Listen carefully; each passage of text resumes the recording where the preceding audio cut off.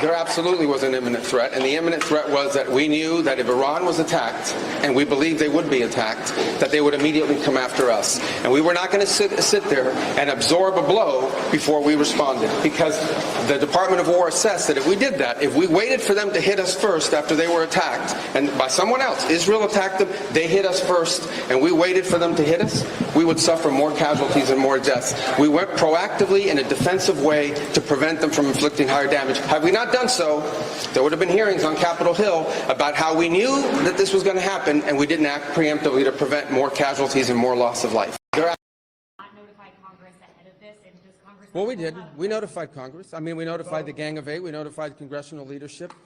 There's no law that requires us to do that. The law says we have to notify them 48 hours after beginning hostilities. We've done that. I think the notification went today. But we did notify members of Congress in advance. But we can't notify 535 members of Congress. Well, the Congress can vote on whatever they want, but there's no law that requires us to do that. And I want to say something, because I see people on TV. Look, that's fine. If they want to take a war powers vote, they can do that. They've done that. They've done that a bunch of times. But there's no, people keep saying that there's no law that requires the president to have done anything with regards to this. To begin with, no presidential administration has ever accepted the War Powers Act as constitutional. Not Republican presidents, not Democratic presidents. That said, we have followed the notification at 48 hours, and we're here today. I've done more Gang of Eight briefings than I got in the 4 years that Biden was president and I was a member of the Gang of Eight. All of that said, we've complied with the law 100%, and we're going to continue to comply with it. Yeah, they've complied with the law 100%. What do you guys think? You think it's been complied with the law 100%? I don't know why these two are separate videos. They should have been together. Then I also got this other video, which I want to play. So we're going to play these couple videos quick before we get into the news, before I say hi to everybody. So hi, everybody. How you doing? Let's do this one here. Share this tab real quick. Go like this. Do this. America, regardless of what so-called international institutions say, is unleashing the most lethal and precise air power campaign in history. B-2s, fighters, drones, missiles, and of course, classified effects. All on our terms, with maximum authorities. No stupid rules of engagement, no nation-building quagmire, no democracy-building exercise, no politically correct wars. We fight to win, and we don't waste time or lives. As the president warned, an effort of this scope will include casualties. War is hell, and always will be. A grateful nation honors the 4 Americans we have lost thus far and those injured. The absolute best of America. America, regardless of what so-called international institutions say, is unleashing the most lethal and precise air power campaign in history. B-2s, fighters, drones, missiles, and of course, classified effects.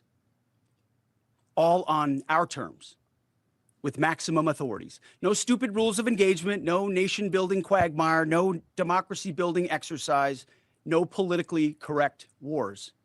We fight to win, and we don't waste time or lives. As the president warned, an effort of this scope will include casualties.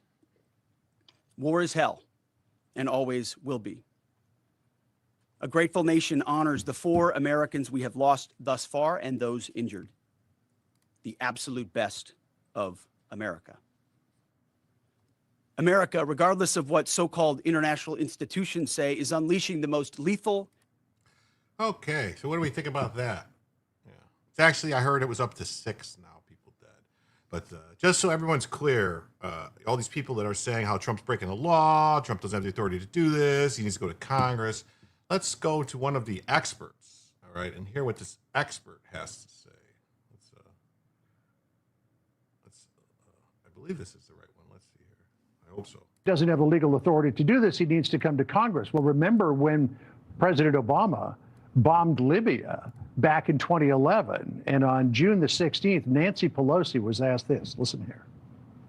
Madam Leader, you're saying that the president did not need authorization initially and still does not need any authorization from Congress on Libya? Yes. Thank you both. Thank you all very much. All right, but now suddenly he does. Of course. Well, He doesn't have the legal authority to do this. So what do you know? Nancy Pelosi said you don't need authority. I guess you don't need authority. Nancy Pelosi, she was Speaker of the House then. So I guess we got to keep the rules even across everybody. So what's up, everybody? I'm Jim, and I'm here to tell you some news. The way the show works is I go for about 2 hours, 2.5 hours. And then unless we set goals, and for every $100 that comes in across all platforms, Super Chats, Rumble Rants, Cash App, PayPal, Coffee, Ko-Fi, I don't know how to pronounce it, Super Tips, also, what else? What else is there? Oh, yeah, Kick and Twitch memberships, gifted memberships on those. Also, Super Tips. And if you gifting memberships or becoming members on Rumble or YouTube, we add it all together, everything all together, locals, coins. Add it all up. If we hit 100, we add an extra hour to the show. And for every 100, we add an additional extra hour of show. So the show could be as long as you guys want. It could be 2 hours, 4 hours, 6, 8, 5, 2, whatever you guys want. The show could be yours. And then as an added bonus, what I like to do is when we hit $50, we activate Bellavision for the evening. There is Bella. There she is. There's Bella. And she will be there when we hit 50. Or if somebody wants to make an individual donation of $25 or greater, it could be a $25 Cash App or PayPal or Super Chat, Rumble Rant, whatever. Or if somebody decides they want to give like 5 gifted memberships on YouTube or Rumble, that would also be $25 or greater, so that would activate Bellavision for the evening. And considering that this is the first stream of March, I, myself, will be giving away gifted memberships to the chat. Those don't count towards the total. Those won't count towards Bellavision. But I will be giving away, right now, I will be giving away 5 gifted memberships right now.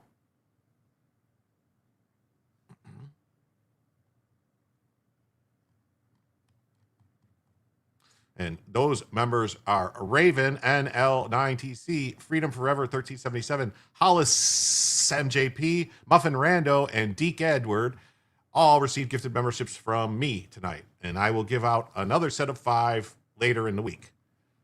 So thank you all. Now let's see who's here tonight. Say hello to everybody.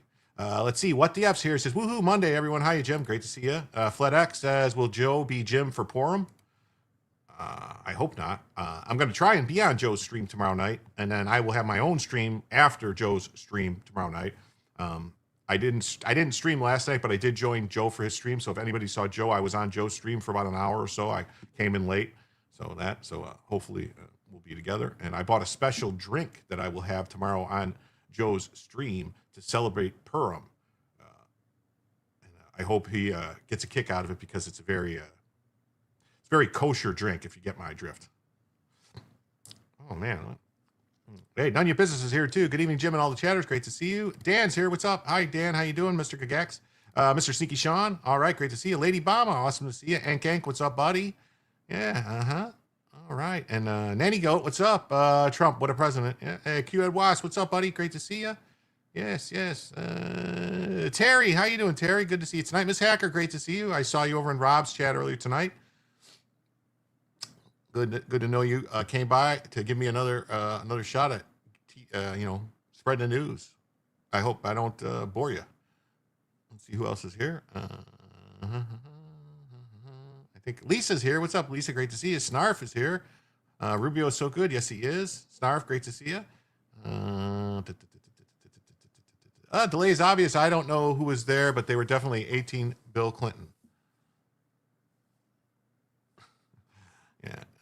NASCAR Mo, what's up, buddy? Good evening, Jim. So glad to be here with you and gang. That's great to see you. UAE airport got hit, and it wasn't by us. Yeah, there's been a lot of that stuff. There was a strike, I guess, on some kind of hardened something in Kuwait that got hit. So it's 6 people now dead that I know of. That might have changed because 2 more people were killed by an Iranian ballistic missile that hit some kind of base or something, some kind of control center in Kuwait. Joe, what's up, Joe? Great to see you. Arizona Merce, what's up? Great to see you. Yeah, but now Trump is president, so he needs permissions because of reasons and shit. Yeah, I hate when that happens. So she was drunk then or drunk now or maybe always? Probably always. Pat Hacker says, well, what's up, Bella? Yeah, Bella was in. So cute. Yes, she is. Hey, Cannibalistic Wizard, great to see you, buddy. Yes, I did give those memberships. I read out who they were. Vanilla Gorilla, what's up, buddy? Awesome having you here. Duckfat says, I can tip in jugs of slippery wet liquid gold. How's it? Jim tells you, homies. Oh, I'm confused because liquid gold sounds pretty hot.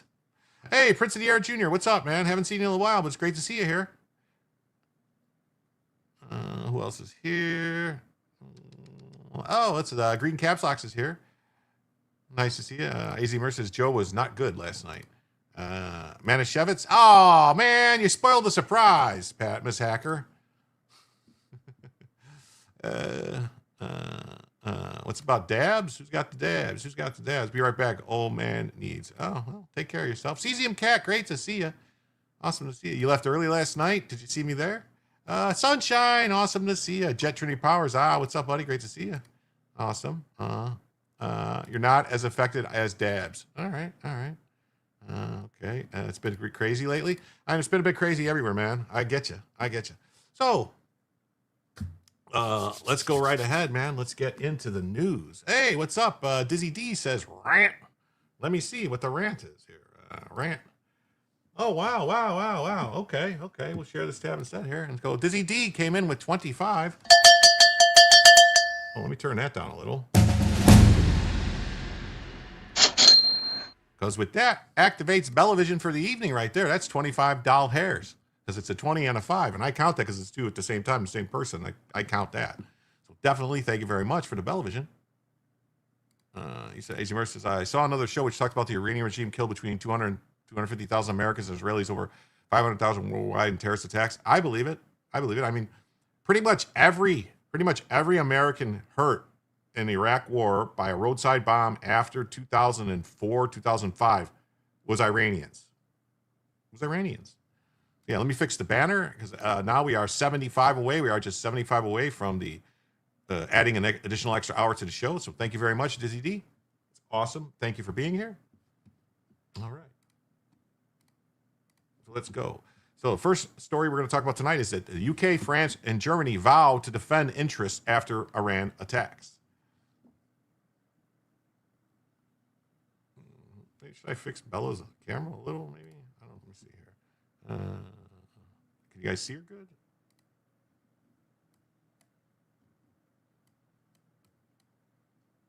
I don't know. I guess that's good. Let me fix my camera a little bit because I think why does I keep getting this warning that my frame rate is messed up? That's good. I'm big enough, right? Yeah, that's good. Steve, Steve Hiller, great to see you. Awesome to be here. 20 gets you one leg of Bella. Well, you can see her all right. She's all there, isn't she? Tony says, I was in Iraq 0506, 08, 09. Yeah. Yeah, so anybody you know that got hurt by an IED, a roadside bomb, was definitely, that was Iranians. It was the Iranians. You know, so, I mean, we owe them. I mean, and let's not forget, too. Let's go back. I think I have it, but we'll just go back just off my memory. They kidnapped our hostages, all right? Our embassy took like 55, 65 hostages, something like that. They killed the station chief, peeled the skin off, sent the video to Reagan, tortured those people, all right? The barracks bombing in 82, right, in Lebanon and Beirut, killed 281 Marines, I believe, in 82. There was another attack. The Khobar Towers in Saudi Arabia was another one that was Iran. The USS Cole was Iran. And that's just them. And then it's just been nonstop. It's been nonstop. I heard about Al Assad Air Base in the news lately. I served there 20 years ago. Mm-hmm. I was in Iraq in 02, 05, 08, and 11. But I only fly in and out now. Mm-hmm. Thank you for your support. Thank you for your service, Tony. Mm-hmm. So let's see. I guess we can maybe watch this video real quick. It just says in the south. To see on someone have a great limited vision. It's more and 2 incoming ballistic missiles. And the glow that we see from these things is not a good sign. That potentially shows that they are firing secondary boosters. They have not been intercepted. We see outgoing interceptors screaming. Okay, that first one fell apart. Looks like successful interception. Look at the sky light up now. My goodness, it is filled with more than a dozen interceptors. So we might not be seeing the missiles right now. Good grief, this is one of the biggest of the day so far. That one is screaming out. It's heading out over the water. 2 more falling in now. We'll just let this play out for a second, see where things stand. Again, I do apologize that my back is to you as we're watching the sky here. I have not heard any distinct thumps or explosions that would tell us that things are getting intercepted. So in the next few seconds, bright flashes on the horizon to our south. A lot of important Israeli military installations in the south. Always makes you wonder why the regime is targeting a city like Tel Aviv with limited success when they could be focusing all of their fire on Israeli military installations, attempt to saturate the air defenses with multiple missiles and have a greater chance at success. I'm seeing stuff exploding in the sky, so I don't know what they're talking about. And I'm sure that you're able to see on some of these live feeds how the sky... I mean, there's a lot of people showing this stuff lately, talking about stuff. I mean, and Lady Bomber brings up a good point. Spain is not allowing the U.S. to use their airspace, trying to be neutral. Yeah, they're not allowing us to use the bases either, and it didn't work out for them well. They're members of NATO, supposedly. They're not allowing us to use the bases that we jointly operate and own in Spain, Rota. And so when people say, like, why does Trump say that we need Greenland, we need ownership of Greenland? For that exact reason. Because what happens if Denmark or whoever says, no, you can't use Greenland, even though you have a lease, you have permission, they're your bases, it's our land, you can't do anything from there that we don't want you to do. That's why. Because, we can't have a bunch of commies. Like, Spain is controlled by commies now. Marxists took over Spain, so let's see what happens with Spain. And Sunshine says, wait, who was at Al-Assad 20 years ago? My son was there then. That was Tony. Yeah, Al-Assad. That was Tony that was there. So we're going to read this story. Spain is now refusing to pay any portion of their NATO bill. Well, then they should be kicked out of NATO immediately. Goodbye. Bye-bye. Bye-bye. I hate to see all that. It reminds me of the first go-round in 91 and all later years. Yeah. So the leaders of Britain, France, and Germany said on Sunday that they were ready to take steps to defend their interests in the region after the indiscriminate and disproportionate missile attacks by Iran. Yeah, it turns out the old Missile Command video game was reals. Yes, it was. The base in UAE, Al Dhafar, I've been to 5 times. Salute to you too. Spain just took in 500,000 migrants. Yeah. You were also in Ramadi and Rawa in 2005, 2007, 2009. Awesome, thank you. Migrants. Yeah, I know what you're saying, migrants.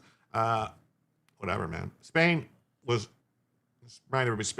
thoroughly conquered by the Moors. Thoroughly.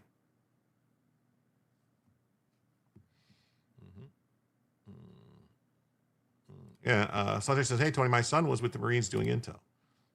Saw the scrolling Freedom plane delivering founding documents from National Archives. Okay. Take Spain too. Nah, we're good. We will take steps to defend our interests and those of our allies in the region, potentially fire missiles and drones at their source, the leaders of the so-called E3 said in a statement, the European Three. We have agreed to work with the U.S. and allies in the region on this. So there's that, And then this next article says, Britain, Germany, France ready to defend U.S. against Iran. The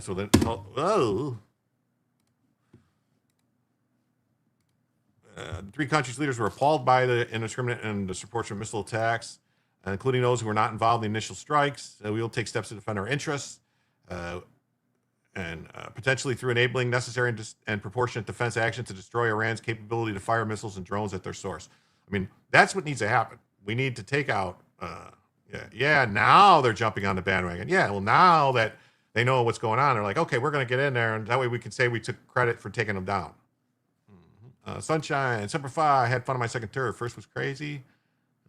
Migrants, and they all got citizenship where the liberals needed to vote. Sound familiar? Yeah, I believe they like somebody like the king of Spain or something, which I didn't think they were a monarchy anymore. I thought the monarchy got overthrown, but hey, I don't know. Tony says, I was in the army. We were doing convoys to Jordan, but we definitely ate the same dirt.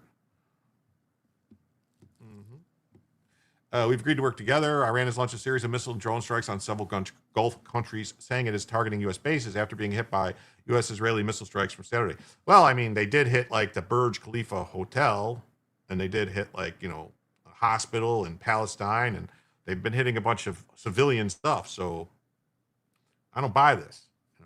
Iran's Revolutionary Guard announced a large-scale attack on Sunday, and blasts were heard in Riyadh, Dubai, Abu Dhabi, Doha, Manama, Jerusalem, and Tel Aviv, with Israeli rescue services reporting at least 9 people killed in the city of Bet Shemesh. Iran's president, Masoud Pezeshkian, declared Khamenei's killing a declaration of war against Muslims. No, just against the IRGC. And warned Iran considered its legitimate duty and right to avenge the perpetrators and masterminds of this historic crime. Iran's foreign minister, Abbas Arghadachi, told U.S. channel ABC News on Sunday, we are defending ourselves, whatever it takes, and we see no limit for ourselves to defend our people, to protect our people. Oh, look at this. Thank you, Wrench Turner. Wrench Turner with 5 gifted memberships. Thank you so much. Let's see who got those. We got, look at that. Wrench Turner received a gifted membership by Wrench Turner. So there you go. Nicholas McHugh received a gifted membership. Why So Serious 424 received a gifted membership. Lynn's 66 and Tattoo Lady 100. I've never seen that. Thank you for all you do, Jim. Well, you're welcome. You're welcome, Wrench Turner, and thank you. Thank you for the memberships, and thank you, Wrench Turner. That's the first time I've ever seen somebody give the gift of membership and got one themselves. That is awesome, though. That's what should happen. It really should. And so with that, then, that means that we are now just $45 away from adding an extra hour to the show. So thank you so much. Thank you so much. What's the difference between blue and green names? Blue names are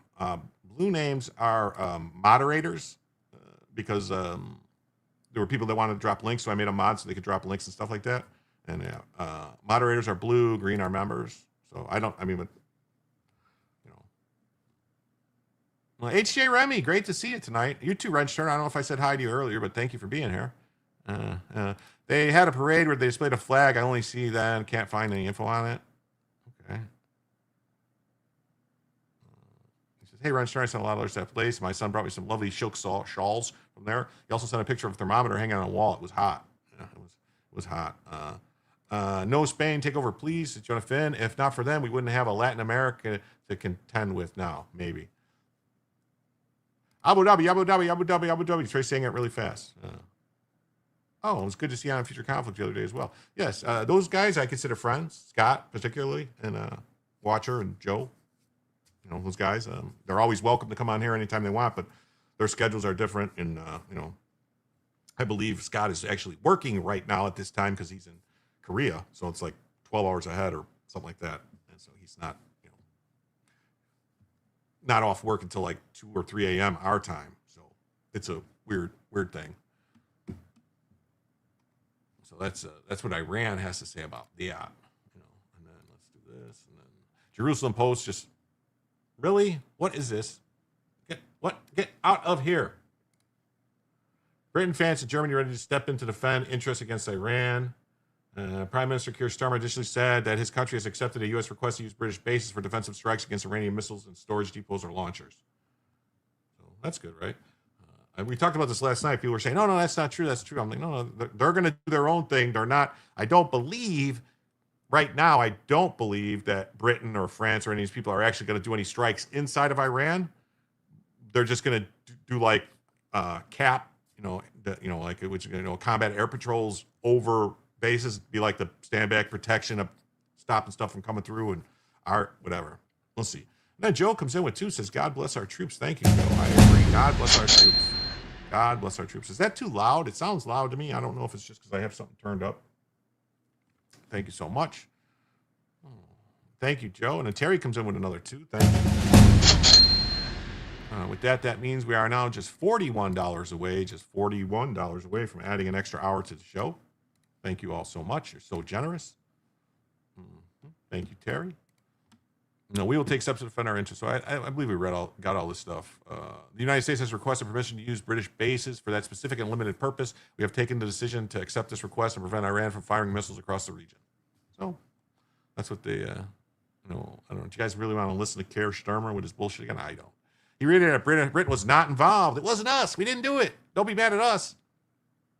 I think he ought to say that stuff because Britain has really been overrun with muzzies, a lot of Muslims.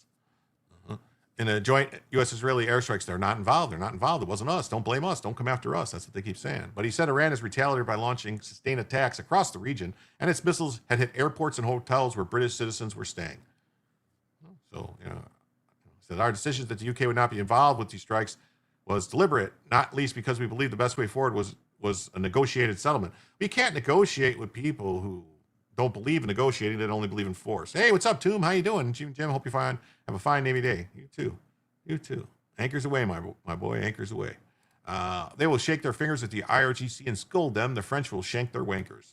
Yeah. I did see a report. Yes, we got a rally going. I have seen a report that the French were sending their only aircraft carrier into the Med.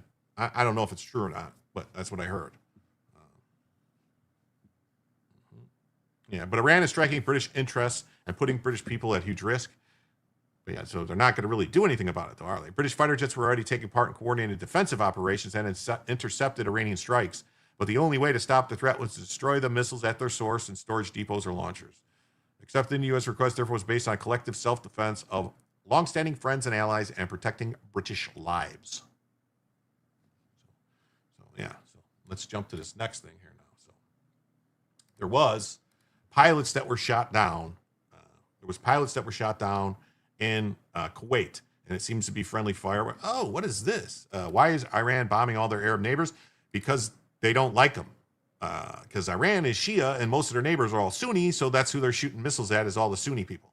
Hey, look at this. We got another 5 gifted back. from the other Gagax. Dan, thank you, Dan, so much. Wow. And with that, that means we are now just $11. Just $11 away from adding an extra hour to the show. Thank you so much. Let's see who got those 5 gifts from Mr. Dan Gagax. It says Winks and Wilts got a gifted membership. Michelle C. Zippo, Avatar of the Sith, Cord Dwainer, I don't know, and Cindy Bowman. That's awesome. That's awesome. Thank you so much. Thank you so much. That's awesome. You guys are so generous. I really appreciate it. The French, they still have a military. Mon Dieu. Yes, they're going to teach everybody the correct way to drop your guns and run. Yes, congrats to all. Thank you, Mr. Gagax. Yes, nice to the other Gagax. Very generous, very generous. You can't negotiate with uncivilized primitives who could fathom what it means to be civilized. That's right. Kier the Harmer Starmer at first was worried about offending his voter base, the Islamic masters. Yes, that's what I say. Yes, congratulations to all the gift recipients. Yes, it is. Yeah, it's pretty crazy, isn't it? Yes, he is. Yes, to help Jim with Membership March, we do a big membership drive on our channel too. Well, thank you so much, Dan. I really appreciate it. I didn't think about that. Membership March, I think they will call it that. Yeah, the March for Memberships in March. I know I had Member November, but remember? Iran helped us fight Iraq. No, they didn't. No, they didn't. I mean, you're talking about the Iran-Iraq war. In the Iran-Iraq war, we were actually giving weapons to Saddam to fight the Iranians. Yes, the narrative that the French rarely win wars is a modern misconception, as it has participated in 50 of the 125 major European wars since 1495, more than any other European state. Okay, man. Okay, mon Dieu, man. Sorry. Parlez-vous français? A dog walker in England the other day was told by police to get off the street because the dog offended the Muslims.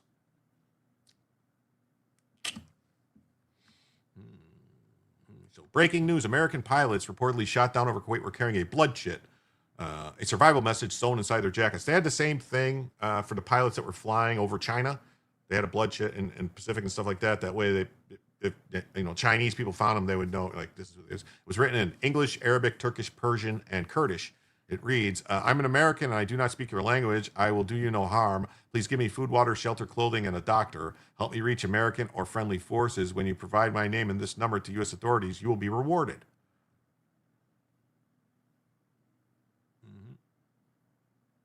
Look at this guy going to come running up on him with a pipe. The way that the native people reacted to these falling patriots show that the Arabs are not the enemy. It shows that they understand the Iranian regime is a threat not only to the Iranian people, but also to the entire world, including Muslims. The regime has made even ordinary Middle Easterners into permanent enemies. Yeah. My dad had one in China during World War II. It was in Chinese and English. Yeah. Yeah, right there. Okay. I will do you no harm. Meanwhile, 30 minutes prior, drop the peace bombs. Yeah, whatever. And here's this. It says, just in, video surfaces showing a Kuwaiti man rushing to help the U.S. fighter pilot who had just been shot down during Operation Epic Fury. Are you fine? You're safe. Thank you for helping us. Thankfully, all 6 American pilots have now been accounted for. UK has really changed. Used to be a big dog place. Yeah. Hey, don't you remember the dog, like Winston Churchill with his bulldog? Last I heard, the Saudis want to get in on bombing Iran. Yeah, well, they hit an oil refinery. They hit the largest oil refinery or something like that. And the British bulldog, it's a British bulldog type of thing, was like a thing. It was just to sit like if I'm not mistaken, like a statue sat on Margaret Thatcher's desk, I think. Iran supplied the rockets to Al-Qaeda that almost killed my ass in 2007. Iran was never friendly with us. That's what I'm saying. Yeah. So here, let's see. We'll play this video real quick. Hopefully it's in English because I don't speak. You're fine? Really? You need something to help you? No problem, you're safe. You're safe. Everything good? No problem. Thank you for helping us. Everything perfect? You're fine? Nanny Goat says, Queen Elizabeth would have said something about that. She loved her corgis. So this is the story. The Kuwaitis accidentally shot down our planes. It was a case of friendly fire. Somebody forgot to turn their air defense system off of automatic, which just started blasting anything around. So here it is. F-15 fighter pilot gets hit.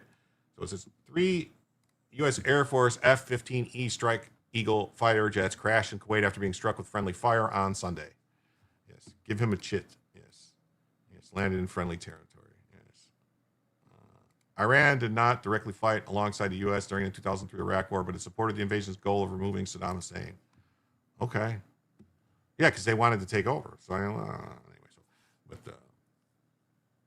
yeah, I really, that's that old saying that the enemy of my enemy is my friend, and because we were the enemy of Iraq or Saddam Hussein at that time, and that's their enemies. So they're like, oh, we'll be cool. But as soon as that was over, they were back to chanting death to America.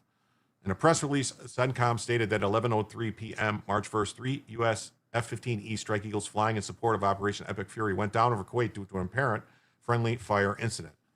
CENTCOM added the cause of the incident is under investigation. Videos of the incident show one of the F-15s on fire circling the air as it was free falling before eventually crashing to the ground. Footage of the F-15 falling out of the sky this morning over Kuwait, apparent friendly fire involved incident. So we'll do this.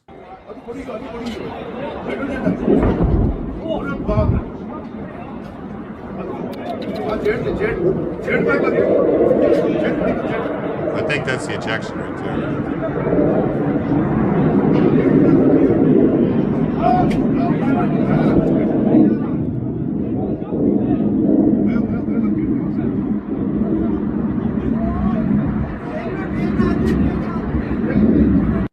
Wow.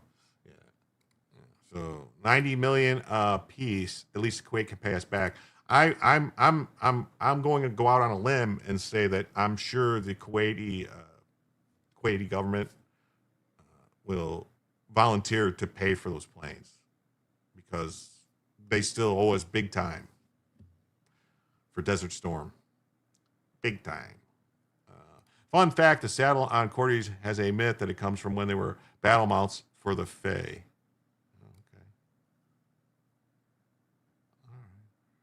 A friend of my friend is my enemy. I don't know. That was a female pilot.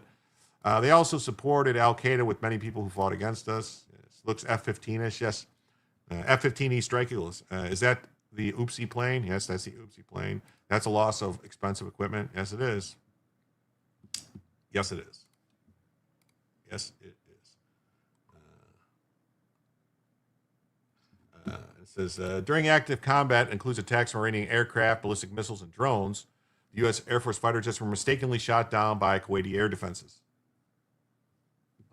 Best subway in the world is at the Kuwait airport. All 6 air crew ejected safely have been safely recovered and are in stable condition. Kuwait has acknowledged the incident. We are grateful for their efforts to Kuwaiti Defense Forces and their support in this ongoing operation. The cause of the incident is under investigation. Additional information will be released as it becomes available. Yeah, Kuwaiti air defense interceptors, not U.S. weapons.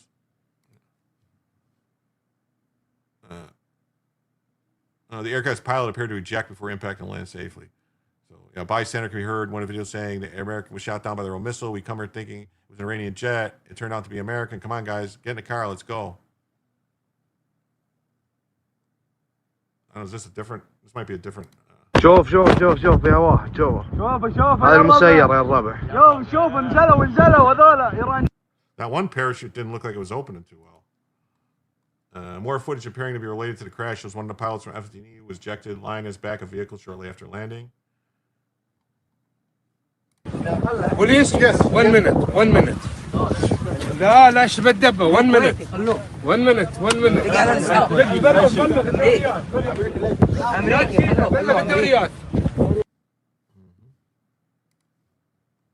A fighter jet crash in Kuwait. I think we saw. This is the video I think we saw. No. I think that's the video we saw already. I think we saw this one already. Now it keeps trying to take me to X, so whatever. So it's been a different. So that's it. So we got this from Epoch Times. Kuwaitis mistakenly shoot down 3 U.S. jets. Crews survive. I worship the F-15. I guess the Kuwaiti interceptors are good. Well, they're probably, they probably, for whatever reason, they didn't have the IFF stuff operating to recognize not to shoot down our planes. So for whatever reason, that's somebody made a mistake.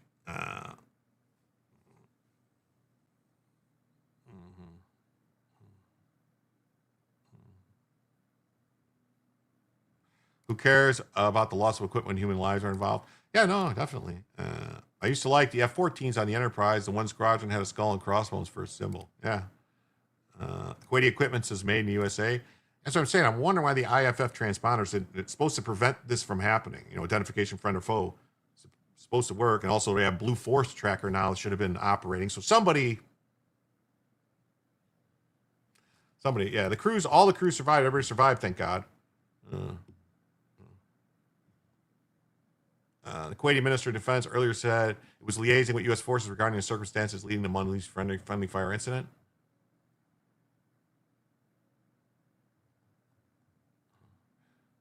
Statement said, yes, we read all this.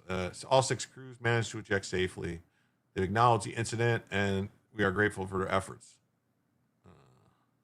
So it says on December 22nd, 2024, a U.S. Navy F-18F Super Hornet was shot down by accident over the Red Sea by the guided missile cruiser USS Gettysburg.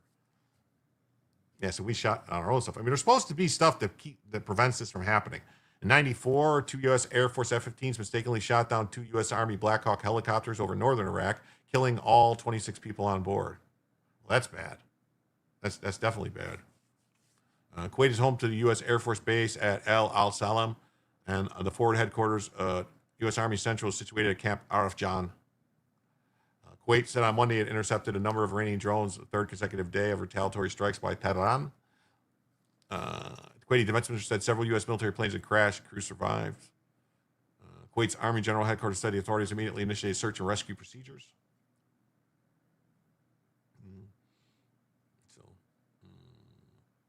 Central Command announced March 1st, prior to the loss of 3 jets, that 3 U.S. service members have been killed in action so far during Operation Epic Fury, and 5 others were seriously wounded. A 4th service member succumbed to their wounds the next day, according to CENTCOM, with identities being withheld pending notification of families. So Trump said, and even as we continue this righteous mission for which they gave their lives, we pray for their full recovery of the wounded and send our immense love and eternal gratitude to the family of the fallen. Used to go up and walk through the squadron passageways and could see all the pilots' rooms, symbols on the doors, and briefing rooms where they all sat for pre-mission briefings. Someone had a trigger finger. From what I understand, they had it set to auto, which is letting the computers do everything, and so the computers just saw something coming in that didn't recognize it. And they didn't have, someone didn't have the settings saying don't shoot American planes. Never met any pilots. They were always off the carrier when it was in dock. Yeah. I think it's probably a technical problem. Maybe. It's all good, no worries.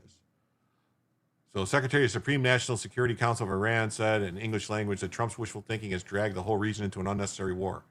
Oh, yes. And now he is rightly worried about American casualties. Indeed, very sad that he is sacrificing American treasure and blood to advance Israeli Prime Minister Benjamin Netanyahu's illegitimate expansionist ambitions. Nobody's expanding in Iran. Hey, Mick Reekins, what's up, buddy? How you doing?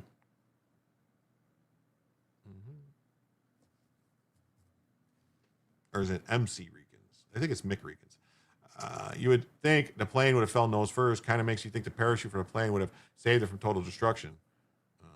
It's got to have a high scrap value at 90 millions.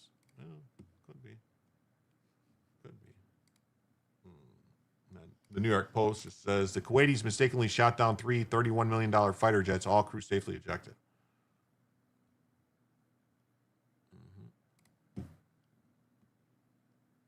Let's see.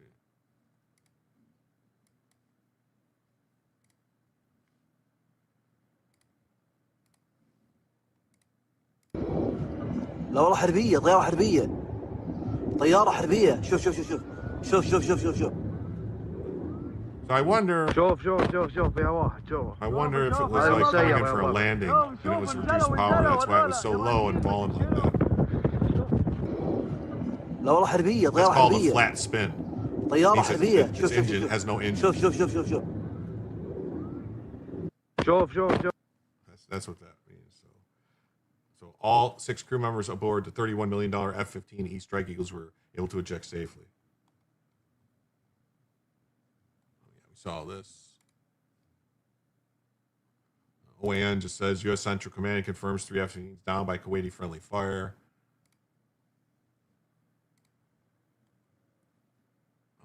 And then this is the update. This just in: 4th U.S. service member killed in action in Iran as combat operations continue. Yeah, flat spin. Yeah. MC McRegan says, it was good to hear you jump on Joe's stream late last night. Didn't know either of you had streamed until I got up this morning. What a great show. Well, thank you. Who lost geopolitically, economically in Panama Canal? China, Venezuela, China, Russia, and Cuba. Who loses in Iran? China, Russia, Yemen, Lebanon, Iraq, Turkey, Pakistan, Palestinians, Monroe Doctrine. Okay. Yes. I don't have a problem. I just don't. Good tonight. It's Mick Reekins, brother. You nailed it. Okay. So, yeah. As long as we don't end up trying to do like this operation, like, occupying Iran and, nation building and reconstruction and being there for 10 years, then I fully support what they're doing. Destroy it, wipe out their war-making capability, destroy their missiles, destroy their navy, destroy, yes, I know the article's old. It's now 6 dead. I understand. I understand. So a 4th service member died. 4 U.S. servicemen have been killed in action. The 4th member, who was seriously wounded in the initial attack, eventually succumbed to their injuries. And then New York Post says 6th U.S. service member dies from Iranian attacks. Oh, hold on 1 second.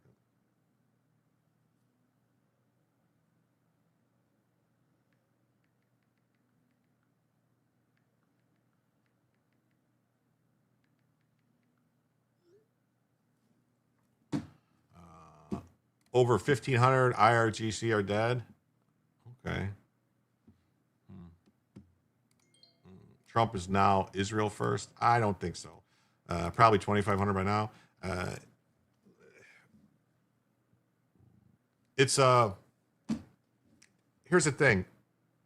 When the U.S. government's position or what they want, their goals, align with what Israel wants, then there's really no reason not to do what you just say, well, because Israel also wants to do this, we shouldn't do it. No, I don't know. I mean, I didn't really like the Rubio statement about, Israel was going to attack, so we had no choice. Like, well, if you didn't want this to happen, but clearly Trump wanted to do this. He wanted to do it 2 weeks ago. Everybody was screaming for Trump to do something when they were slaughtering 30,000 protesters in the streets. 30,000 people they slaughtered. Innocent, unarmed protesters they slaughtered. But it took 2 weeks to get everything in position to actually do something. That's what happened. Trump's told them, if you do this, you're going down. We're going to take you out. Remember? It was like 2 weeks ago. And everybody just thought, oh, he was just making, he was just talking shit and wasn't going to follow through, wasn't going to do anything. Israel took out the Iran regime. Yeah, well, Israel did it using our intelligence is what Rubio said. So I don't know. No, I thought Israel had better intelligence than Iran needed. Only occupying Greenland is on Trump's agenda. He told Iranians it's up to them to take back their country. Yeah. So this is a U.S. military base targeted an attack near Iraq's Erbil airport.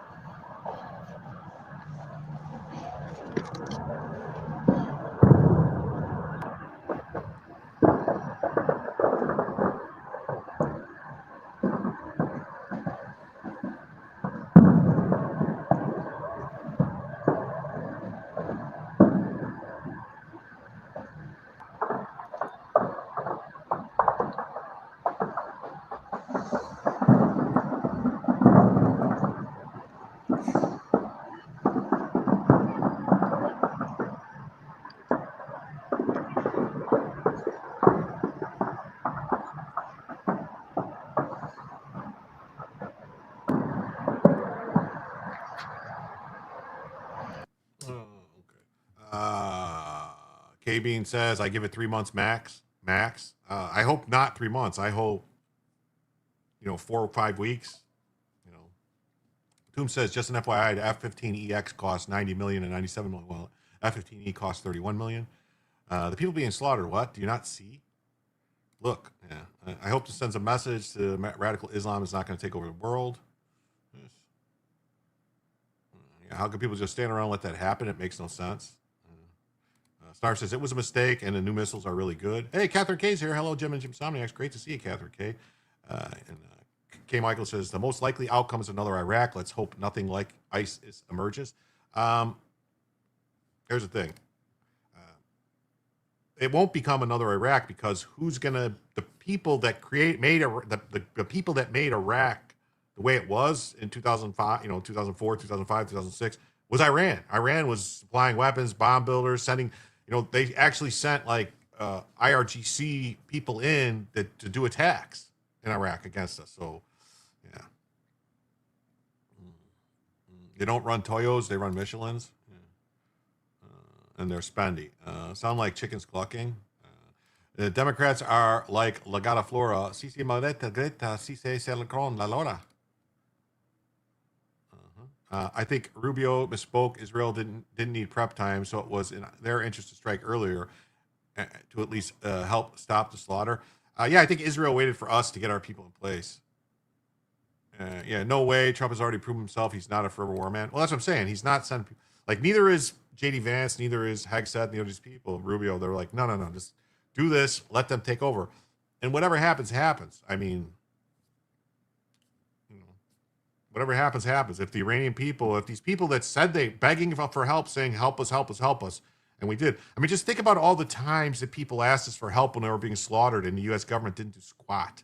Look what happened to the Kurds, after the Desert Storm. Pam says, I am waiting for the clean out of government. Whatever her name is needs to be deported. Omar, whatever her name is needs to be deported. Yeah. Yes, I mean, they're not really showing anything here. Oh, there's a couple players.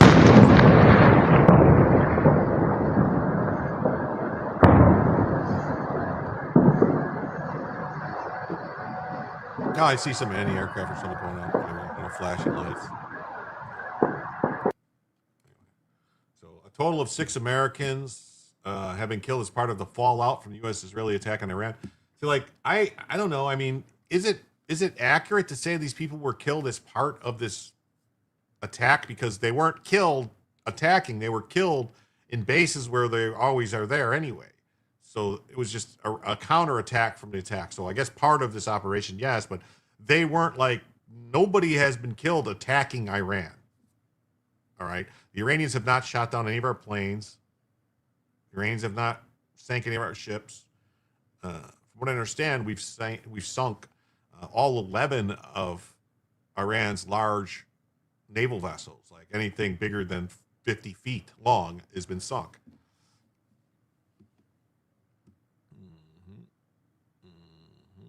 Oh, Pam Graham, thanks for being here tonight. Thank you.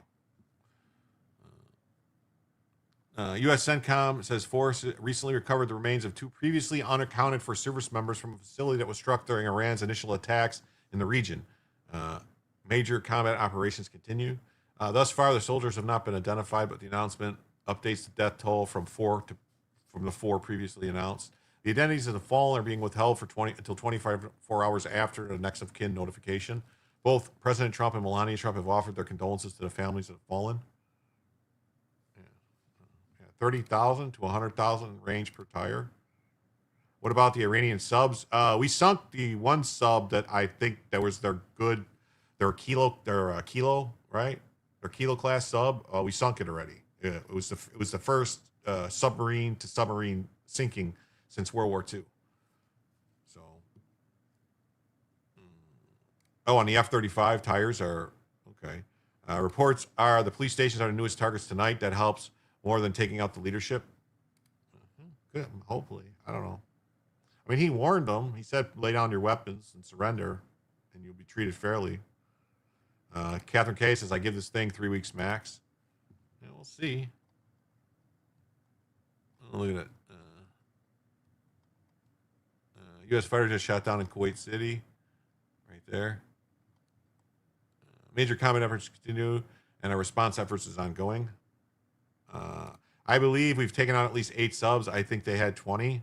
But a lot of them are like really old, noisy subs that aren't like they're just in dry dock. They don't even put them to sea.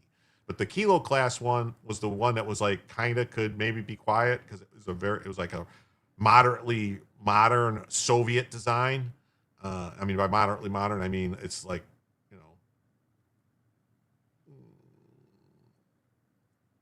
it was what the Soviets were putting out when we had the, Los Angeles and Ohio class subs out there. So anyway, but I think as far as there are 11 surface ships were taken out from what I understand. Like I think they had like 3 cruisers. They had a couple frigates, maybe 1 or 2 destroyers. CENTCOM initially announced Sunday that 3 service members have been killed and 5 were seriously wounded, while several others were suffering minor shrapnel injuries and concussions and been treated and were preparing to return to duty. Hospital damage after the airstrikes in Tehran. The victims were all members of the U.S. Army unit that oversees supplies and logistics. A person familiar with the situation told the Associated Press on Sunday.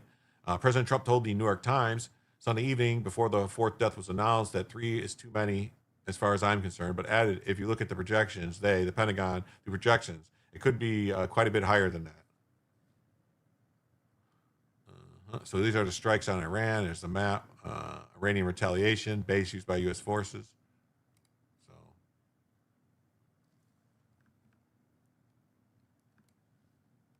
So you can see.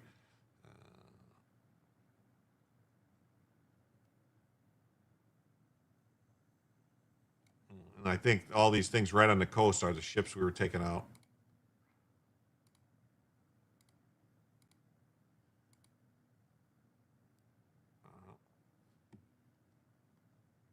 At a news conference Monday, General Dan Raisin Kane, the chairman of Joint Chiefs, confirmed that we expect to take additional losses as always.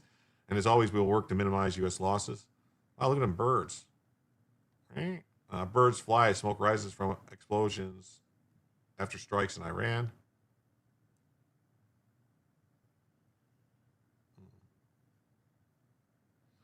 Person walks amid debris following the U.S.-Israeli strike on the Gandhi Hotel Hospital. This is not a single overnight operation, he said. The military objectives that CENTCOM and the Joint Force have been tasked with will take some time to achieve, and in some cases will be difficult and gritty work. These are major combat operations. Rubio saying larger strikes are incoming was interesting. Right, the Navy is mostly done. Yeah, I think the Navy's pretty much done. Like, I mean, they have a bunch of like smaller, like like patrol boats, attack boats. Which if we start, taking those out, that would be. I would think that would be like planes would just be flying and taking those out, like with machine gun fire and like. We've been taking names a long time. The ass kicking is coming. Yeah. I think because what they're saying is the major strikes. Because now we're going to start targeting like Army barracks, their IRGC barracks and stuff like that, police stations. Things like that. What's up, Wood Dog? Great to see you.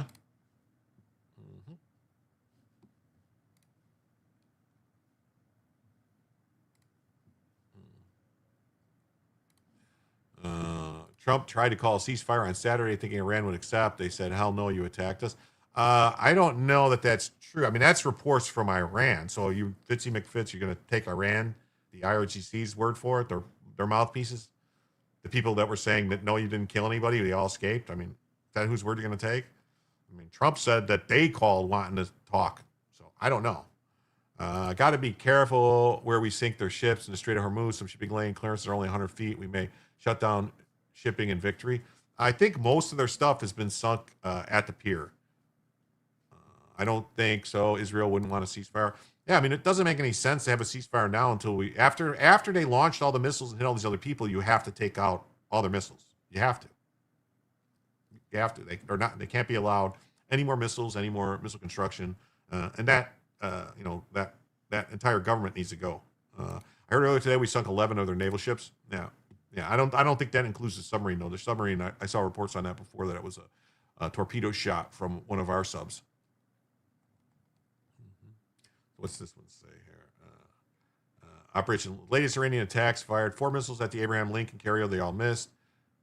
1 killed, 11 injured in UAE, including reported strikes at Dubai and Abu Dhabi airports.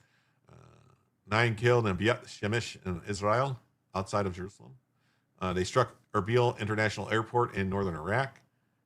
Iranian attacks on U.S. assets, U.S. Fifth Fleet headquarters in Bahrain, Al Udeid Air Base in Qatar, Al Dhafar Air Base in Abu Dhabi, Al Salem Air Base in Kuwait, and Erbil International Airport in Iraq. Iranian attacks on Israel, the civilian targets in Tel Aviv, Jerusalem, Haifa, Petah Takeda, Rashan Lazan, Beth Sheba, Tel Aviv, Larot, Golan Heights, Upper Galilee, and the Dead Sea. Israel used 200 fighter jets to strike 500 Iran targets. Iran fired 35 missiles at Israel and up to 14 at U.S. facilities. At least 201 people killed and 747 wounded in Iran, according to the Red Crescent. Ayatollah Khamenei and 40 top leaders killed. U.S. military carried out at least 900 strikes during the first 12 hours. Iran fired 300 missiles in the first 12 hours.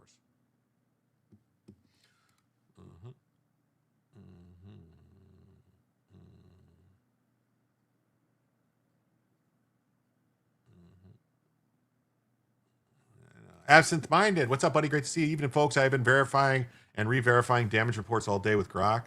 Cool. Yeah, we are not dealing with the highest IQs here. Yeah, I agree. And then Fitzy McFit says, the Iron Sheik is a proud man of Iran. That should tell you all you need to know about the pride of the Iranian people. Yeah, and who was the Iron Sheik? A lot of people think he was like, the Iron Sheik was a bodyguard of the Shah of Iran. That's why he fled and came to the U.S. He was an Olympic gold medal winner in Iran. He got out. He came to the U.S. So he was a Persian, really. Only ghost ship tanker was sunk in the Strait. Only the ghost ship. Yeah, I saw that. No ceasefire until Iran's weapons are gone. That's right. It's a tanker. Yeah, it was a tanker. Yes. And then, Lisa says another hour. Wow. Tactical assessment. Red Chinese victory. Impossible. America will never fall to communist invasion. Communism is the very definition of failure.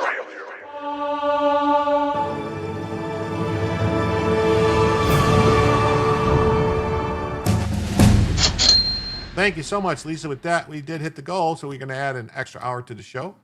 So right now, that means we are exactly $100 away from a second additional hour of the show.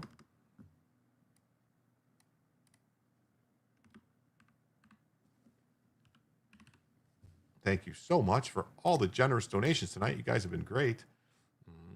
That's right. Kabian said, what's up, Act? I think the Arab nations should stay out of this. They're going to do what they want to do. If they're going to say, if they're getting attacked like Saudi Arabia, then they're going to do stuff. So, I mean, that's what it is. Yes. Thanks, Lisa. Thank you. They took the rest out soon after. Yeah. Iran sank one of their own cargo ships accidentally or accidentally on purpose. Iran greater than Trent. Yeah. Too late. Iran attacked them. Yeah, that's what happens. Love that. Catherine K says, woo, what's up? I know they were attacked, but they need to leave it to the big boys. We need 2 Bellas. Oh, I need to fix Bella's head. I just noticed that. Bella's head is like off of the screen. Nobody told me.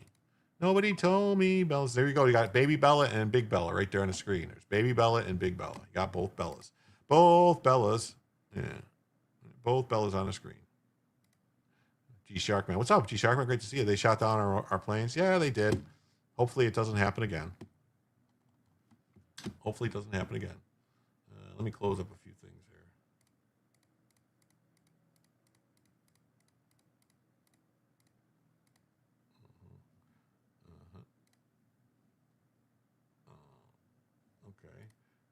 Okay. Trump says the Iran operation is projected to last 4 to 5 weeks. It's Kuwait's first war. Well, they did. There was the war when Kuwait got attacked by Iraq and taken over when Saddam Hussein strolled in.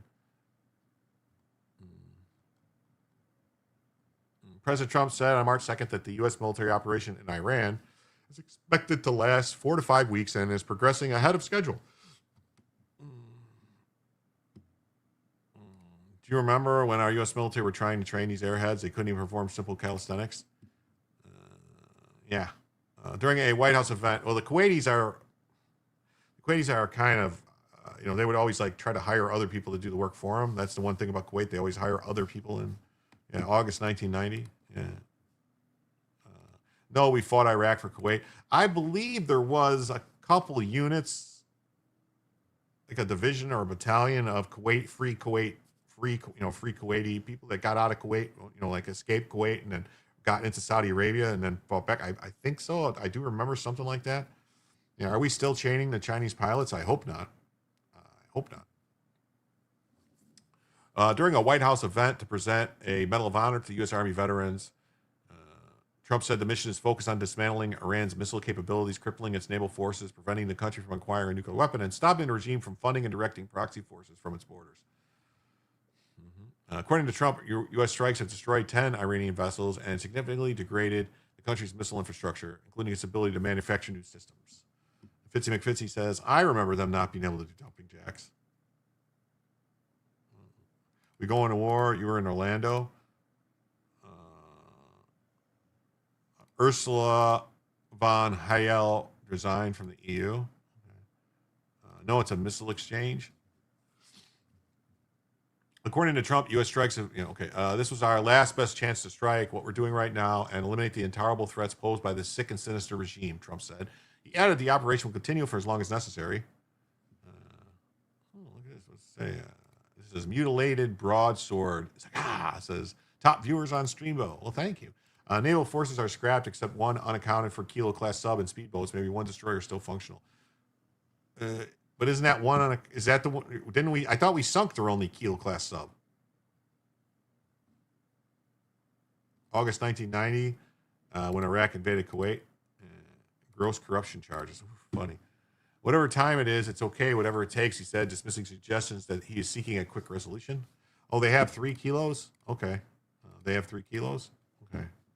I thought only one of them went, like, the one that I saw reports that got sunk by one of our subs was the one that just got done retrofitting, being refurbed,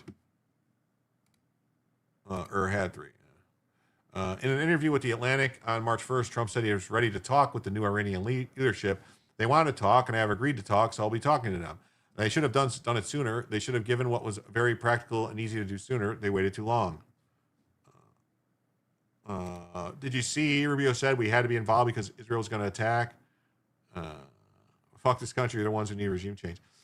No, what he said, I saw it. I played it at the beginning. What he said was that Israel was going to go, and if we didn't go, we were going to get attacked anyway, and they were going to attack all these other people. So, but Trump said 2 weeks ago when they were slaughtering 30,000 protesters, at least 30,000. If you warn them, don't do this. If you do this, we're going to come and take you out. And then they did it, and we didn't really do anything because we didn't have we didn't just fire off a couple missiles like other presidents would have done. They would just fired a couple missiles and blown a couple things up and said, hey, we warned you, we're going to do something. Trump said, no, we're going to put everything in place and we're going to fucking wipe them out. Their ability to do what they're doing. So these people were fleeing through the desert in their Toyotas and Camels. Yeah. Former U.S. Air Force member charged with training Chinese military pilots. Oh my God. Toyotas with the 22R engine in China. Yeah. I don't give a F what happens in Iran. End of story. Okay. The United States launched the operation on February 28th in coordination with Israel, targeting senior Iranian leadership and military infrastructure. Iranian Supreme Leader Ali Khamenei and other top officials were killed. Iran has since retaliated with missile and drone attacks targeting Israel, Gulf states, and U.S. assets in the region. So the Iranian Red Crescent Society reported at least 555 people have been killed. In Israel, Iranian missile strikes have killed 11 people. Yes, we have been at war with these people for 40 years. Not our people, not our problem. Okay, well, Fritzy, they killed 281 Marines in Beirut in 82. They killed 400 and something people in Khobar Towers in Saudi Arabia. They blew up the coal in Yemen. Every single IED that took a leg off or an arm off or murdered, maimed, killed our soldiers in Iraq was Iranian. So, whatever. Oh, you still don't give a fuck? Well, good for you. I do. So, as long as I don't want to occupy it. I don't want a nation build. I don't want to go in there and, be rebuilding the country and all that shit. But as long as we take the danger away, the threat away, and stop them from murdering us and looking to murder us, there's right now, today, as we speak, a trial going on in New York for the people that Iran hired to murder our president. An assassination attempt. They tried to take Trump out. So, they're at war with us. We could either fight back or just submit and surrender like England did to the Muslim invasion. Trumpinator. Hello, everyone. Regime change hardly ever works out the way we plan it, meaning the tyrant we take out usually gets replaced with someone worse. Hey, what's up? How you doing, Spacers? How's it going?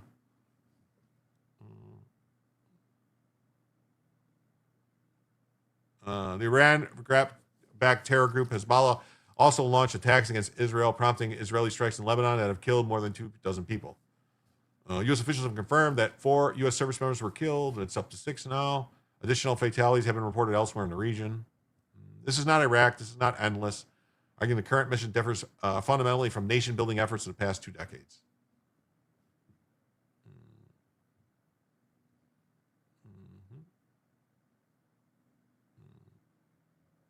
New York needs to get rid of their governor, or is it the mayor? Yeah, both of them. Hey, Steve says, well said, Jim. Messing up the enemy is my religion. Yeah. Sounds like someone needs to find a different country to live in. They don't like this one, just saying. Hey, Brian Ogden, great to see you.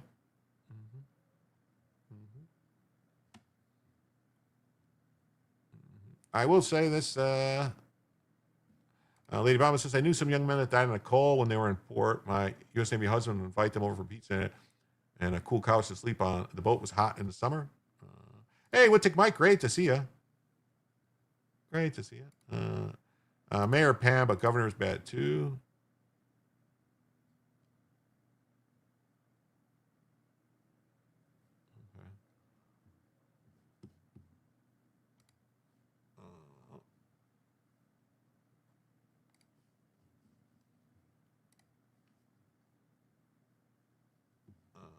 Fox says, Trump says the U.S. mission in Iran is ahead of schedule, vows to easily prevail over the regime.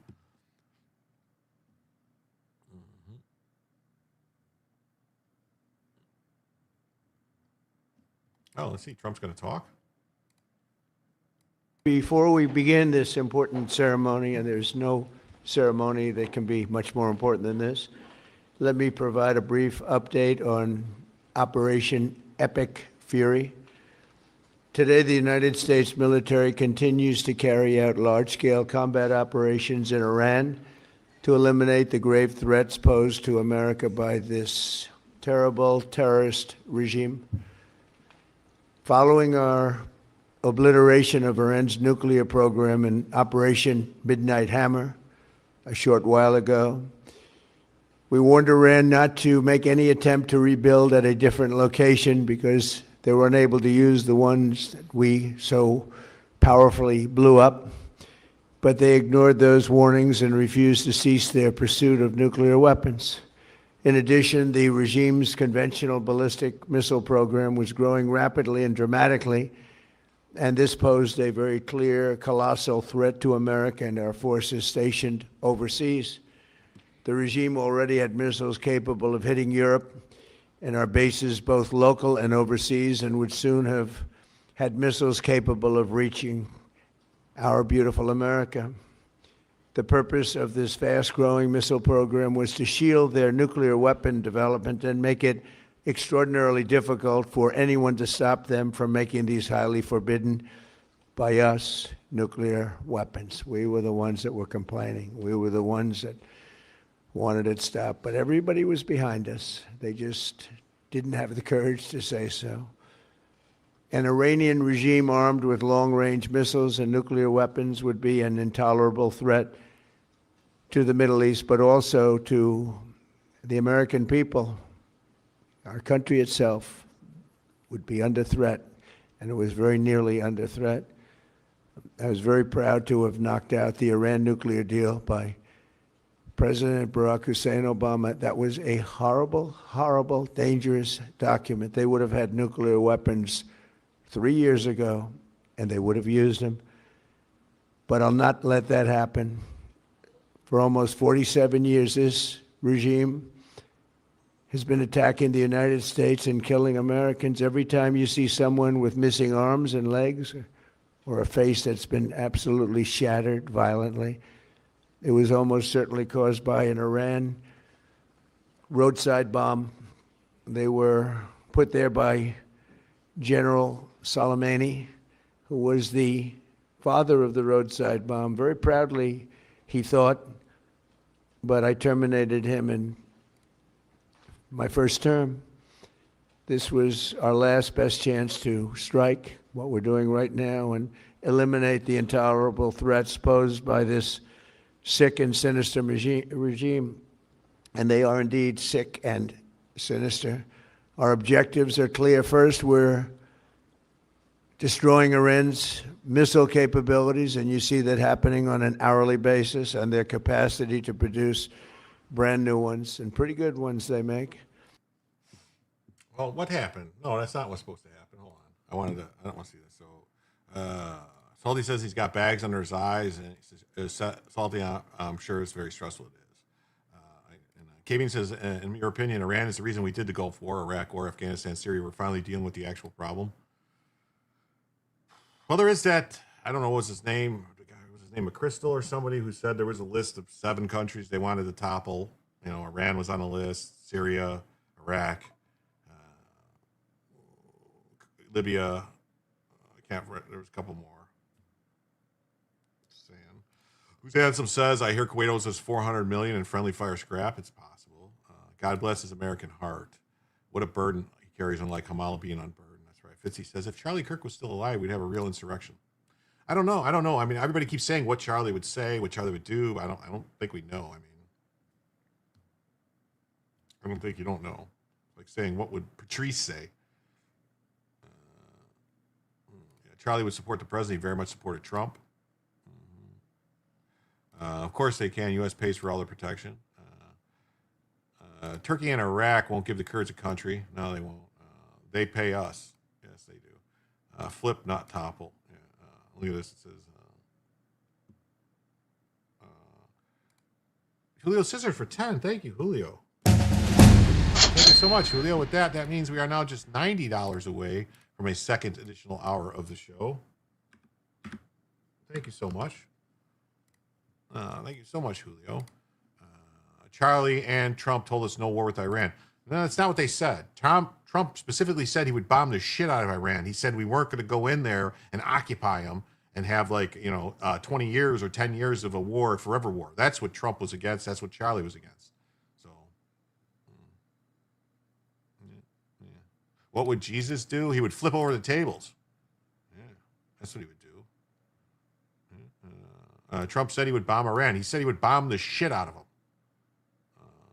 What would Brian Bortano do? Yeah, what would he do? What would Brian Bortano do? Yeah. That's very true. Trump did say he would bomb the shit out of them. That's what he said when he was running. I will bomb the shit out of them. Hey, Eastwood Farms, great to see you. Great to see you. All right, let's go back here. What, did I have to do this? Wait, oh, no. Now you screwed me up. Seriously? Before we begin this, didn't have the courage to say so. An Iranian regime armed with long-range missiles and nuclear weapons would be an intolerable threat to the Middle East, but also to the American people. Our country itself would be under threat, and it was very nearly under threat. I was very proud to have knocked out the Iran nuclear deal by President Barack Hussein Obama. That was a horrible, horrible, dangerous document. They would have had nuclear weapons 3 years ago, and they would have used them. But I'll not let that happen. For almost 47 years, this regime has been attacking the United States and killing Americans. Every time you see someone with missing arms and legs or a face that's been absolutely shattered violently, it was almost certainly caused by an Iran roadside bomb. They were put there by General Soleimani, who was the father of the roadside bomb. Very proudly, he thought, but I terminated him in my first term. This was our last best chance to strike what we're doing right now and eliminate the intolerable threats posed by this sick and sinister regime. And they are indeed sick and sinister. Our objectives are clear. First, we're destroying Iran's missile capabilities, and you see that happening on an hourly basis, and their capacity to produce brand new ones, and pretty good ones they make. Second, we're annihilating their navy. We've knocked out already 10 ships. They're at the bottom of the sea. Third, we're ensuring that the world's #1 sponsor of terror can never obtain a nuclear weapon, never going to have a nuclear weapon. I said that from the beginning. They're never going to have a nuclear weapon. They were on the road to getting one legitimately through a deal that was signed foolishly by our country. And finally, we're ensuring that the Iranian regime cannot continue to arm, fund, and direct terrorist armies outside of their borders. And we thought we had a deal, but then they backed out. And they came back, and we thought we had a deal, and they backed out. I said, you can't deal with these people. You got to do it the right way. Today, we grieve for the 4 heroic American service members who have been killed in action and send our love and support to their families. In their memory, we continue this mission with ferocious, unyielding resolve to crush the threat this terrorist regime poses to the American people, and a threat indeed it is. We have the strongest and most powerful by far military in the world, and we will easily prevail. We're already substantially ahead of our time projections, but whatever the time is, it's okay. Whatever it takes, we will always, and we have right from the beginning, we projected 4 to 5 weeks, but we have capability to go far longer than that. We'll do it. Whatever somebody said today, they said, oh, well, the president wants to do it really quickly. After that, he'll get bored. I don't get bored. There's nothing boring about this. Do you agree with that, Pete? I don't think there's anything, Mr. General. I think there's nothing boring about it. Somebody actually said from the media, I think he'll get bored after about a week or two. No, we don't get bored. I never get bored. If I got bored, I wouldn't be standing here right now. I guarantee you that, to go through what I had to go through. We also projected 4 weeks to terminate the military leadership, and as you know, that was done in about an hour, so we're ahead of schedule there by a lot. But please join me in thanking every American service member who bravely is standing in harm's way. They really are incredible, and I just want to thank you. We have a lot of them right here. Thank you very much. Thank you. Okay.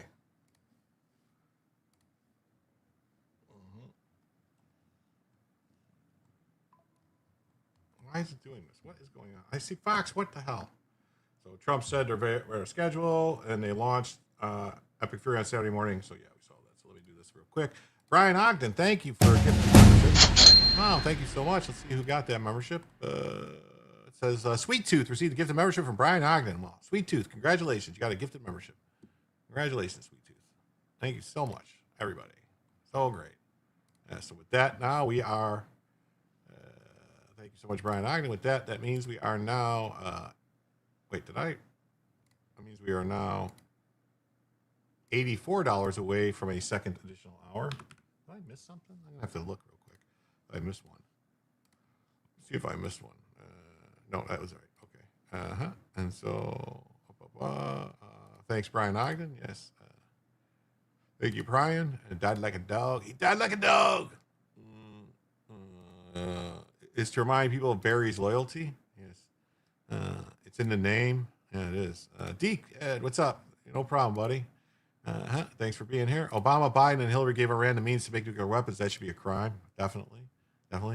Living in the time clock of the world isn't boring. The sun's always up. I have a friend who lost her only son in Iraq. He was only 21 years old. Yes. That man's lost a lot of money in his first term, and people said that's on him. This term he's made money. Now he's a piece of shit. Can't win. Yes. Yeah, ahead of schedule and under budget. Yeah, that's right. What's up? After 30 years of Islamic Iranian propaganda, nuke building, and civilian deprivation, Trump bombed Iran in June, proved the lies they were told of fake strength, yes. Yes. Our military cemeteries are full of 17 and 18 years old.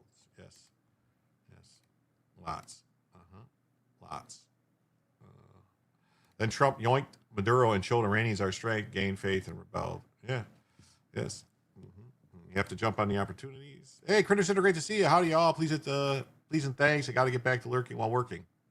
Have a great one. Relaxing night. Yeah, now they're ready. Yeah. And this is CNBC TV 18. Just says Trump says U.S.-Iran operation ahead of schedule can extend beyond a projected 4 to 5 weeks if needed. So, yes. The RGC killed 30,000 protesters, though, after that. Yeah. Yeah. Yeah. And so but we had to get it. You know, they could have done something at that time when they were doing it, but it would have just been like, you know, like the stuff that we've done in the past where we fire a few cruise missiles and churn some dirt somewhere and say, we did something. This is actually doing something. This is actually, you know, this is where the metal meets the meat. This is where, you know, we separate the wheat from the chaff, the boys from the men, you know, and not using goats like they normally do in Iran. Yeah, the president has to be executive. Yep. And then this news came out. Iran says the Strait of Hormuz is closed and they will torch any ship trying to pass. I saw a meme showing Obama giving Iran money and Trump bombs. In a way, it's also giving them money, but this cash has blue dye pack in it. Yes, it does. Wow, K Bean sent a $20 super sticker, $19.99. Thank you so much, K Bean. Wow, that is awesome. Thank you so much. With that, that means we are now just $64 away from adding a second additional hour to the show. Thank you so much, K Bean. So generous. Yeah, goats, yes. Time for this one to go to bed. Good night, people. Thanks, Jim and Maz. Ank, it's so great to see you, and thank you for being here and spending time with us. Yes, thank you, K Bean. This handout satellite image taken by 2060 Planet Lab shows smoke billowing from a vessel following explosion from the port of Bandar Abbas along the Strait of Hormuz. Yes, good night, Ank. Where the metal meet the meat. So kebabs. Trump is skewering them. Yes. A commander of Iran's Revolutionary Guard said Monday that the Strait of Hormuz has been closed and warned that any vessel attempting to pass could be targeted. Iranian media has supported. The move comes after Supreme Leader Ayatollah Ali Khamenei was killed in an Israeli strike, which would threaten to choke a fifth of global oil flows and send crude prices sharply higher. The Strait is the world's most vital oil export route, connecting the biggest Gulf oil producers such as Saudi Arabia, Iran, Iraq, and the United Arab Emirates with the Gulf of Oman and the Arabian Sea. Earlier, the Revolutionary Guard said a fuel tanker identified as an Honduran flag Athe Nova was burning in the Strait of Hormuz after being hit by 2 drones, the Iranian news agencies reported. We are going to be tied up for years and years protecting that strait. I don't know where you've been, Fitzy. We've been protecting the Strait of Hormuz for 40 fucking years now, man. Don't you not remember in the 80s, Operation Praying Mantis, when they mined the fucking strait and took out the Samuel B. Roberts? I mean, and we had to go in and what we had to do. I mean, they do this all the time. Why should we be held hostage with them? If they're not there and empowered to shut down the straits, how are we going to be protecting it? I mean, the U.S. government protects all the fucking shipping lanes around the world. If we weren't there and the Navy wasn't patrolling the whole world's oceans, how do you think things would go down?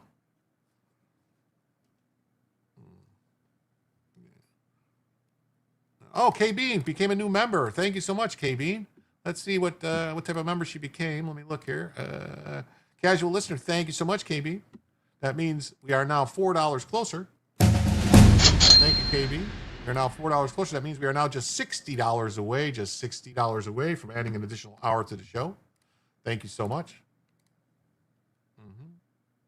That's the drone carrier, Shadid Badagadi, we destroyed. Yes. We run the waterways for the world. That's right. Yeah, for real. Praying Mantis took out half Iran's Navy. Yep. And at the time, those ships were new that they had. They had 2 or 3 cruisers, and I think we sunk 2 of them and completely damaged the 3rd. But we were worried at the time because the Iran-Iraq war was going on at that time, and we were worried if we took out too much of their Navy that Iraq would just wipe them out and, run through them. So that's why he didn't. It's going to require boots on the ground in Iran. Yeah, but not our boots. Not our boots. Why can't it require boots of the people in the area? You know, if Saudi Arabia wants to send boots in, or Jordan or Kuwait or Oman, or the actual boots of Iranian Persians, let them do it. Not if a normal government takes over, we'll be able to leave. Yeah. Yes, you're a member now, K Bean. Gundam Zig says, been trying to catch up at 1.75. See this Gateway Pundit, retired Air Force general who led us. I'm going to look at that in a second. China runs straight. You no worry. Yemeni-based Houthi militias and the Iraq group have been launched over 115 complex attacks on international shipping in the Red Sea and the Gulf of Aden from October 2023 to October 2025. That's right. Normal, something like Zelensky. What a joke. No, not like Zelensky. Not at all.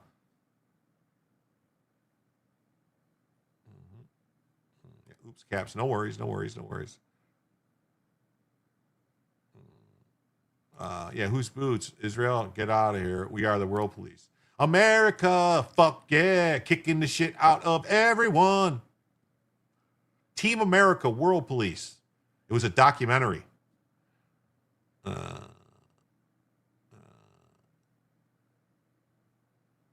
right. We destroyed the Makran mobile forward base ship. Cool. Yeah. No problem. Yeah. I mean, we can't let this stuff continue. It's time. Yes. Thank you for all the good company. Thank you too. Thank you for being here.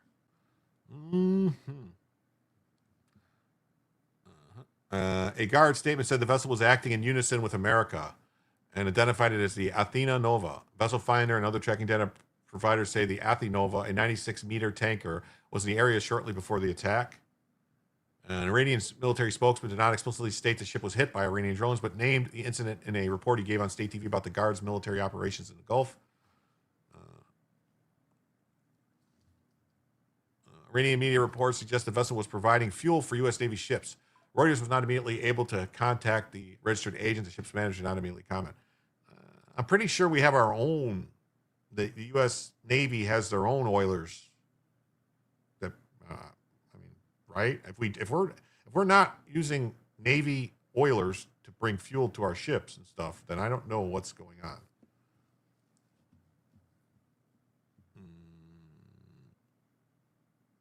How do I unblock people? I think I blocked the wrong person by accident. You'd have to find the person's comment before.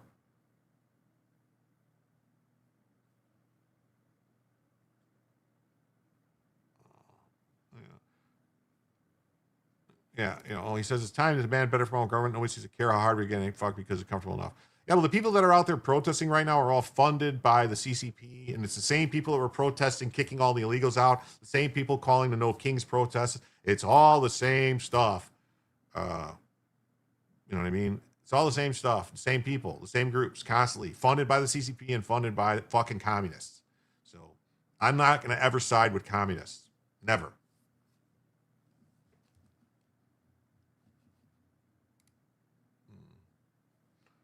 Iran's Revolutionary Guard declares the Strait of Hormuz closed. And that's another thing. Every time they fire on anything, they're just opening themselves up to be hit, because then we know where that's coming from. All right, and then Iran vows to strike any ship that tries to pass through the Strait of Hormuz.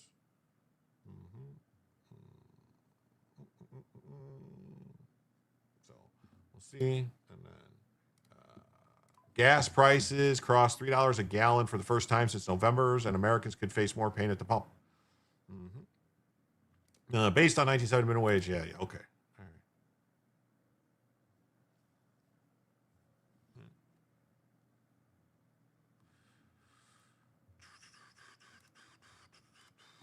The average U.S. gasoline price on Monday jumped above $3 a gallon for the first time since November, following the outbreak of conflict in the Middle East and heightened tensions. You can see more hikes at the gas pump over the coming weeks, according to experts. I don't understand why. I guess because if the Strait of Hormuz is closed and they can't get the fuel out of Saudi Arabia and these other places, but gas prices jumped 50 cents in Ohio here today, which is, you ever notice how that, like these places, they raise the gas prices immediately on any type of news before anything changes. There's still plenty of gas and oil and stuff here. It's just they start doing it ahead of time. I have $1 off per gallon via my Kroger fuel points. Yes, Rodney Lerman says, bomb, Iran. Yeah, it's petroleum market speculation. Yeah.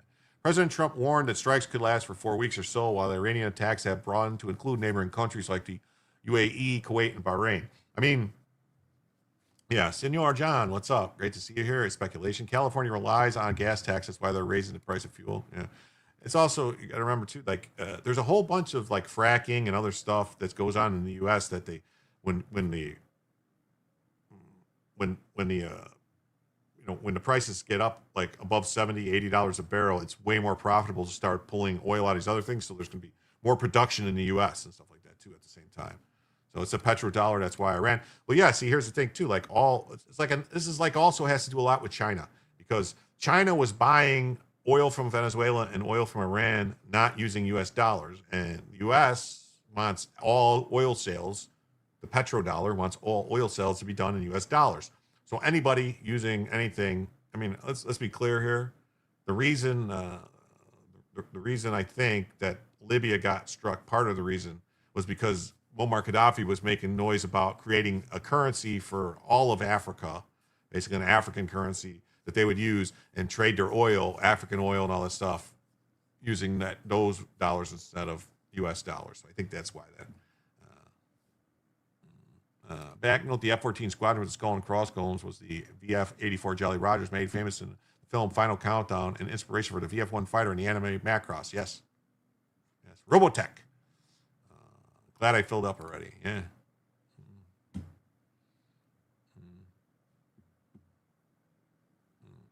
Yeah, and he says, Fitzy, is there another solution, or just collapse the dollar and try again, in your opinion? Yeah. We will start to see the impact at the pump because 20% of the oil comes from the Middle East. This is something we can see to start creeping in over the next week or two. So he says, I was born and raised in California, but I can't go back because I don't have a passport. I don't know if that's California or Canada. I think you're talking California, but maybe you're talking Canada. I don't know. Who's handsome? Who do you think is NATO? Are you a special part of the UK? Did I miss something? Oh, I thought they said they were part of NATO. We are used to pay way more than we should have, i.e. protect everyone and their moms. Oil speculators are pure evil. However, I've been checking the price per barrel, still sub 80. Yeah, if it gets above 80, man, that's where it's going to be like. I mean, even if it hits 100, it's still going to be like $3.50 a gallon. California born and raised. Okay.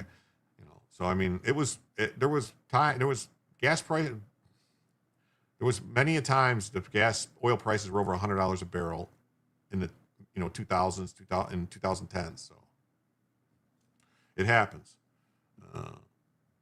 Good thing we got those billions of gallons from Venezuela done. Oh yeah, that's cool.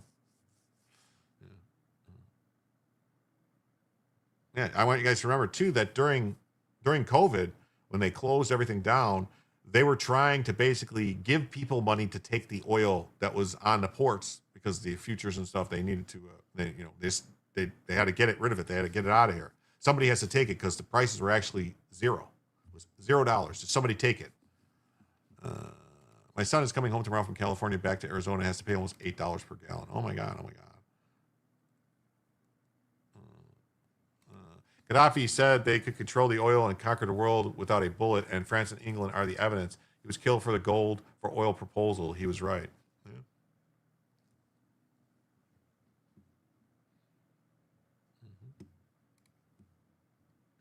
This is not something that can be turned on or off with a switch. I think that even if the attacks end within 4 weeks, it could take longer for prices to come down than it did for them to spike. In another scenario, protracted conflict could see prices spike as high as $100 per barrel, a level not seen since Russia invaded Ukraine in 2022. So, oh my God, 2022, look at that. It was $100 a barrel in 2022. Oh, wow. If the conflict is prolonged, in particular if it affects actual oil supply due to disruptions to the Iranian supply or Iranian attempts to block the strait, it could cause oil prices to jump, perhaps around $100 per barrel. Higher prices at the gas pump spell trouble for Republicans ahead of the midterms.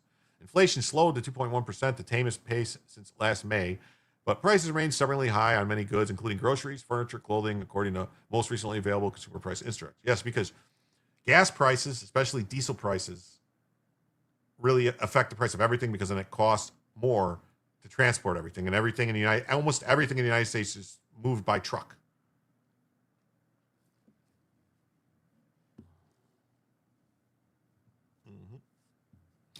No, Fitzy, you're wrong. The dollar is backed by U.S. military might. That's what the dollar is backed by. U.S. drillers don't make any money below 60 and won't drill at all if they can avoid it. They need it around 80 to make money. Yeah. So, $100 a barrel is what Biden sold a reserve to China for. Yeah, it's 74 to 78 depending on where you're looking. It's sub 80. Well, Fitzy is a griper, is he? I don't know if he is. I don't call people names though. We have quite the crowd tonight. Yeah, we got some people here. 130 people on YouTube. It's a good crowd. Nearly half of respondents said they would be less likely to support Trump's attack if gas prices rise in the U.S. Gasoline prices are psychologically powerful. So we saw all this stuff. So.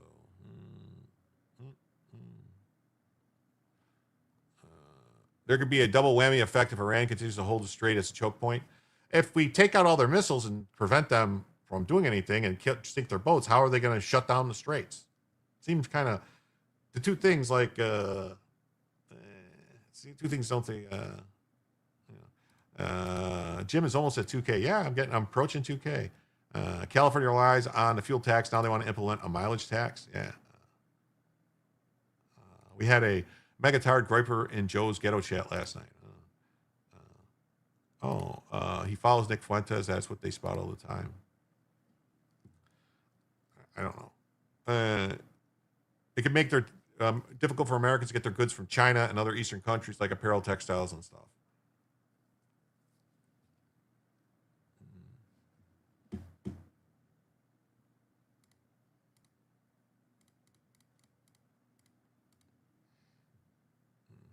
We got this, that Trump says, I don't care about polling showing Iran strikes are unpopular.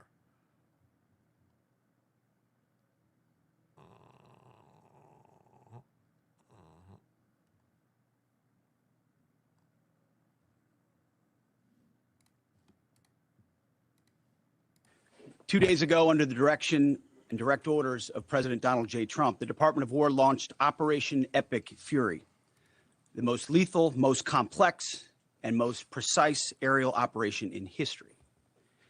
For 47 long years, the expansionist and Islamist regime in Tehran has waged a savage, one-sided war against America. They didn't always declare it openly, except for their constant chants of death to America. They did it through the blood of our people. Car bombs in Beirut, rocket attacks on our ships, murders at our embassies, roadside bombs in Iraq and Afghanistan, funded and armed by Iranian Quds Force and IRGC killers. My generation of veterans carry the names of brothers who never came home. Brothers butchered by Iranian-backed roadside bombs and well-armed militias, thousands of our own. We didn't start this war, but under President Trump, we are finishing it. Their war on Americans has become our retribution against their Ayatollah and his death cult. It took the 47th president, a fighter who always puts America first, to finally draw the line after 47 years of Iranian belligerence. He reminded the world, as he has time and time again, being an American means something unbreakable.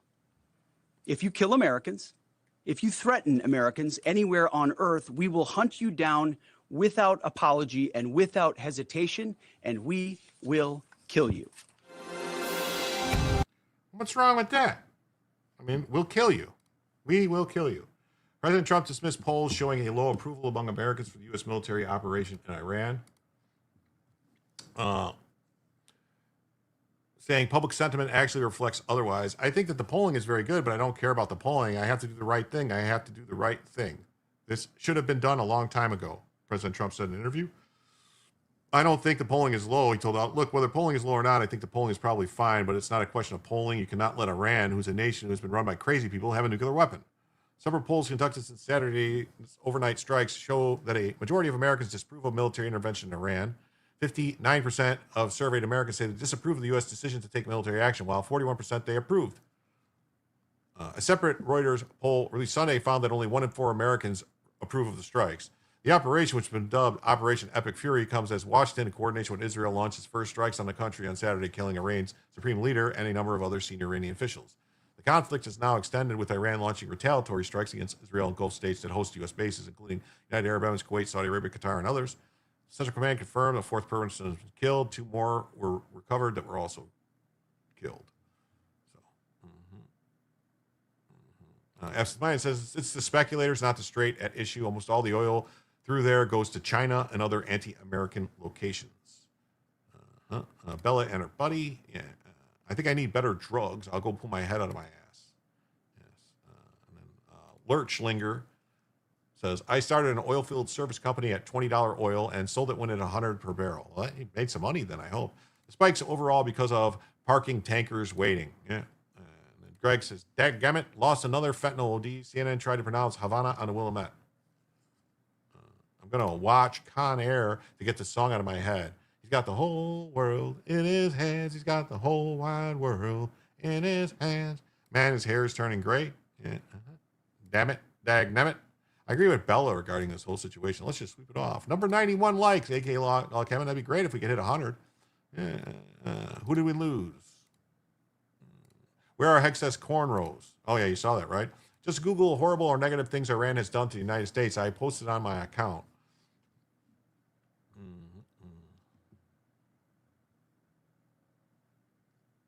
Oh, God.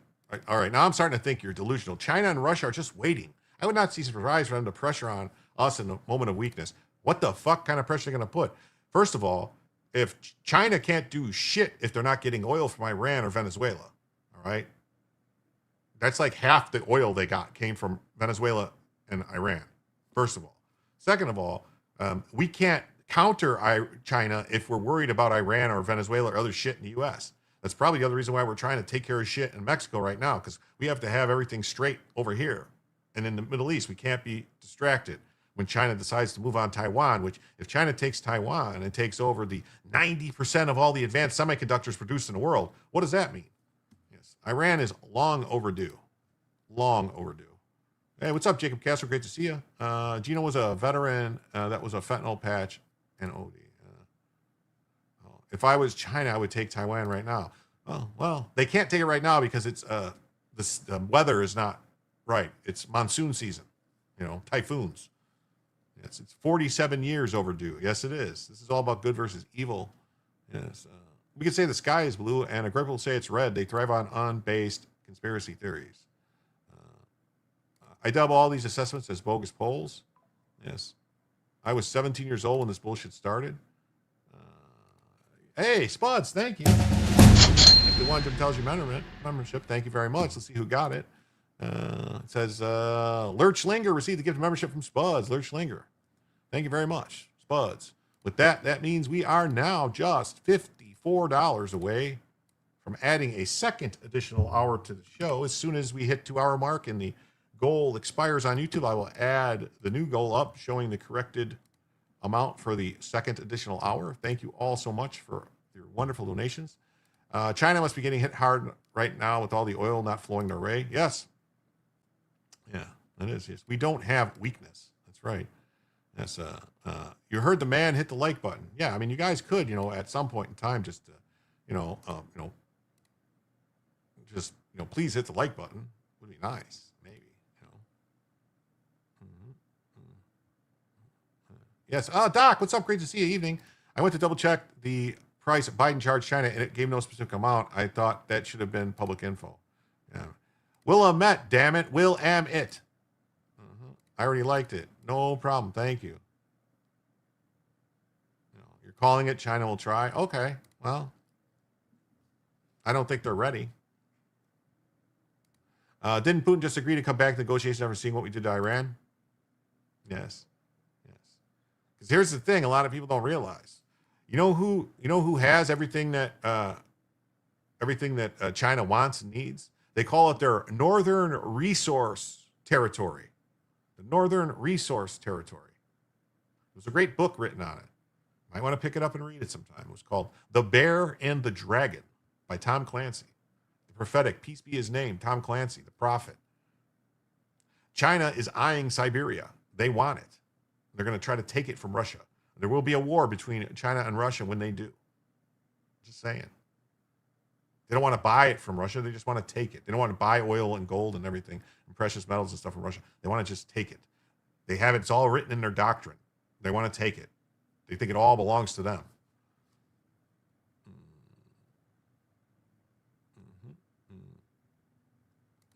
Wait, you think I'm delusional? I've been in this current fight for 15 plus years. Not you, Salty. See, I was talking about the guy who said that, I'm calling it China will try. That China is going to try. I'm saying like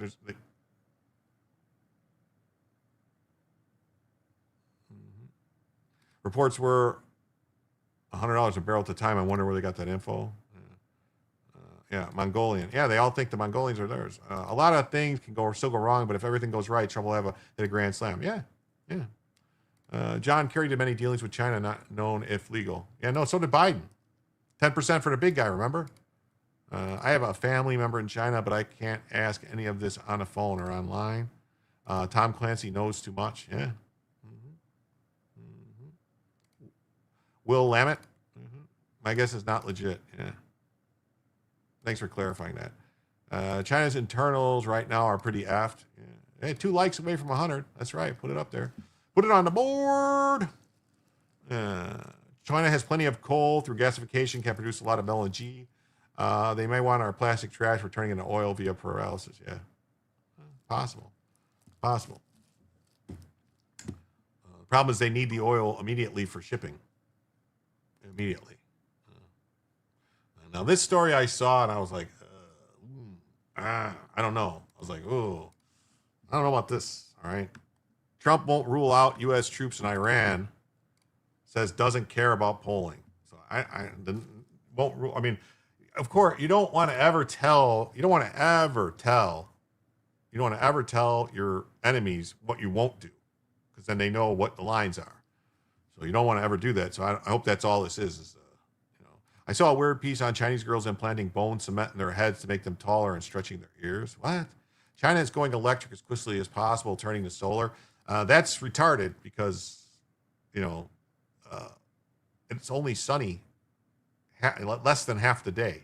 So you only have electricity half the day. And you can't, it's stupid. Stupid. You can't run factories on solar power. You just can't. Seward's folly. Russia was paid $7 million for providing security and helping the North during our civil war. Yeah? The best Chinese food I ever had was in Panama. They all want to look like anime characters, except for some subs. Plan is non-nuclear one with the first CVN under construction. Yeah, where in Panama? Well, if they need oil for shipping, that is going to put a crimp in Walmart's supply chain. Yeah, hit 100. That's awesome. Panama City. I thought I saw that Chinese loses 70% of its oil without Iran and Venezuela. No. 20% of their oil came from Iran. China's oil came from Iran. And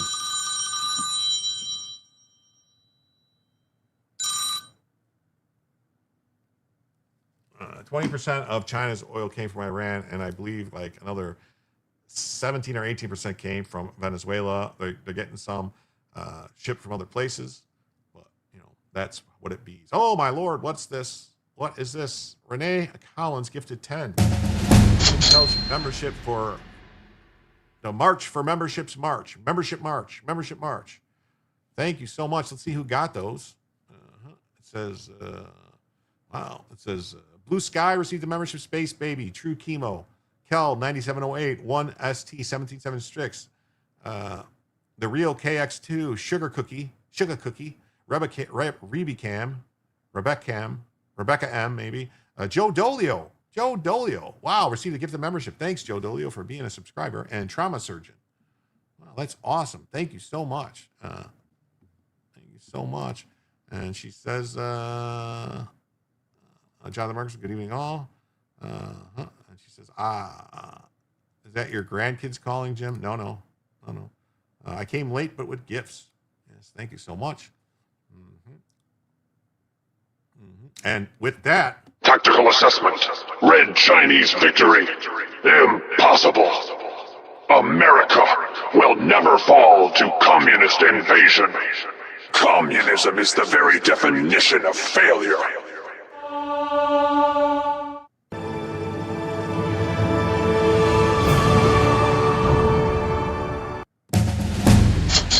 and with that, 10 gifted memberships from very generous Renee Collins. That means that we have added a second additional hour to the show. That means there's more than 2 hours of show left, folks.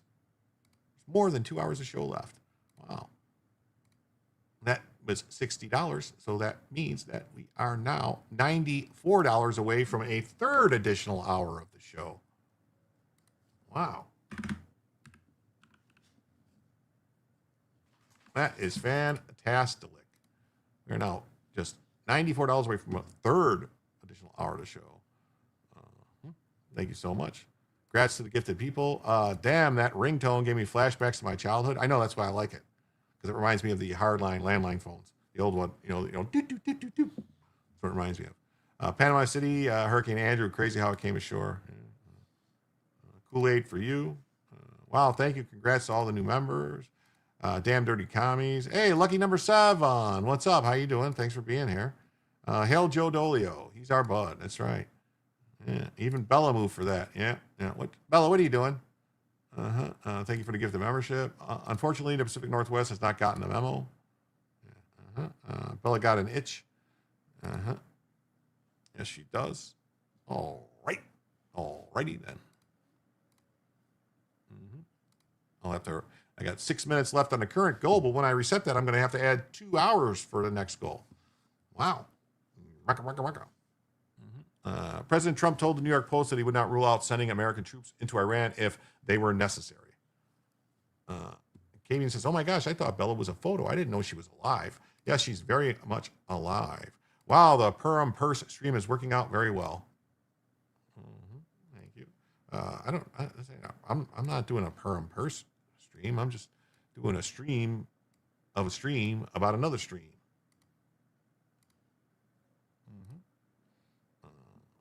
Very real, KB. Very real. Oh, now she's going to move after I just adjusted the camera to make her look better? Really, Bella? You're going to move now? So I have to blow it down again? I don't have the yips with respect to boots on the ground like every president. There will be no boots on the ground. I don't say it. I say probably don't need them if they were necessary. I think the polling is very good, but I don't care about the polling. Okay, we saw that.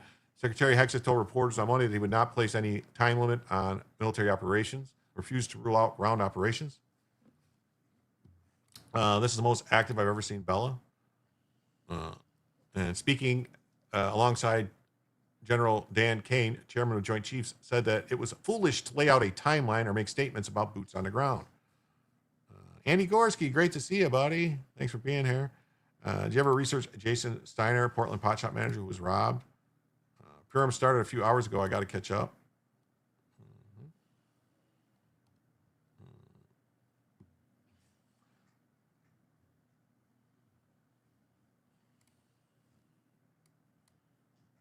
She's chewing on her paws now. Well, you should, Jim. Plan it for next year. Purim can be beneficial. Well, I will. I'm supposed to stream with Joe tomorrow for a Purim stream. He's going to send me the link. He wants me to join him, help him out. And then after he's done, I'll do my own show tomorrow night. So I'll be like on Joe's show, and then hopefully he'll just raid my show and go into my show. So it's the Bella Cam. David Leverman would be jealous, yes. That's what I say.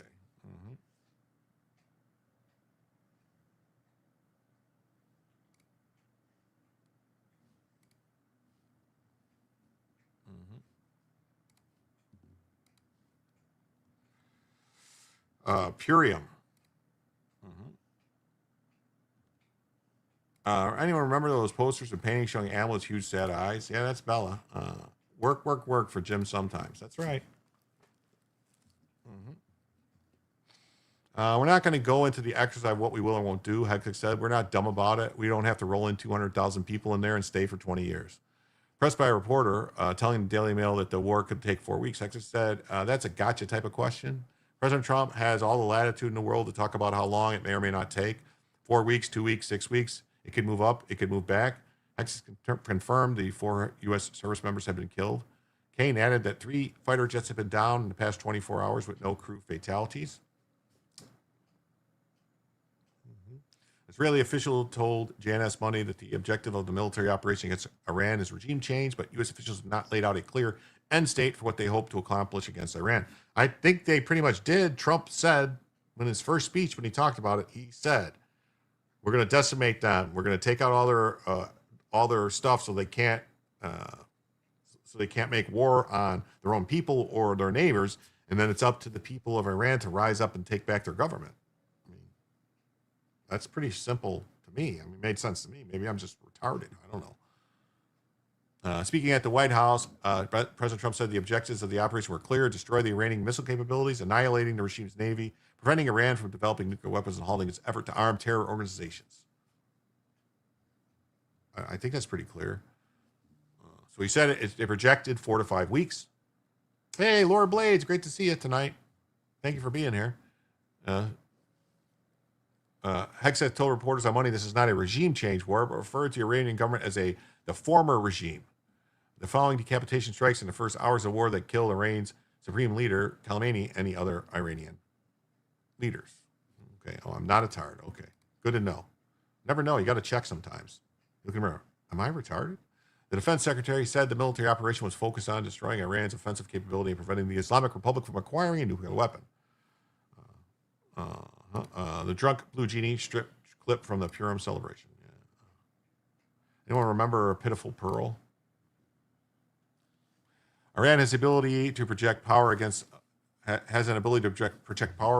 us and our allies in ways that we cannot tolerate.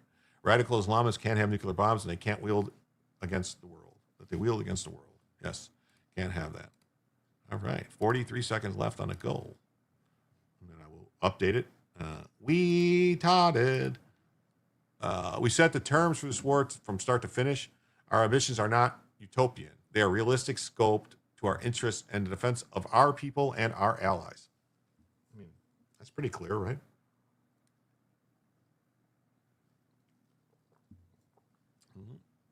That's a discrete sense of what's been addressed here to ensure they can't use a conventional umbrella to continue the pursuit of nuclear ambitions.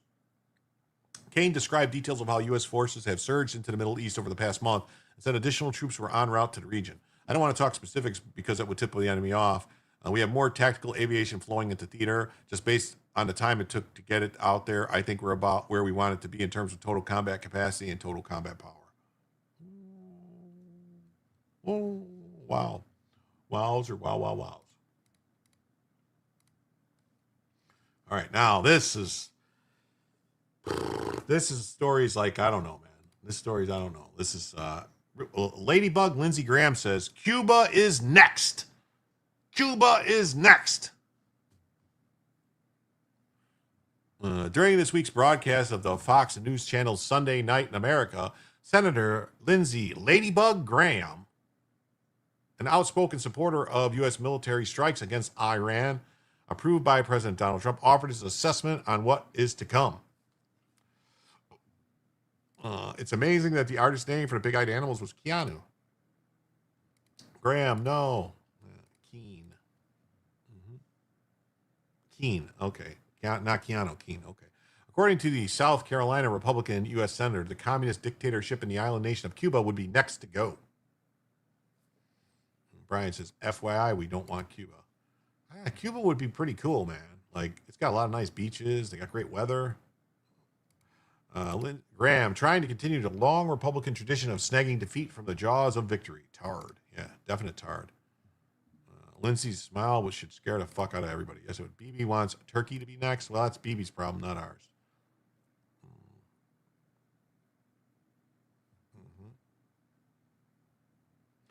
All I can say is President Trump's finished a job that President Reagan failed to do. I'm a big admirer of Ronald Reagan, but I'm here to tell you that Donald Trump, in my opinion, is the gold standard for Republicans. Maybe any president when it comes to foreign policy. Maduro, everybody talked about him. Well, Donald Trump has him in a jail cell. Cuba is next. They are going to fall. The communist dictatorship in Cuba, their days are numbered. Well, their days have been numbered since the 50s, haven't they been? But nobody did anything about it.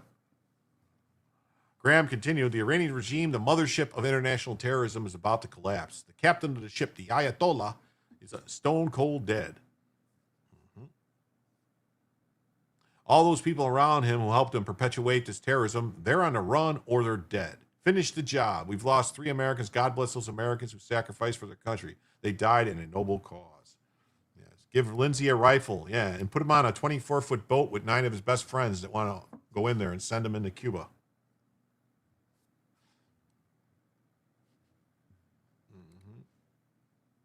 The Hill just says, Senator Lindsey Graham says Cuba is next.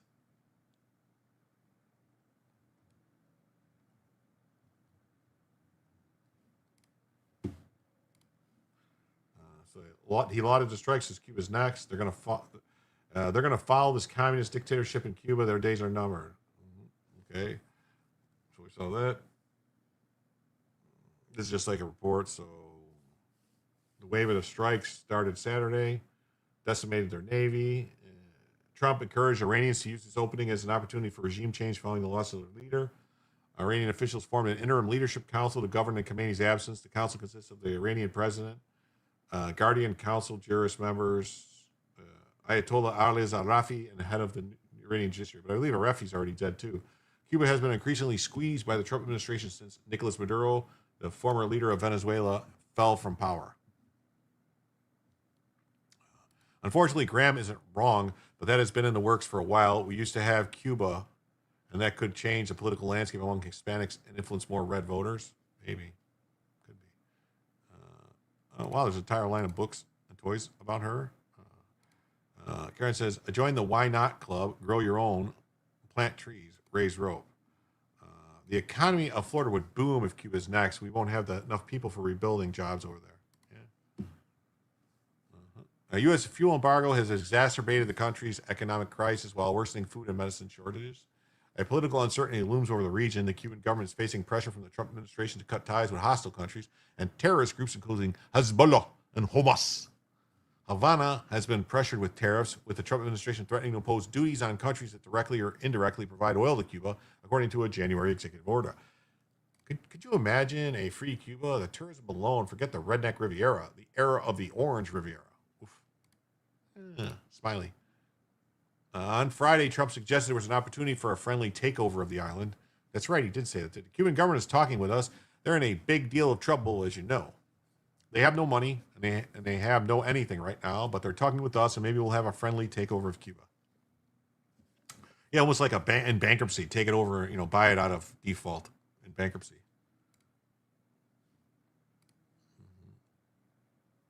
This story I thought was very interesting. So it says, Iranian state TV network hacked. Trump appears on Iranian state media encouraging the Iranian people to take their country back. Wow. Hey, Tattoo Lady 100. Nice to see you. Thanks for being here. It says, was Iranian state TV network hacked? Iranian state media appeared to have been hacked to show President Trump's address to the world following the U.S.-Israel military operation on Iran. President Trump addressed the world this weekend and encouraged the Iranian people to rise up and seize control of their nation after the supreme leader was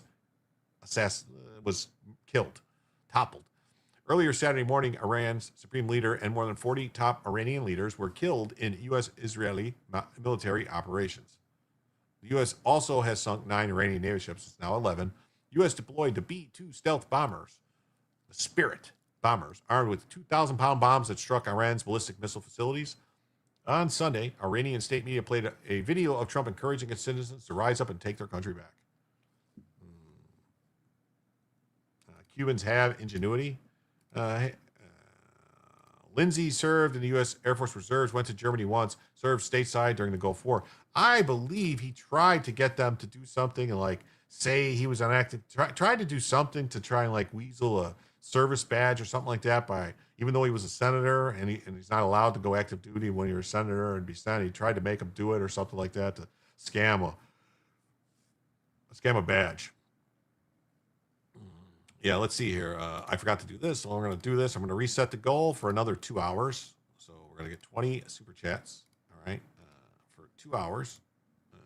Show you how you accelerate.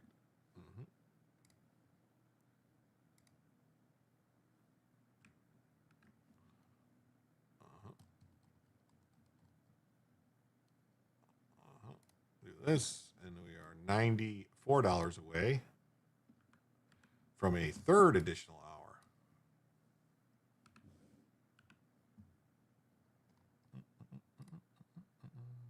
Goal started. All righty. Good to know. Yeah, I saw that. It was great. Our agency probably shut their turbines. Probably shit their turbines. Who invented the interwebs? We used to own Al Jazeera. Yeah, pathetic. KB, I had no idea, but it figures if you're doing something easy. Yeah. Sunshine, what's up? After 47 years, the Iranian regime was toppled. Trump called it on the Iranian people to seize control of their destiny. Now, this time is the time to seize control of your destiny. Trump said before the screen went blank. I was trying to do my best impression of Band of Brothers when they go like, tomorrow is the day and the hour and the time and the place to be the thing.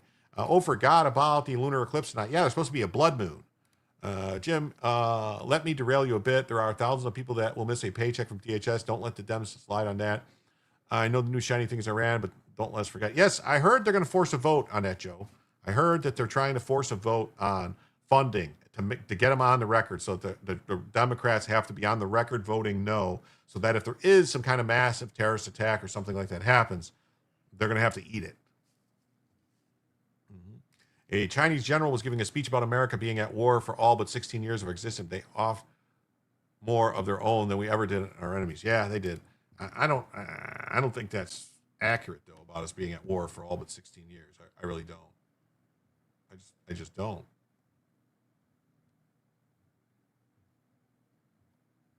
There's a link that Gundam put in the chat that I don't see now. Oh, there it is. There it is. Now I got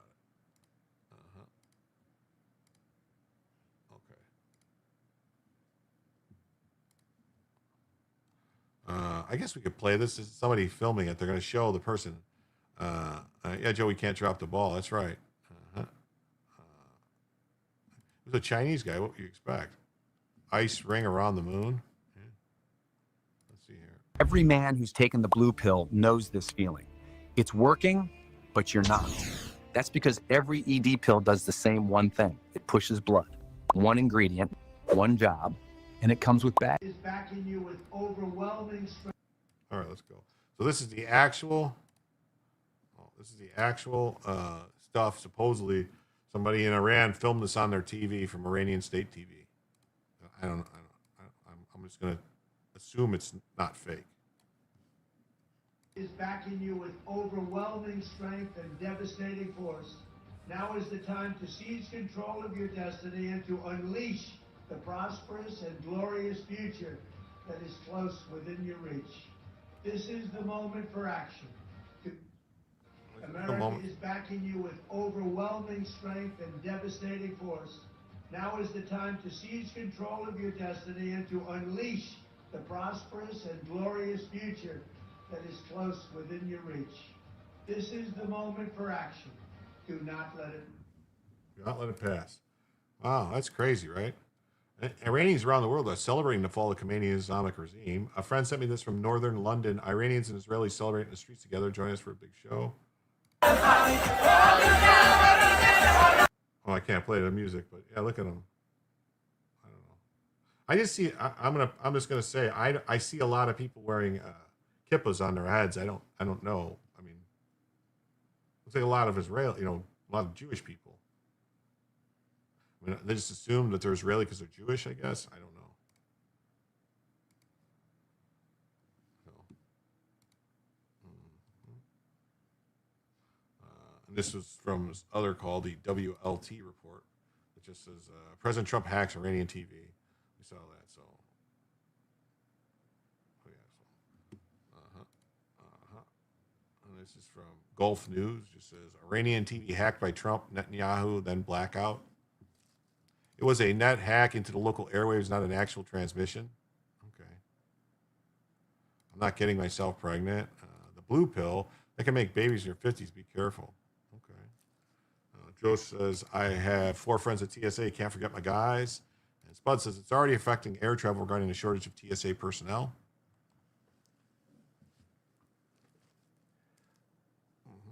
Skynet, yeah.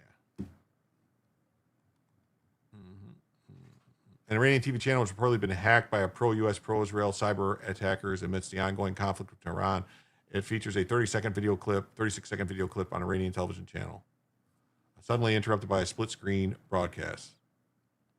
The video uploaded on March 2nd to the Russian-linked RT.com site on X shows President Trump on the left appearing at a podium at which an American flag wearing a USA cap, giving a speech. Airwave supremacy. Both are subtitled in Persian with the message including calls for Iranians to rise up against the regime and warnings of ongoing military actions.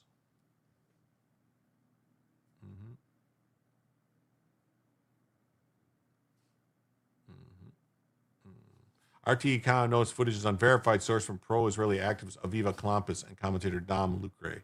The incident unfolded amid major U.S.-Israeli airstrikes on Iran, which killed Supreme Leader Ayatollah Khamenei and around 40 officials. Says, Joe, I only listen to what Jen tells me. Yes, men cannot get pregnant. Just saying. Just saying. Men's cannot get pregnancies. Just saying. I wonder what happens to pigeons if they eat the blue pills. I don't know, but if it lasts longer than 4 hours, they should seek a doctor.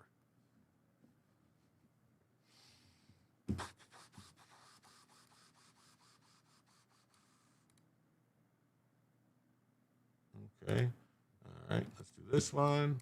I do have stories that aren't Iran related, but we'll get to those once I get through all the Iran related ones. Okay. Retired Air Force general who led the U.S. military research lab that developed directed energy technology goes missing in New Mexico. Well, what do you know? This one's not really related to that. So anyway, a retired U.S. Air Force general was recorded missing in New Mexico on Friday. Retired Major General William Neal McCasland, who previously commanded the Phillips Research Site in Kirtland Air Force Base in New Mexico, has been reported missing after being last seen on Friday at 11 a.m. Are you a carrying card member of DENSA?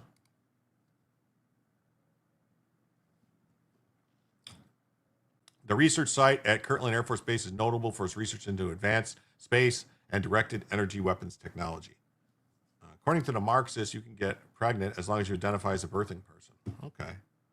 That's very interesting. I am glad to know. I'll have to be careful not become a birthing person. A birthing person. Birthing, like Berwin. Birthing win. The Bernalillo,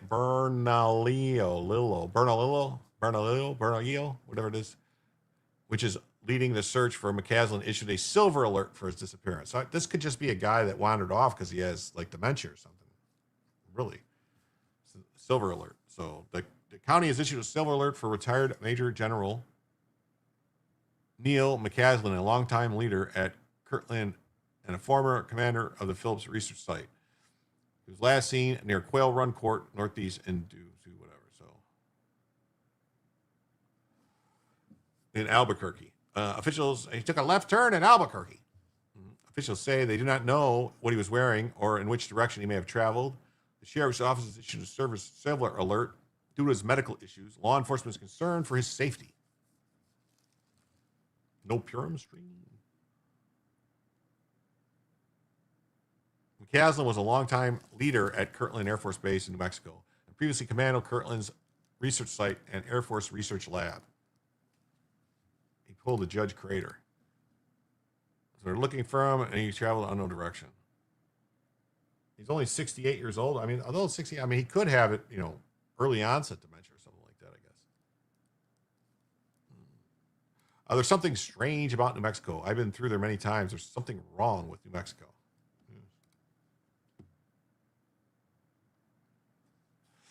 Albuquerque Journal reported that Colonel Justin Seacrest, the current commander at Kirtland, stated that we are coordinating closely with local authorities and defer all updates regarding the search efforts to the Bernalillo County Sheriff's Office.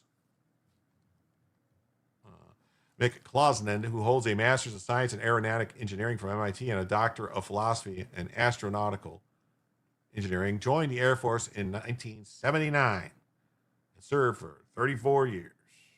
Yeah. It says Bernalillo is Santa Fe, not Albuquerque. I'm just reading the story here.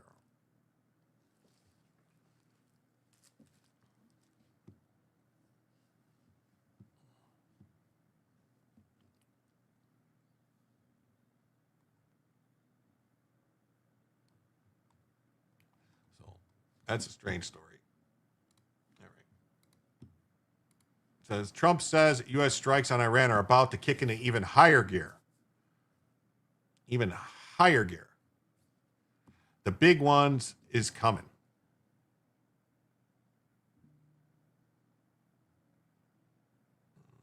Oh, we got this for about 2 minutes. Plumes of smoke in Iran during fresh wave of attacks.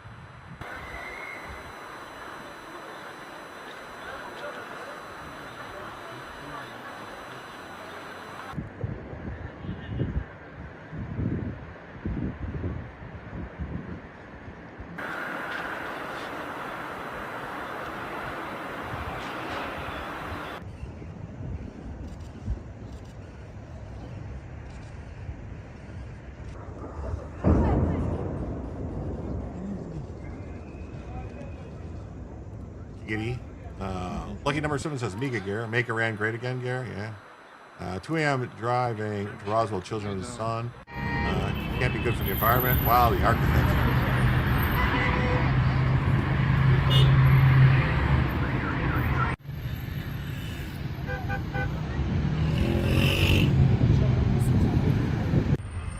Wow, look at that big plume of smoke. I did see a massive explosion that had like pyroclastic lightning and stuff from the explosion. That looked really cool. I don't know where that is, but we'll look for it later. So, yeah. President Trump said on Monday that he vowed to step up the strikes on Iran, warning the big one is coming. Now, when someone says the big one, to me that means something very specific. So I hope that's not what they mean. There aren't any EPA controls in the Middle East. Their air is already filthy. The president said that he won't shy away from sending ground troops to the Islamic Republic if necessary. Trump pledged to continue U.S. campaigns against the regime until it was completely defanged, despite the cost. He previously suggested it could last for 4 weeks. So far, 6 service members have been killed, all in Iranian strikes on Kuwait. So all the service members killed were all in Kuwait. So if the Kuwaitis would have focused more on preventing the strikes from Iran from coming in instead of shooting down our damn planes, these guys might have still been alive. The air pollution was pretty bad in Dubai. Trump won't go that far. Let's just say the air quality has a very impressive baseline. Nukes, surely not. I mean, when someone says the big one, that's what I think of. That's the big one. Iran has also attacked all of the U.S.'s allies in the region in retaliation, launching drones and ballistic missiles at every nation in the Persian Gulf, as well as Iraq, Israel, and Cyprus. More than 48 hours after Operation Epic Fury began with the assassination of Ayatollah Khamenei and dozens of other top generals and goons, America's not finished with this bombardment.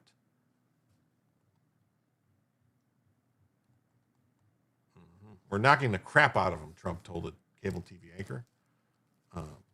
Bunker busters on missile silos. Yeah, that's what needs to happen. I think it's going very well. It's very powerful. We haven't even started hitting them hard. The big wave hasn't happened. The big one is coming. Oh, the big wave. Okay, the big one. He's saying the big wave. The big wave is coming. I'm so impressed with how many well-traveled people are in this group. Operation Epic Fury saw the U.S. and Israel conduct joint strikes around Iran. The U.S. hit more than 1,250 targets. The attacks have also reduced Iran's fleet in the Gulf from 11 to 0. 11 to 0, that's pretty good. Trump launched the order of attacks while on his way to Texas' primary rally where he danced to YMCA and called for hamburgers for all at Whataburger. Trump said the attacks would intensify until his goals are completed. I agree, Salty, 100%. We need to stop dealing with inbred imbeciles. Trump said the attacks would only intensify. Yes, you're right. Right now, we want everyone staying inside. It's not safe out there. President outlined 4 objectives for the war, including destruction of their ballistic missile capabilities and its naval capacity. Trump said the U.S. would ensure Tehran would not obtain a nuclear weapon and the Iranian regime continue to arm, fund, and direct terrorism activities outside their borders. Secretary Marco Rubio said the U.S. was committed to achieving these goals, and he echoed Trump's warning of escalating attacks. The next phase will be more punishing on Iran than it is right now. Charlie says, what's your call-in number? I don't have a call-in number. Sorry. My Abe Lincoln is doing well. Howdy, peeps. What's up? How's it going? He's dead, Jim. Great to see you. Charlie, I don't have a call-in number. Wow. That's a B-1 bomber. Yes. No more half measures. That's right. Didn't even need the solar flare. That's right. Didn't even need the solar flare. Well-traveled. I was a military brat and then in the military myself. I know little else. Hello, other Jim. Douglas Dauntless, great to see you. Thanks for being here, Douglas Dauntless.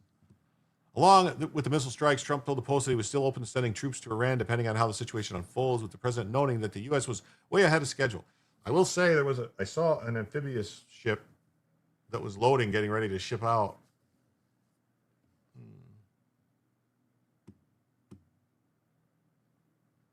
Salty C says, once again, I've been fighting this war day in, day out from my waking hours until I go to sleep. I need some sleep. Good night, y'all. Okay. Thank you. Thanks for being here, Salty C. I don't have the yip, so we saw that. So latest strike, so we saw this stuff. This is all not new. I got him before he got me. They tried twice. I got him first. So talking about them trying to take out Trump. The remains of 2 other soldiers were located in another strike, and CENTCOM added and providing further details. Yes.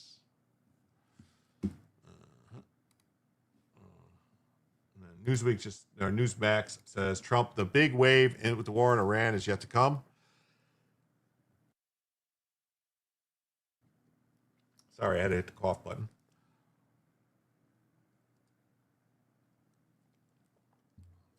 Yeah, K. Breen says nothing in the military is on time. It would be way shorter or longer. Yeah.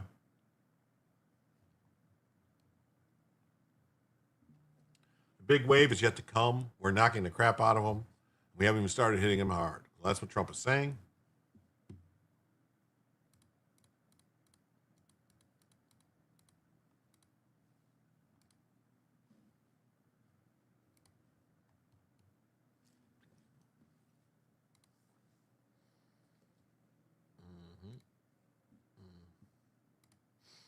And the real Robert N. over there on X says that the Democrats are suddenly worried that Iranian sleeper cells will attack the United States from within. The same Democrats who let in gangs, pedophiles, terrorists, and criminals. Oh, here she is. Oof, Miss America. I'd like to highlight just 3 of the areas where we are helping to support your leadership and your work in making America safe again and bringing about these changes.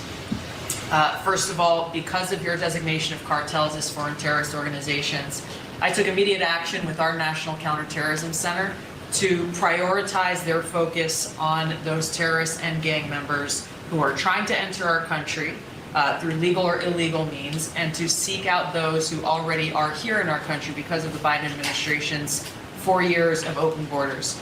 We've been working very closely with your great Attorney General's team at the DEA to get these known cartels into our systems, to be able to stop them at the border, and turning over names to Department of Homeland Security and the FBI to be able to find those who are already here in our country.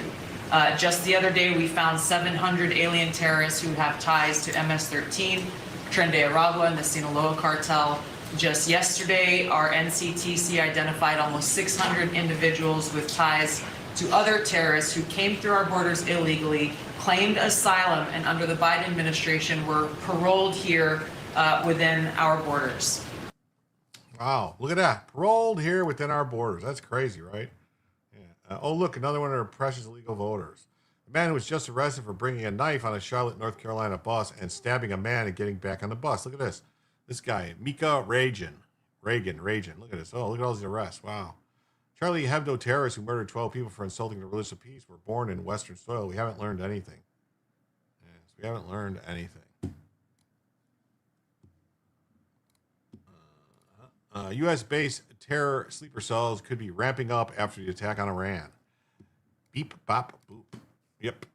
Trump is doing it the nice way. Yes. And absent-minded is 100% correct here. The U.S. military is always on time via the hurry up and wait doctrine.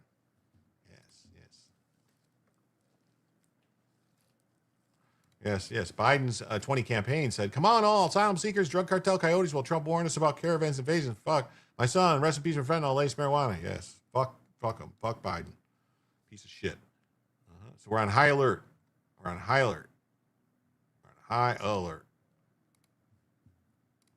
Terrorist sleeper cells, possibly aided by the Demon Rats open border policy, could be gearing up in the U.S. to retaliate for the joint U.S.-Israeli strikes against Iran. Counterintelligence experts warned on Sunday. Come to the Saturday Road for the grand show and the monster mash of the demolition derby. Although no specific credible threats have yet been publicly revealed, counterterrorism agencies are already dedicating resources to thwarting potential revenge attacks on U.S. soil, according to those familiar with the situation. Yes, brokenhearted.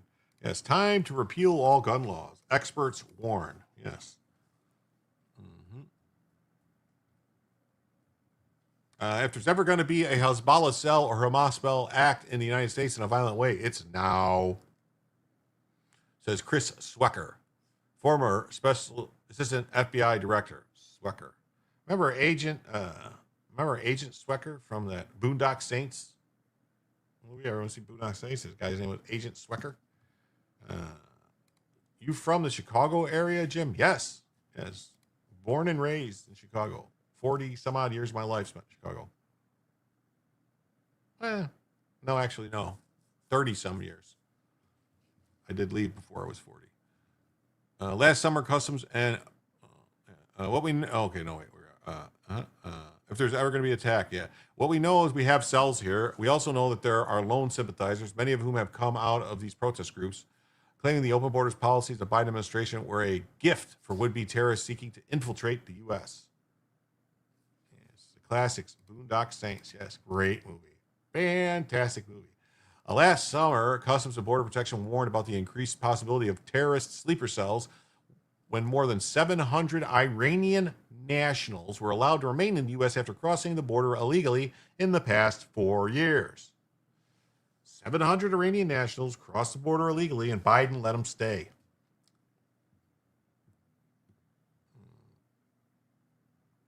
I heard you say Major Burns, Berwyn Fest. Yeah, Berwyn. If those, yeah. Remember Svengali? You know who Svengali is? Remember? Berwyn. 588-2300 Empire. Yeah. If those embedded fools have 2 brain cells, they will just abandon their cause and try to live happily lives without the expectation of killing themselves for nothing. We just come off 4 years of open borders, and I have said this before, that was an open door for terrorists and terrorist cells and terrorist sympathizers to infiltrate. Yes, They still refuse to say Islamic extremists. Yes, it's crazy. It's nuts that they won't use those words. The deeply troubling warning. Well, many are already here, but it's impossible that they would not infiltrate into these particular groups and sort of active catalysts. It was AutoPen, i.e. Valerie Jarrett. I wish I had been smart enough to leave, but thank God I'm at the southern end of the state. Yeah, you remember Obama announcing that we're no longer a Christian nation? Yeah, fuck him.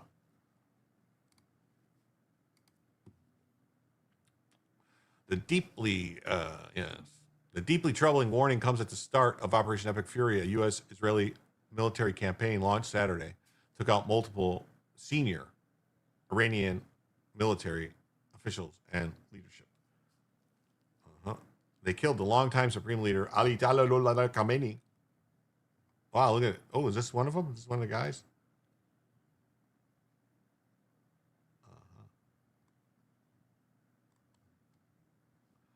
OG Svengali, John Barrymore.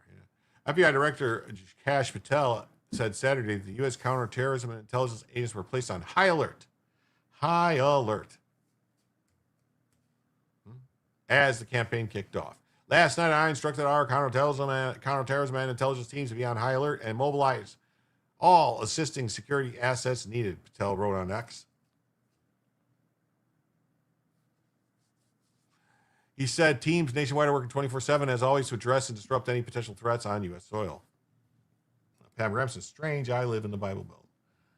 Dog Backward says, did John McCain just hit his head on the coffin roof? I don't know. Was McCain? Never mind.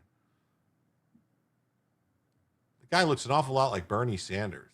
You know, if you trim the beard off and stuff like that, it looks like it could be Bernie Sanders.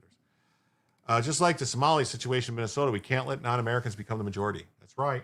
That's right. Bloody well right. You're about a bloody right to say.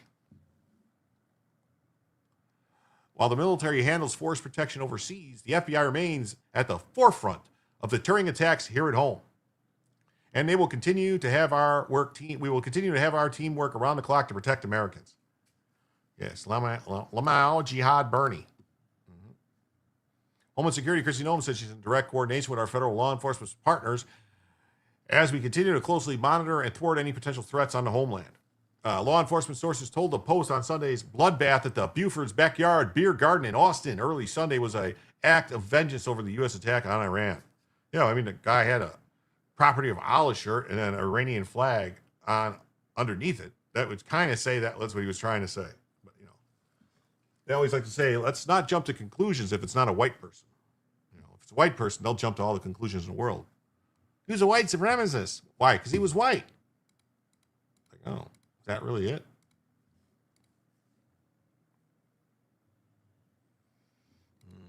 Daily Signal just says terrorist threat in the U.S. Stay on high alert. Bernie Sanders and a bit of Gilbert Gottfried. It says Jim sings better than Rick Nakata.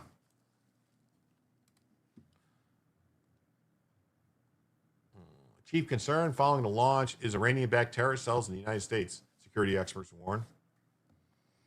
It is impossible to know who crossed the border during the 4 years of the Biden administration, but we do know there were a number of folks on the terrorist watch list. So Biden let in people on the terrorist watch list. Wow. Wow. It's critical that everybody pay attention right now. Watch. If you see something, say something. Yes, if you see something, say something. Something.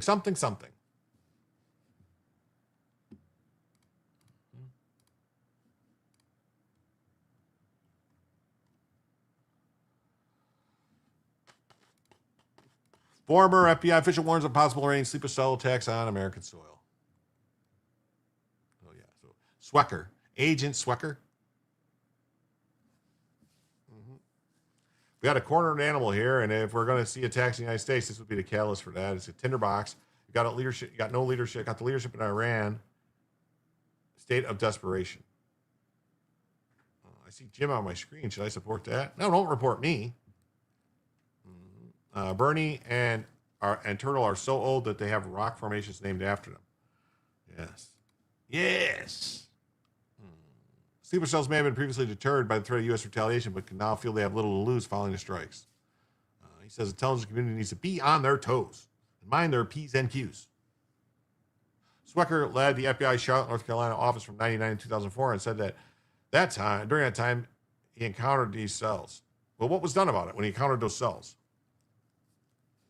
How can anyone vote for the Dems after what they did to our border? I know it's crazy, right? It's just nuts. Nutso spaguzzo. So this is a very interesting thread. Now we're going to jump into another story. This is not Iran related.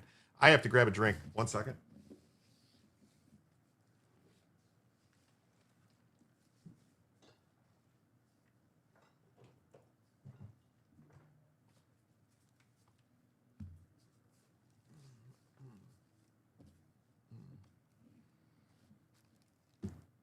Dog Backer says Trump was right to do it because Trump actually wants to win in 2 weeks, and he likely will. You saw them disseminating propaganda? Maybe. Sorry. I had to get, my mouth was dry. So yeah, there was a big case. There was a big case at Scotus today. Oral arguments in a case of a guy challenging his ban, or I don't know if it was a charges or ban about the marijuana prohibition. Anybody that smokes marijuana is prohibited, according to the law, of owning or possessing firearms. And so there's a big case, and it didn't really go well for the government. I mean, it seems like Sotomayor and Amy Coney Barrett and Gorsuch and even Justice Ketanji Brown Jackson, who doesn't know what a woman is, was like, yeah, this doesn't seem like this could stand constitutional challenge if you follow Heller and Bruin, you know. So hopefully this will get corrected, because I mean, I could see them saying you can't carry a gun in public if you're high, that being against the law, but saying because you smoked weed 2 days ago you're not allowed to own a gun, it seems to me like a very hard stretch.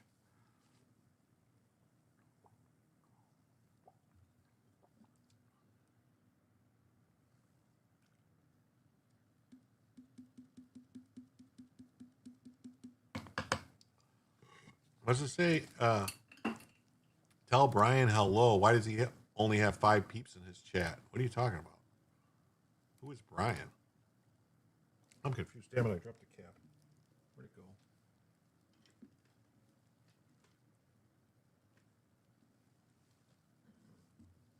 I'll have to look for it later. What is Jim's drink of choice? Well, it's just a Snapple iced tea. That's all. 60 seconds ago, Brian from Off Label. Oh, the Off Label podcast. They're mainly a Rumble channel. Off Label, Snapple iced tea with lemon. They're mainly a Rumble podcast. They're, from what I understand, their YouTube channel doesn't do very good numbers. It's just their Rumble's bigger. So thread happening here. The oral arguments live thread for the U.S. v. Khamenei, and it should be getting started in a couple minutes. It says Sarah Harris is with the, this is Four Boxes Diner. He's a great channel to watch on YouTube if you want Second Amendment information stuff. So with the Solicitor General's office is arguing that you can disarm unlawful pot users. She admits the conduct is covered by the Second Amendment text, but argues that habitual drunkards, surety laws at the founding era justify upholding the law. If a druggie wants his drugs, he just has to stop using pot. Okay. Justice Thomas said that drunkards were not only people in these statutes. He asked what was public safety involved with the founding in unlawful games, scammers, fortune tellers, and vagrancy laws, and how does this apply to the Second Amendment? Government pushing civil commitment, surety laws, but Kagan asking great questions. Can you ban homeless people and vagabonds from having guns based on these same laws? Government said being homeless is not a crime, unlike illegal drug use. What's the difference between illegal ambient user and pot user? All right. Scotus pushing government on what is a user, i.e. how much drug must be used and how often. Government trying to argue it's tailored and temporary. Wow. Justice Gorsuch is pushing on Sotomayor's prior questioning about habitual drunkard history and asked whether Mr. Khamenei is a habitual drug user. Says John Adams and James Madison and Thomas Jefferson all drank alcohol, so could you disarm them? Gorsuch talking about a gummy bear drugs every other night with a medical prescription. Would government put you in prison? Gorsuch, are you an unlawful user on the statute if you use a pot gummy every other night? What do we do with pot being sort of legal and sort of legal? And now the feds are rescheduling pot down to Schedule 3. Gorsuch is not buying the government argument, and he's not even getting to the Second Amendment issues. Just as ACB is piling on the government with Gorsuch, big deal here if ACB is expressing skepticism of the government's position. If the government loses ACB and Gorsuch on the what the fuck does this statute even mean and how does it apply, ACB states correctly the government can regulate guns to keep out of the hands of dangerous people. But does this statute do this? Coke-laced wine was a thing too. Vagrancy is a crime. Yeah, gateway drugs. Off-label is Richard Davies' host. I think I was on that show. Maybe I was on that show, or maybe I was invited. I don't know. Government arguing side effects of drugs is key, but ACB is hammering home on the unlawful use of Ambien. ACB says Gun Control Act considered things beyond dangerousness, which is potential very good for the Second Amendment. ACB expressing big-time skepticism of this 922G3 and the statute itself. The government's trying to tack back to Rahimi, but this does not address the question of what does the statute mean and how does it apply in the real world. Sounds like Scotus might be thinking of send it back to Congress to fix the statute. Yes, shall not be infringed. If you only would take a hardware ban case on this hard, but what about a lever action that can government ban that? A revolver, a single shot muzzleloader? Where's the line? Yeah, it'd be nice, huh? It'd be nice. So this is from the Second Amendment Foundation. Oh yeah, you were. Davey was hosting that night. Sorry, I'm Boomer adjacent. Okay. Borax is good for you. You can listen live here. Still waiting, and here we started. Government starts arguing. Good points. I'm not going to go through this one because this is like Thomas is acting about vagrancy laws. Kagan asks, is it okay to oppose a ban on homeless people? Kagan says habitual alcohol users weren't dangerous simply because it was illegal, but because of how it affected them if they were armed and drunk. She seems sympathetic. By the way, I think I am not positive. This is Kagan. It might be Sotomayor. Confirmed Sotomayor, not Kagan. Another justice asking, would Khamenei even qualify as a habitual user? Cites Americans' temperance movement, says 8 shots of whiskey a day wasn't enough. Of course, it's, I think, now pointing out that the founders knew how to party and drink a lot. And Khamenei only smoked every other day. What if he just used one pot gummy? The government is flailing right now, it seems. Clarence Thomas' voice is, I'm sure Bronca will do this in a day or two. Maybe. Too bad Thomas talks the least. I sent this to Bronca and to Ricada and to a bunch of lawyers, just all this stuff. So we'll see if they talk about it. The government says there's a distinction between statutory definition of what a habitual user is versus the standard for proving it, i.e., don't worry, we can prove it. Man, that is such a big notice problem. I didn't think the statute says habitual user. They just said anybody if you use these drugs. It doesn't say like the when you if you look at a 4473 when you buy a gun, it just says, do you use marijuana? Are you a user? It doesn't say habitual user. Man, that is such a big notice problem. Gorsuch now zeroing in the point from our amicus brief, which is that weed is treated differently from all their drugs to its growing social acceptance. Barrett asked, what if someone took their spouse's prescribed Ambien? The prescribed use is fine, but the illegal use would get you disarmed. Barrett says that nothing from Congress indicates they thought marijuana use makes someone more dangerous, unlike the analogs Rahimi relied on. Government kind of misleads about Rahimi. Yeah, domestic violence was not treated as seriously, but Rahimi wasn't married to the girlfriend he assaulted. Nothing in the founding era allowed you to attack someone you weren't married to. And that's not what the statute says. I can't understand why the government is claiming pot use makes you dangerous and should deprive you of your rights. Yeah, me neither. Yeah. Just ask if you use illegal drugs. That's it. And then it specifically says in the 4473 that even if you have a medical marijuana card, it's still illegal federally. That's what it says.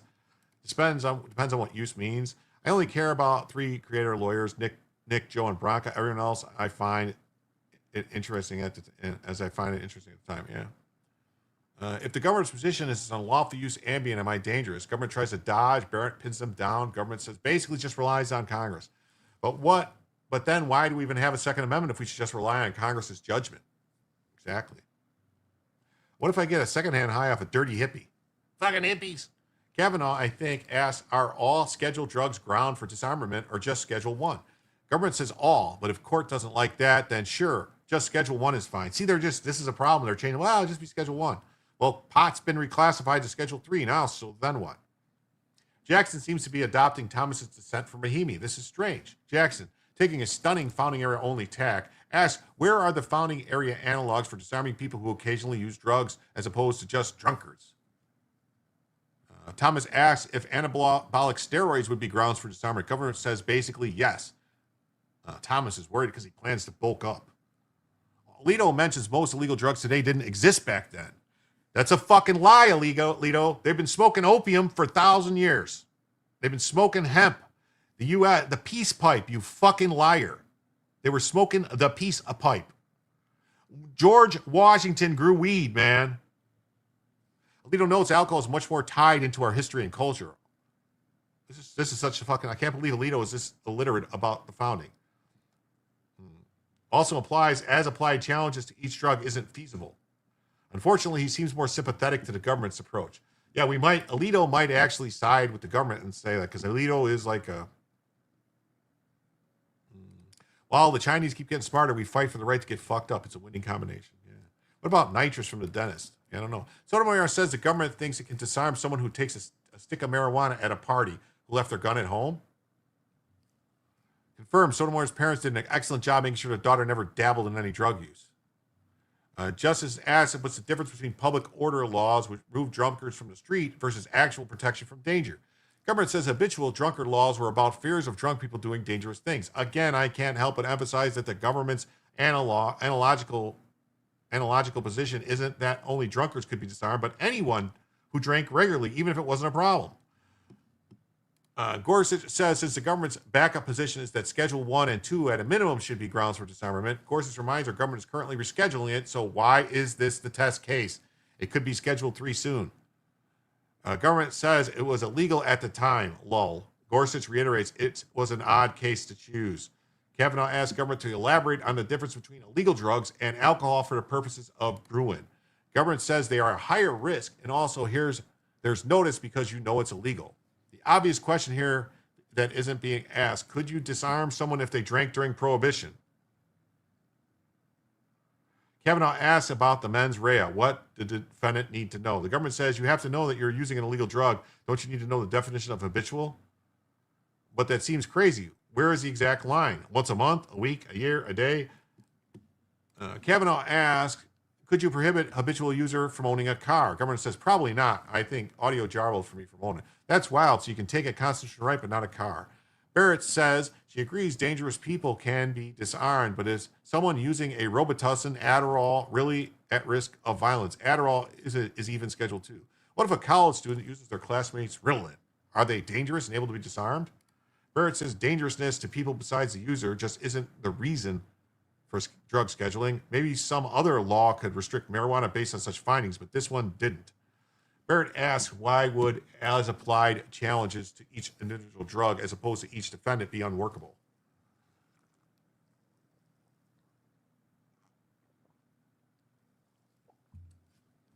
You say it sounds like the government is tanking the case on purpose? It's possible. If they wanted to, all they had to do was just say, yeah, no, we agree this shouldn't be like this, and just get rid of it. The car question tanked the whole argument.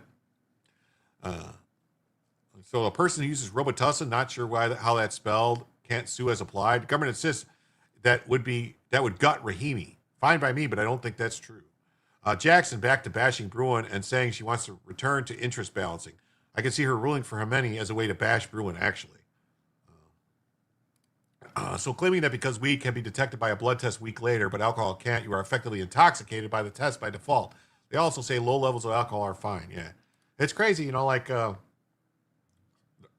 law the statute actually says habitual users, but the ATF has interpreted it to mean that if you do it one time, you're a habitual user.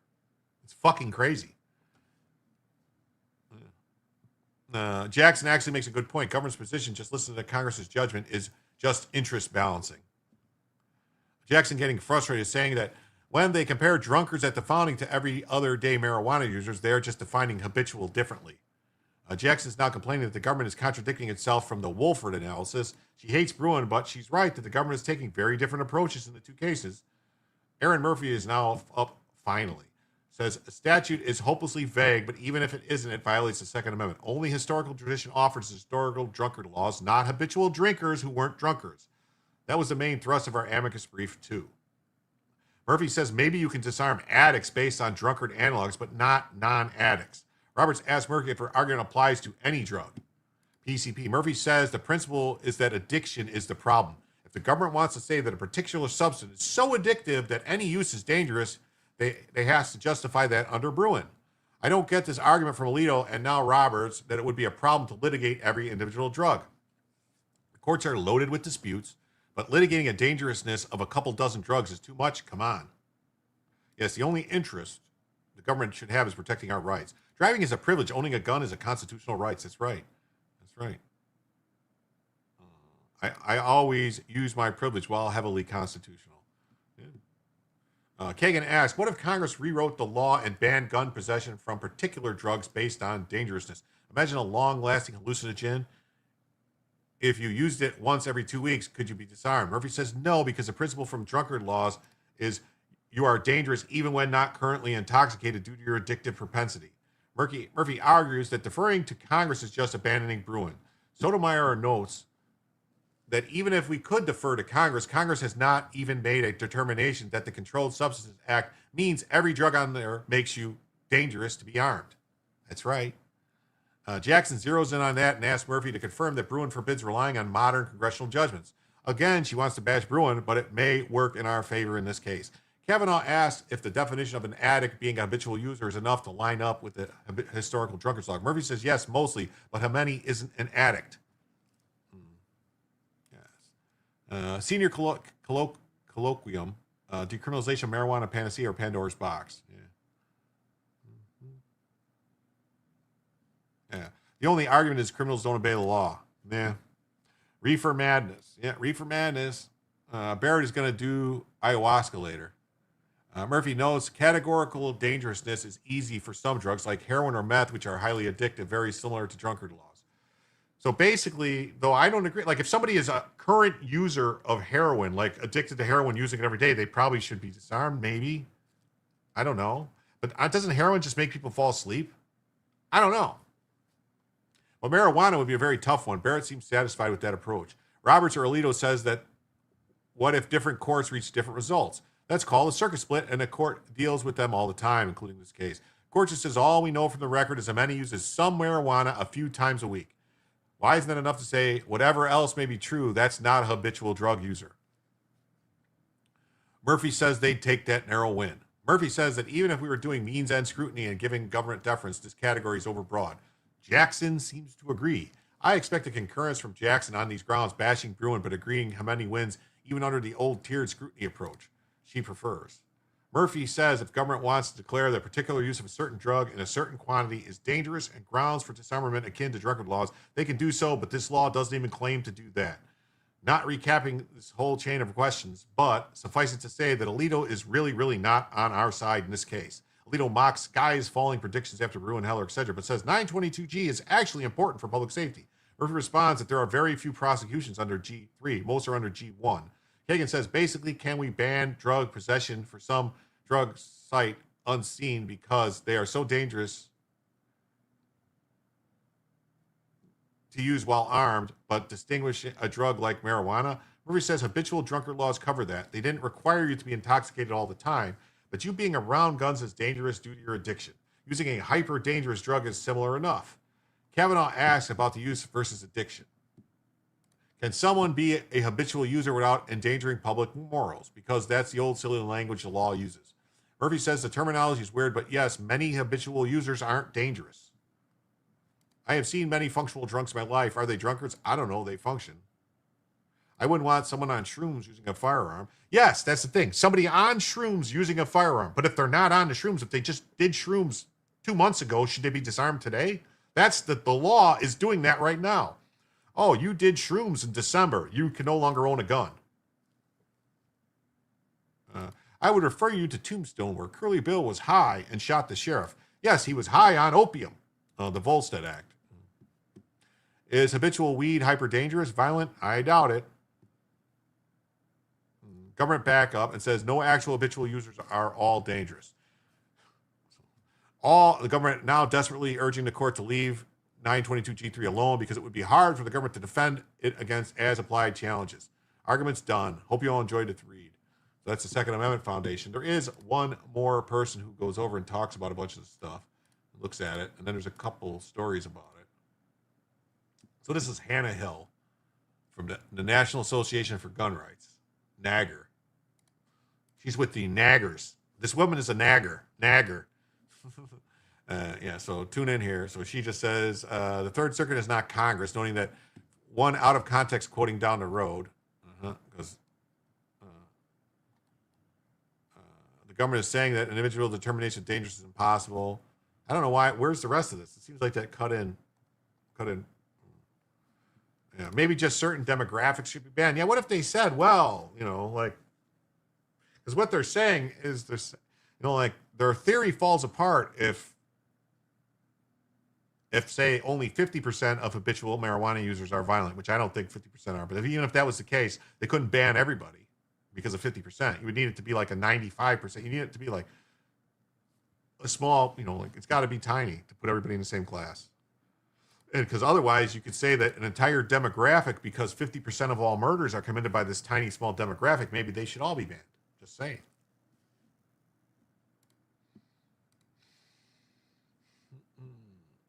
This is from NBC News. The Supreme Court leans toward a marijuana user's challenge to gun restrictions. Hunter Biden, the son of the president, was convicted under the same law before his father pardoned him.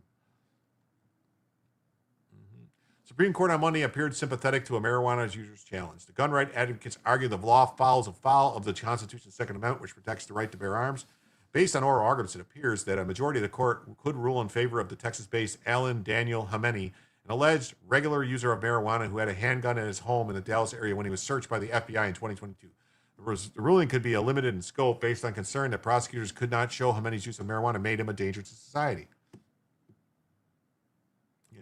I could make this argument better than the government. I wouldn't personally support it, but I could argue it better. Marijuana has two strains, the aggressive and the passive sides. Here's some unpopular shit. Marijuana alters your state of mind, so keep it on the schedule. Send the hate. All right, I don't disagree with that. But the thing, Joe, is that if somebody smokes marijuana once a year or twice a year, should they be banned from ever owning guns? I don't think so. He's dead, Jim says, I think all streamers should be banned from having fake dogs on wires. How would I make money then, Jim? Are you trying to make me starve? Do you want my grandkids to starve? You're trying to take all my money? How else am I supposed to survive without the, Bellavision gimmick? It's the person, not the pot. I watched Dave Chappelle and Half-Baked go to rehab for weed. Bob Saget had a greater comment. No hate, my nephew's on the streets, but a CBD vape gave me time to get to the hospital when I was hours away. Yes. KB, that's anecdotal. I've seen plenty of aggressive weed heads. In ancient Africa, it was common to make a potion that induced madness primarily from the aggressive strain. No, think of the kids. Won't you think of the kids? Won't you think of the children's? Won't you think of the children's? Well, I need to shave. I just realized that. I can see it. I can seize it. I can seize it on the cameras.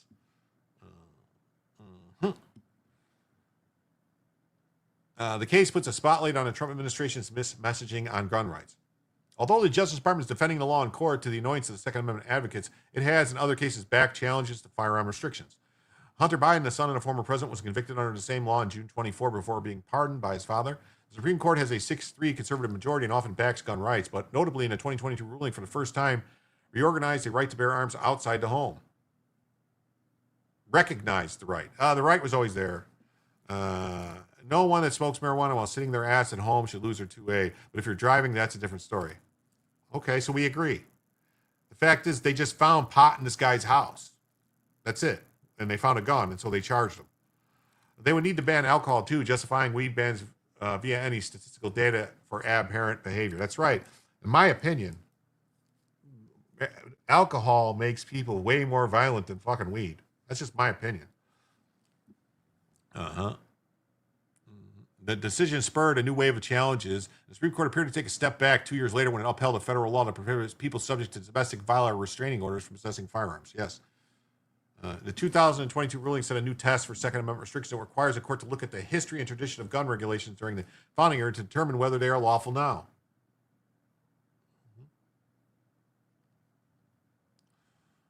Complicated in court's consideration of the Khamenei case is that millions of Americans regularly consume marijuana, which is legally available in many states. Marijuana remains illegal under federal law, but the Trump administration has taken steps towards reclassifying it. Monday's oral arguments showed, again, the Supreme Court's 2020 ruling has been difficult to implement. It wouldn't be difficult to implement if they just fucking followed it. Instead of trying to go, well, we like this law, we don't like these people. That's what it is. It's like, oh, we don't like these people, so let's do this. Yes, prohibition does not work. The mafia gained power from alcohol, cartels from weed, coke, and fentanyl. It's the cross-faded assholes that are dumb as fuck. Yeah, I agree. Real woke. Conservative Amy Coney Barrett, a member of the majority, questioned whether the law could be upheld based on comparisons with historical laws that temporarily disarm habitual drunkards. Well, if it only temporarily disarmed them, this seems like the law is different because this permanently disarms them.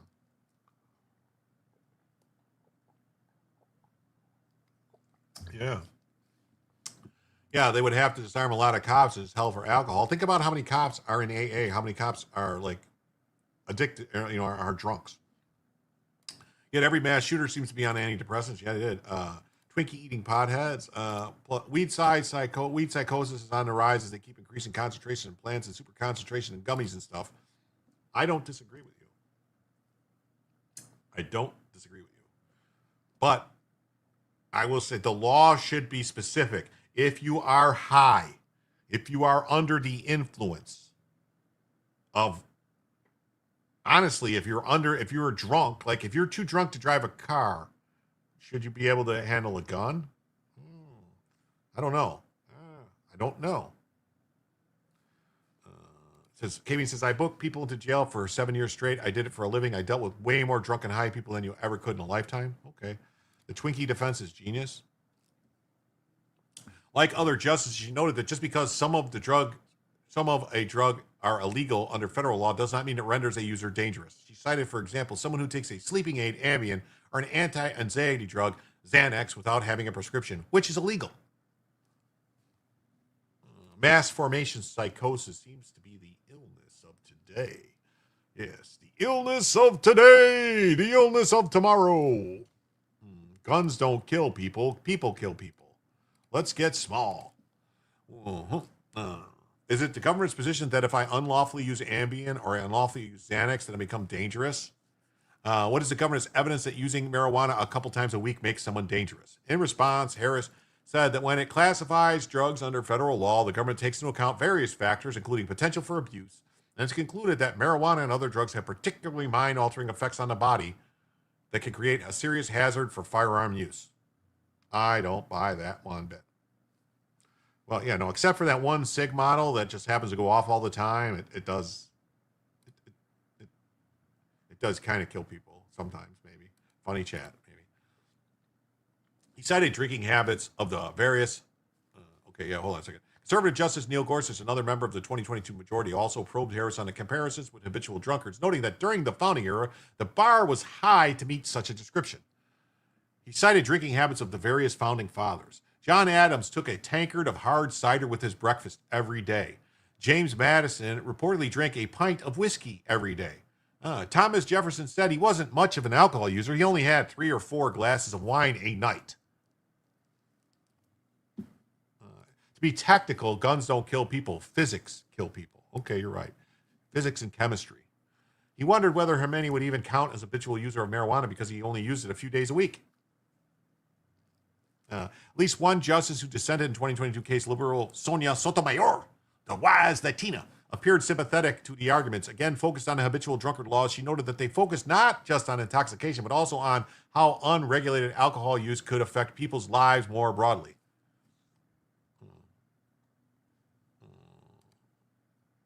No doubt I was saying no weed smokers aggressive comment. I know a bunch. You're lucky you never encountered them. Dealing with that is not what I did. I dealt with other stuff. Fed.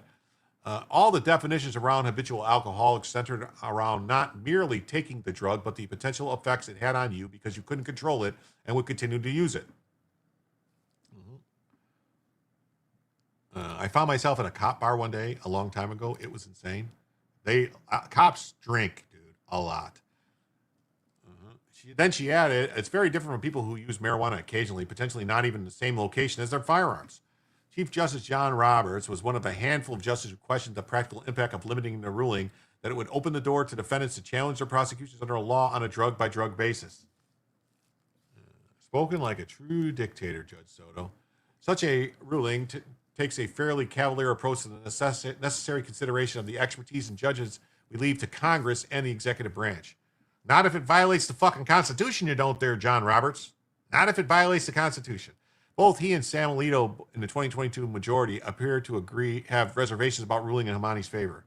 And don't do drugs. Yeah. When I was in the U.S. Army counterintelligence, I did work for the Defense Intelligence Agency and had to deal with the FBI, CIA, OGA, DEA, ATF, ICE, etc. Yeah, cops are just people. Yes, they are. Lower courts are divided over whether restriction on gun ownership for frequent drug users infringes on the Second Amendment. Khamenei successfully challenged his indictment in district court and in New Orleans-based Fifth Circuit Court. The law could not be constitutionally enforced merely because the government alleged someone is a regular drug user. The appeals court found, basing its ruling on an earlier precedent. The government instead must show the gun owner was under the influence of the drug at the time of the arrest. Prosecutors did not do so in his case. Cops have nothing on the functional alcoholics that make up the U.S. military. Well, yeah, one of the most famous generals in U.S. history, Ulysses S. Grant, was a fucking drunk. He drank a bottle of whiskey a day. I guess it's the feds who spied on people I don't like, really. Yeah.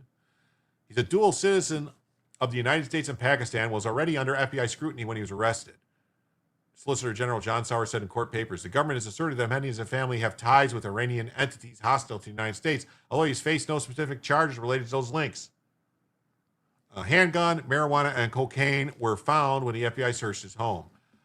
Monday is the second case the Supreme Court is considering. In January, the justice heard arguments over Hawaii's law that prevents people from carrying firearms onto certain private properties without permission. You can add combat war veteran. Yeah. The court also declined Monday to hear a new gun rights case on whether people who commit nonviolent felonies can be prohibited from possessing firearms. The Trump administration is also defending that law. That's crazy. That's fucking crazy that they're defending that law. That pisses me off. Nonviolent felons should not be prohibited from possessing firearms. It's only supposed to be dangerousness. That's it. If you're dangerous. That's it. If we want to be real, the true issue is not the drugs or the guns. It's a matter of the heart. The individual no longer cares for others. They only care about themselves. Dangerous. Yeah. I remember when there was 5 cents a beer at a bar in Berwyn bringing a handful of change. Wow. And there was also a bar called Salooni's on 79th Street that had nickel beer nights on Thursday nights. Sounds like he was a groomer. Never believe people who roll off their credentials for you. Mark Webb. Okay.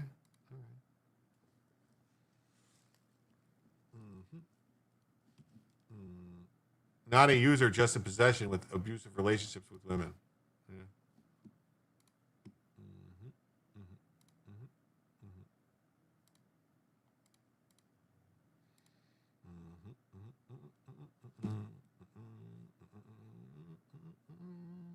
So we're going to jump into some stuff right here. We're going to get it done, and that's okay.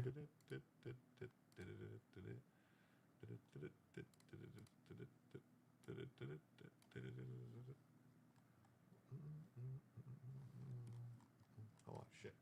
1 second.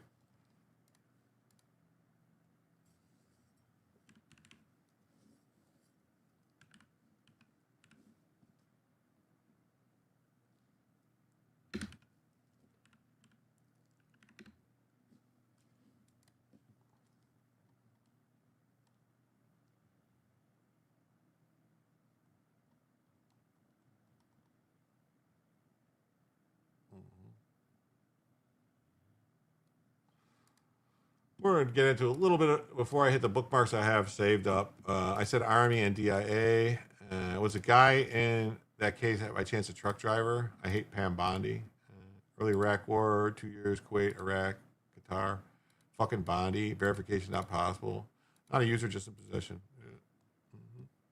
Spanberger effectively confirmed she won't honor ICE detainer for the illegal alien accused of killing a 41-year-old mother, Stephanie Minter, at a Virginia bus stop. The suspect had 30 prior arrests, including one for rape, but the governor says ICE needs to obtain a judicial warrant. Yeah, check this out. Virginia Governor Abigail Spanberger is going to notify DHS before effects releases an illegal immigrant accused of murdering a woman at a bus stop. I just heard from Spanberger's office. Right now, the U.S. Department of Homeland Security is calling on Virginia Governor Abigail Spanberger to notify ICE before Fairfax County officials release a man who's accused of murdering a woman at a Fairfax County bus stop. Well, I just heard back from Virginia Governor Abigail Spanberger's office on if she's going to do that or not. Here's part of the statement her spokesperson sent me. Quote, DHS should request a signed judicial warrant to ensure this violent criminal is deported. I'll read that again. DHS should request a signed judicial warrant to ensure this violent criminal is deported. So right now, ICE lodges detainers. Those are notices to local jails saying, hey, we want to come pick up this individual so we can proceed with immigration consequences. It might be deportation, might be something else. But Virginia Governor Abigail Spanberger is now requiring ICE to take the extra step to overcome an extra hurdle by going to a local criminal judge to get a criminal warrant in order for the local sheriff to hand over this individual who has more than 40 charges against him, an arrest record of more than 30 arrests, to get the local sheriff to hand over that individual to ICE. The Fairfax County Sheriff simply could choose to hand this person over to ICE, but Spanberger is saying that ICE should get a signed judicial warrant instead. Let us know your thoughts. Wow, right? That's crazy. Like, we've been through this. So the man who was charged with killing a woman at Fairfax County bus stop is an illegal alien.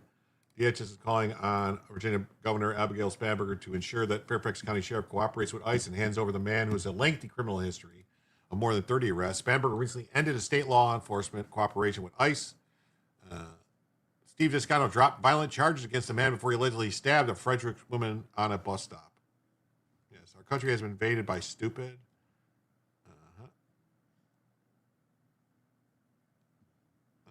Yeah, I keep saying we fucked in Virginia. Yeah, Virginia's fucked. This bitch is crazy. Yeah, the man, Abdul Jalala, is charged with murdering a woman in Fairfax County. He's accused of stabbing Stephanie Miller at a Frederick bus stop. A court record search shows that he has been arrested for violent crimes in the past, but Fairfax County Commonwealth Attorney Steve Descano dropped the charges and let the man go free. This is far from the first time something like this has happened under Descano's range. Yeah. Descummo. This woman was killed. It's fucking horrible, man. Fucking horrible. Fucking horrible.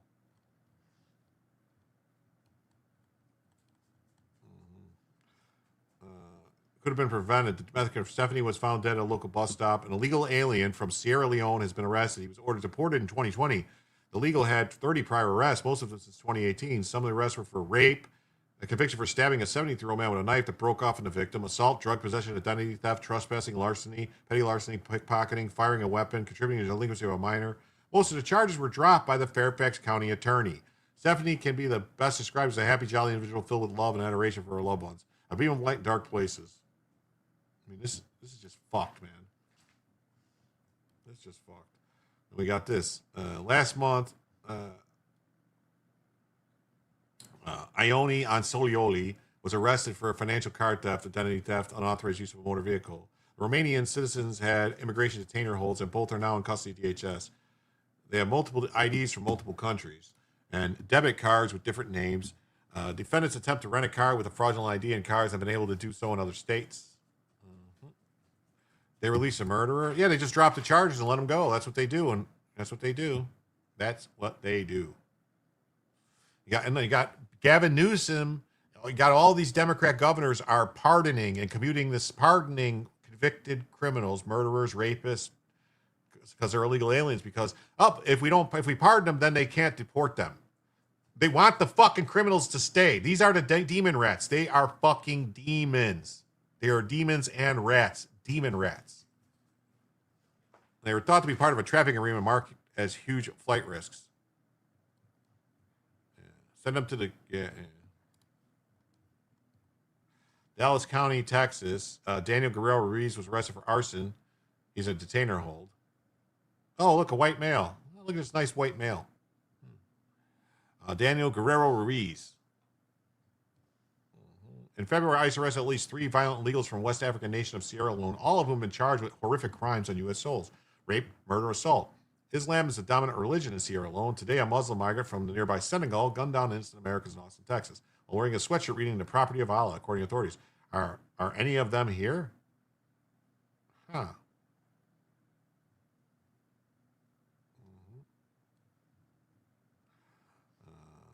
We saw this one, these guys. Darwin Quintela Dabon was arrested under the Computer and Electronic Pornography and Child Exploitation Prevention. He's an immigration detainer hold. Oh, race, white or Caucasian. What do you know? 3 men caught with 12 pounds of cocaine and guns, now on immigration detainer hold. A narcotics investigation has led to the confiscation of over 12 pounds of cocaine and nearly 1 pound of meth, 1 pound of fentanyl, and 4 firearms. 3 men are arrested after a kilo of cocaine is found in a vehicle. Officers stopped a truck on Murfreesboro Pike and Bell Road on Tuesday. After a search, police found the cocaine along with a pistol and money counter. Investigators later went to the suspect's home where they found 2 more men packing cocaine, meth, fentanyl, and 3 guns. All 3 men involved are facing several charges. 3 men are arrested after a... Yeah, he's dead, Jim. I agree. These government people need to start being charged as accessories in these people's crimes. Drop the charges on a murderer, accessory. Yeah, like they could. There is laws they can charge them with and say, like, no, you're responsible for any crimes these people commit. You could say, you're responsible. You're responsible. You're responsible for all the crimes they commit. They commit crimes, you commit them crimes, you're responsible for those crimes.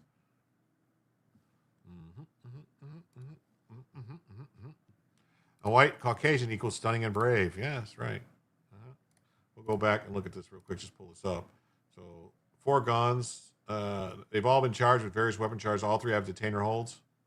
Yeah, just like 3 white men, right? Another 3 more white men. 3 more Caucasians, right? Oh, yes, white male. Look, white male right here. White male. Another white male. And another white male. What do you know? Oh, they're all white males. What do you know? Yes. Yeah. Arulo Rivas, Gachucho Zamora, and Franklin Rodriguez. Yes. They all look white males to me. Wow. Davidson County, Tennessee, narcotics. Oh, here it is. Yeah. Okay, that was it.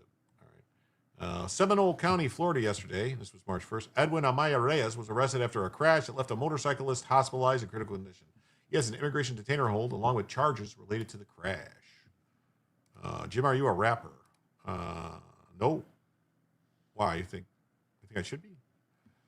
I tell you, the ICE holds in jail that my name was Deputy Frijolita. Hey, what's up, Espranizzi? Espranizzi, I don't know, Espranizzi?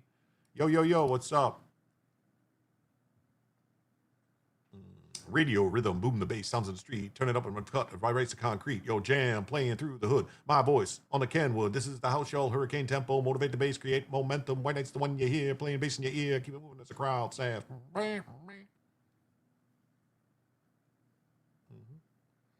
Back in 08, we went back to AC because I'm an idiot. Okay, what's up? So this is, investigators say there was blood spatter on the hood. A man raised his car and accused him of rear-ending the motorcyclist while driving with a BAC of .215. Troopers say he was found in nearby woods after fleeing the scene of the crash. Oh, another white male. Look at him, another white male. Wow. White male, white lines running through my mind. All the while I'll think of you. White lines.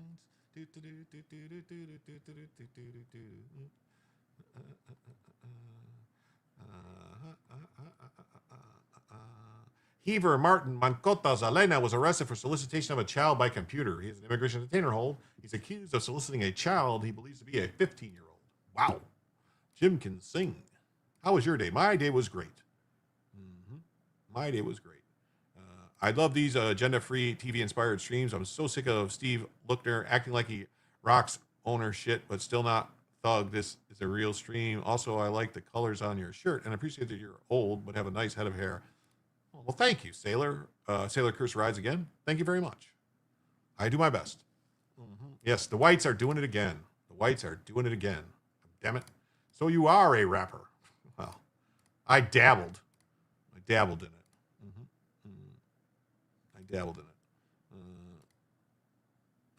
I did it to myself. I loved it until Afghanistan. That's a fifth world country. Well, I appreciate that, Sailor Curse Rise again. I do my best.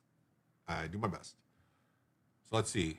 So Mancando Zaraila Rev. He's a white male. Another white male. These fucking whites, man. Dab raps. That's right. These fucking white males. I mean, these whites, man. I don't know what's with these whiteys, man. Fucking crackers doing all this shit, breaking these laws. Knock it off. Cracker damn cracker asses. Knock it off. Just because it says he's white doesn't mean he's white. He's Mexican. Skewing the crime data by labeling him as white. It's crazy because they keep saying that we keep trying to deport all these brown people, you know, all these brown people, but every fucking one of these says they're white. You know, just saying. That's it. I'm never dating another white male. Well, I guess, you know. Whitey's sneaking in. Yeah, they keep doing it. Damn whiteys. Yep. Just saying, if all the crime data keeps saying they're white, why is everybody complaining that we're deporting brown people? Make up your mind. Why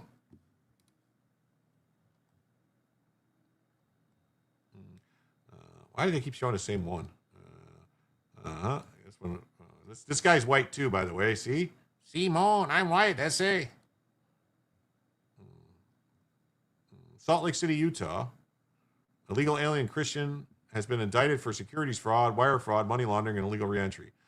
It's alleged that he collected approximately $1 million from approximately 30 investors in a Ponzi scheme. Oh. Christian Montiel Calleat, 45, of Mexico, was living in West Valley City, Utah, when the authorities took him into custody on January 29, 2006, following a federal grand jury indictment the day prior. According to the allegations and court documents, beginning in about 2021, yeah, he looks white. Yeah, he does. Looks white. So Jim is a dabbler, Fargo justice, toes first, slow speed. Yes. Yes.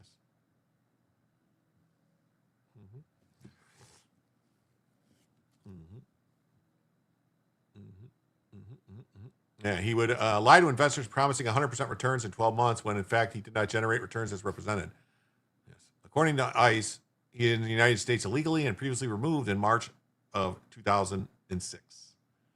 Yeah, and I'm sure all the demon rats want you to get a judicial warrant for this guy, too. You know, no, all of them. Got to get a judicial warrant. Got to get a warrant, even though the law specifically says you don't. They wrote the law for all this, and they took it away from the district courts.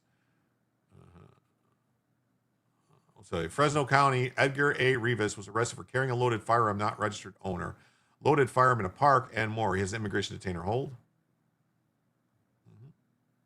Deranged illegal alien arrested in South Carolina for impersonating a police officer and pulling over cars while armed with a gun. Police are sending blue lights. If you don't think he was going to pull over a girl and rape her, then you're not paying attention. We're learning new details this afternoon about a man Greenville police say impersonated an officer. Back on January 21st, police responded to reports of a person conducting traffic stops. What? And after investigating, 57-year-old Jose Bello was confirmed not to be a law enforcement officer. Then, while executing a search warrant on Caledon Court, detectives found multiple weapons, ammunition, badges, and other law enforcement style gear. You can see it there on your screen. Bello's vehicle was also equipped with blue lights. Police say he received a $5,000 surety bond and was arrested Thursday. He now faces several charges regarding the operation of an armed security business without the proper licensing, as well as 6 counts of possession of firearms by an unlawful alien. We're learning new details. Oh, wow. What do you know? What do you know? Hold on a second. Somebody posted something in the chat I have to pull up. So this Sailor Curse Rides Again says, breaking news. Fox News host Greg Gutfeld was assassinated at a Los Angeles club last night. Authorities report gunfire erupted during an event. Suspect at large. Investigation ongoing. Thoughts with his family and colleagues. If that's true, that's horrible. They just had a kid. They just had their first kid. Badges Badges? We don't need no stinking badges. Is that real? I don't know. I'm going to look into it right now. Wait, what? I'm going to look into that right now. Hold on. Let me look into it right now. Greg?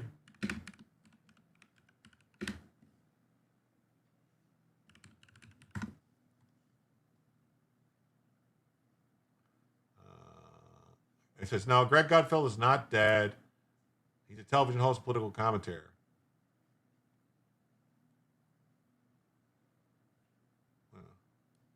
So it says no. Nothing comes up. So nothing comes up. Nothing comes up about Greg Gutfeld. I was there. It just happened. I'm hiding in the bathroom from police right now. All right, now I'm starting to think you're a troll, dude. Why would you be watching my show, hiding in the bathroom, tweeting me with people being shot? I think he's saying Gutfeld, the Fox News Gutfeld. I don't. Almost every illegal alien booked in a jail been deported 6 to 12 times. I did it for you. Oh, okay, good. All right. Yeah, total bullshit. Okay. It would be world news. It would be everywhere.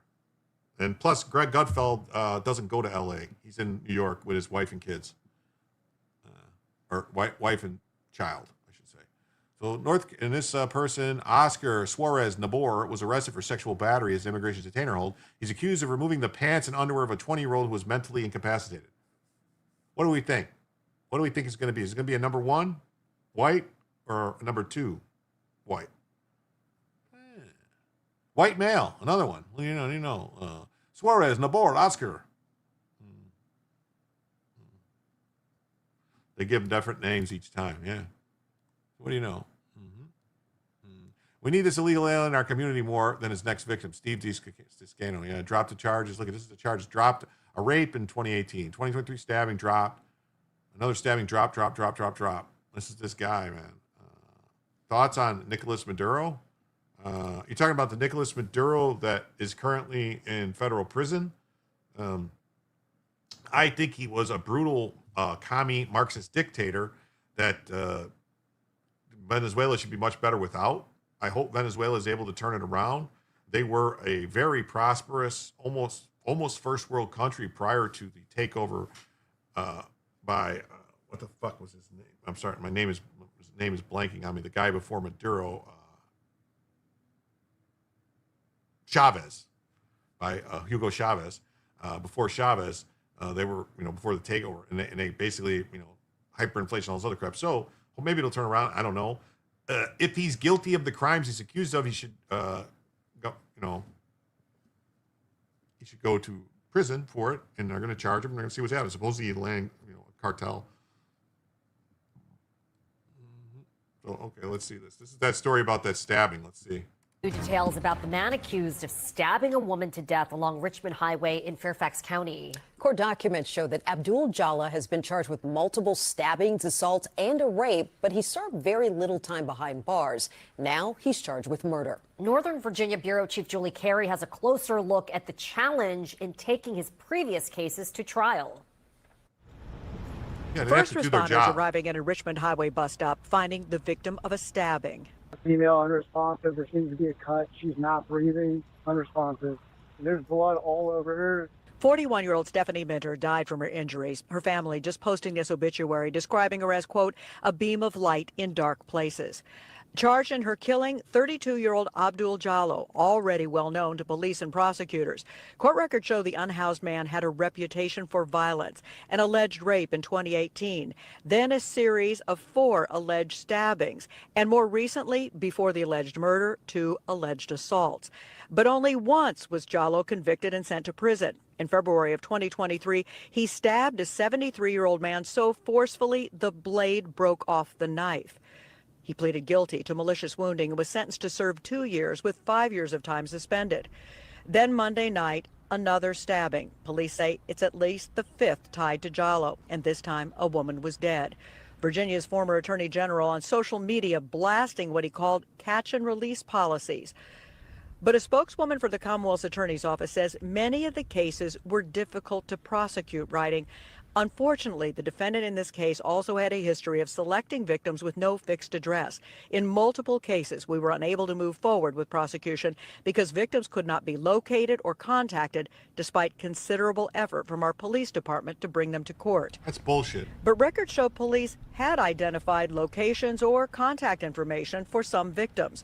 Chief Kevin Davis writing in a statement, "We respect the criminal justice system and the distinct roles and responsibilities of each entity within it. In previous cases involving this defendant, our officers and detectives conducted thorough investigations, made lawful arrests, and presented evidence for prosecution. At least. The court outcomes are in no way related to any shortcomings associated with the FCPD."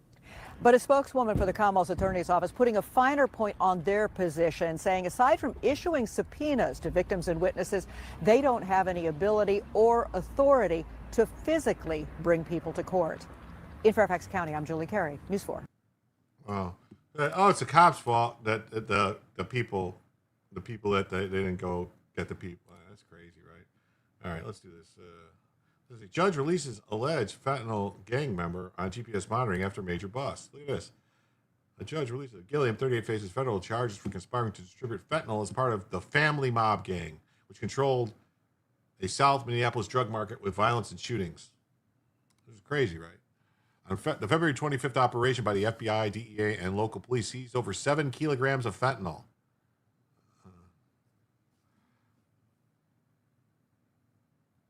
Millions of lethal doses and led to 11 arrests out of 12 targets. Prosecutors sought detention, citing the gang's ruthlessness, but Magistrate Judge Elsa Bullard ruled GPS monitoring suffice, sparking widespread criticism online over public safety and opioid crisis.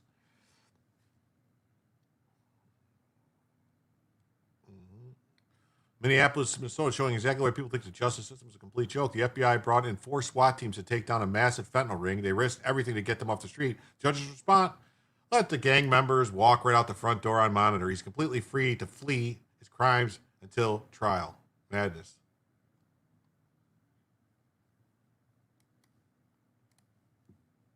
Is LaKendrick Gilliam. Is there anything you'd like to say about the family mob? Gilliam can go home on electronic GPS monitoring until his trial. Federal prosecutors asked for detention, meaning keeping him in jail in this case, but Magistrate Judge Elsa Bullard said that wasn't necessary. Rayshawn Taggett is charged along with Gilliam in this portion of the big family mob bust the feds made last week, arresting 12 people in all. Gilliam allegedly sold 150 grams of fentanyl to a confidential informant for $20,000, just a small portion of what his co-defendant allegedly gave him. U.S. Attorney Daniel Rosen said the family mob was operating an open-air drug market around Lake Street and Park Avenue in South Minneapolis, trafficking fentanyl and meth. The FBI brought in 4 SWAT teams from around the country to make the bust, seizing 11 pounds of fentanyl, 6.5 pounds of cocaine, and 13 pounds of marijuana. I'm Lou Ragoose. Follow for more news. And the judge just let them all go. The judge just let them all go. It's crazy. Our judicial system is broken big time. Yeah. This is crazy. Exposing street chaos and idiots. Yeah. All right. Let me do this. Go like this. I'm going to do this. Air Force Sergeant investigated for anti-Trump video in uniform. Iran woman team stands silent during anthem at Asian Cup. Let's see. Do this. Let me do this. Bookmarks. All right. I got a bunch of these I wanted to go through.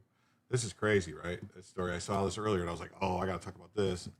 Do you like America? I love America. All drugs should be legal. Sure, definitely. Hello. Hey, what's up? How you doing, Heidi Buckle? No, you don't-y? What? I'm sure he told the judge, trust me, bro, it's fine. Oh, no, this dude hates America?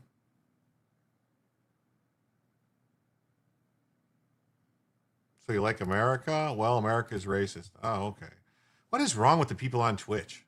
I'm really starting to think Twitch is just a bunch of fucking retards.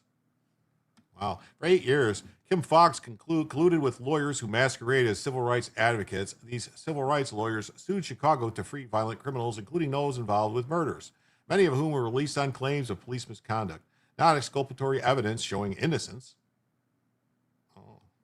Oh, you're going to report me for the R slur? Oh, good for you. You know what, dude? How's this?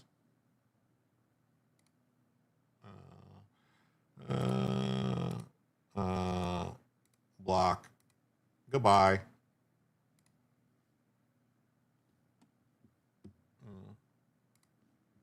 Bye-bye.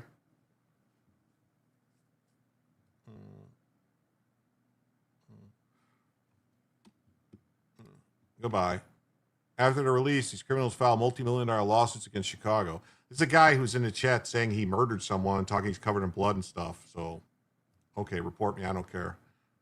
These lawsuits have cost Chicago $1.1 billion since 2008. Fox may be gone, but well over 200 wrongful conviction lawsuits are pending that could cost Chicago billions more.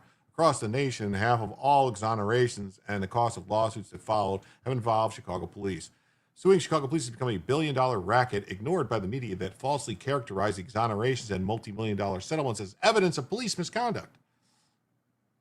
Demands a DOJ investigation. Violent criminals are released and many become millionaires. Chicago taxpayers are getting fleeced when you cast your ballot for Cook County Board. Remember, it was Tony Preckwinkle who handpicked Kim Foxx to carry out the exoneration racket.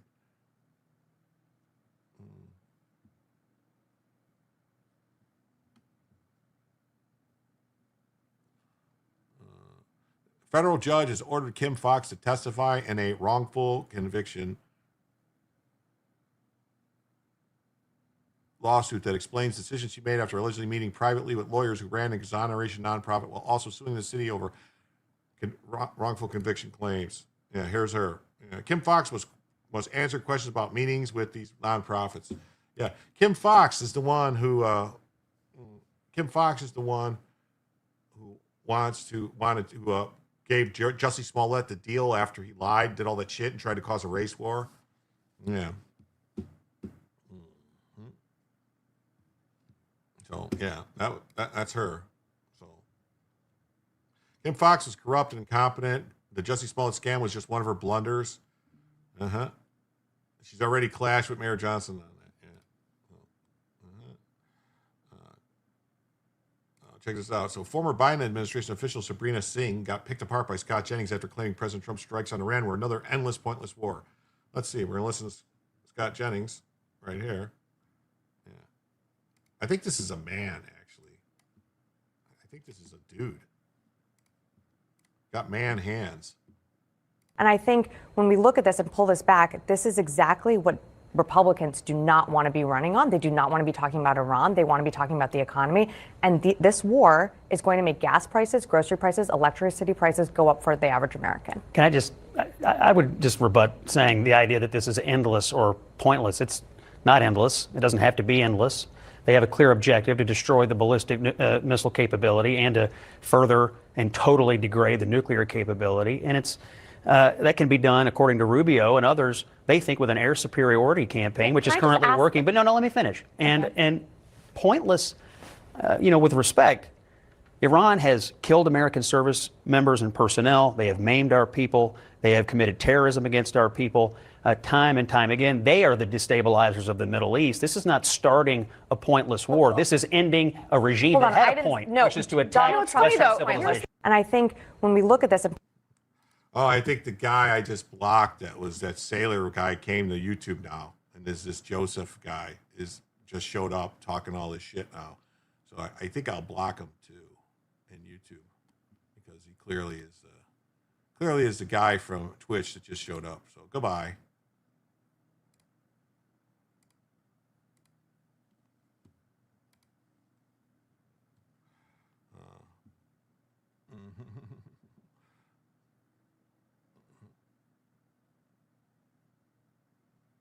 Why are these people so well spoken about things that have been bombed upon us all of a sudden? You were bombed upon? You were bombed upon?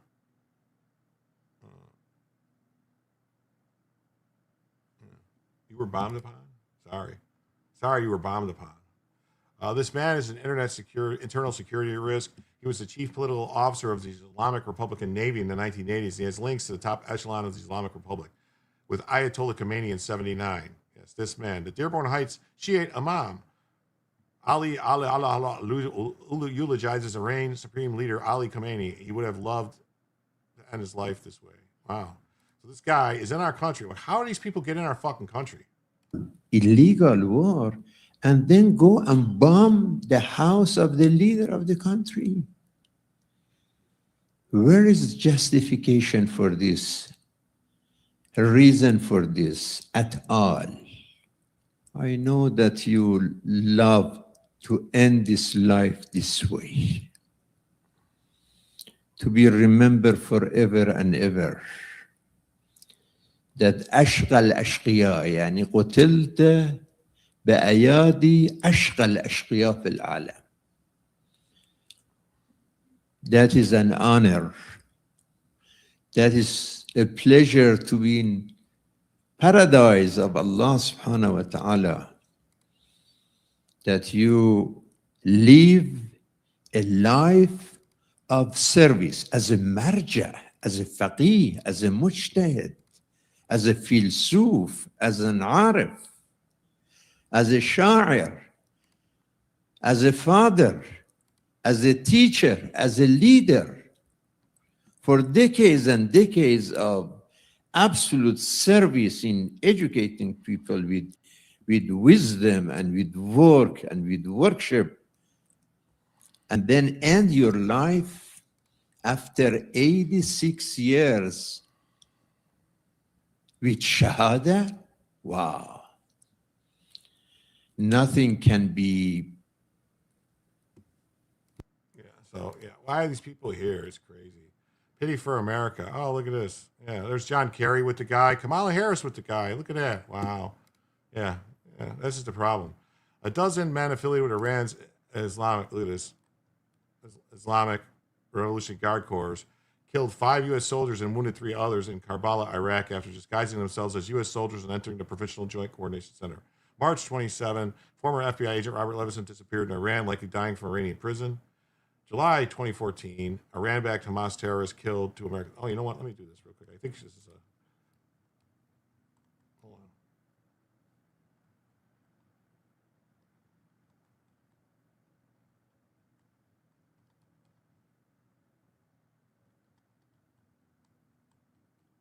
It's like 1 or 2. There's a whole list of things.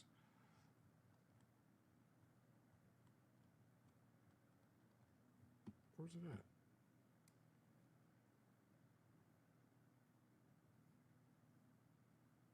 Where is it? Damn it. Whatever. So we'll go back. So she's listing off all the things that Iran has done. 2015, Hamas terrorists killed American citizen and wife in a drive-by shooting in the West Bank.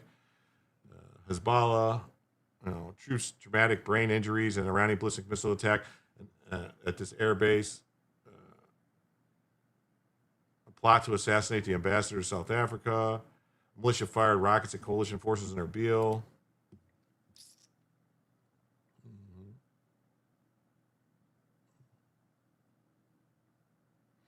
Good night, Child of the King. Great to see you. Thanks for being here. I'm sick of tolerating people that hate us, definitely. Who was the president of Iran after the embassy takeover? Majin was the student organizer. Yeah, that guy. No, you're talking about Ahmadinejad. He was the head of the school takeover, and it took over the embassy, and he became president. Ahmadinejad. As a boot smear. Yeah.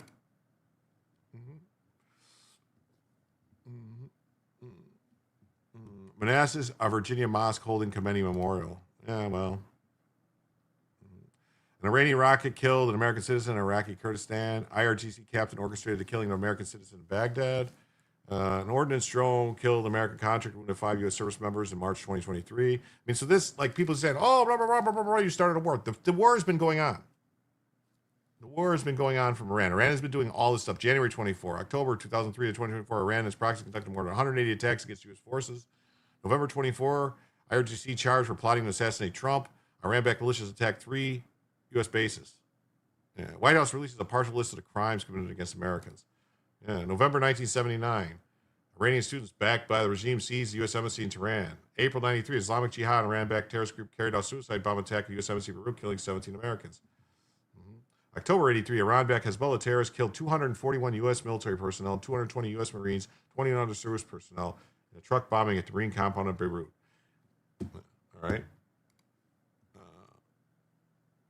Iran-backed Islamic Jihad terrorists kidnapped CIA station chief William Buckley on his way to work in Beirut, ultimately killing him the following year.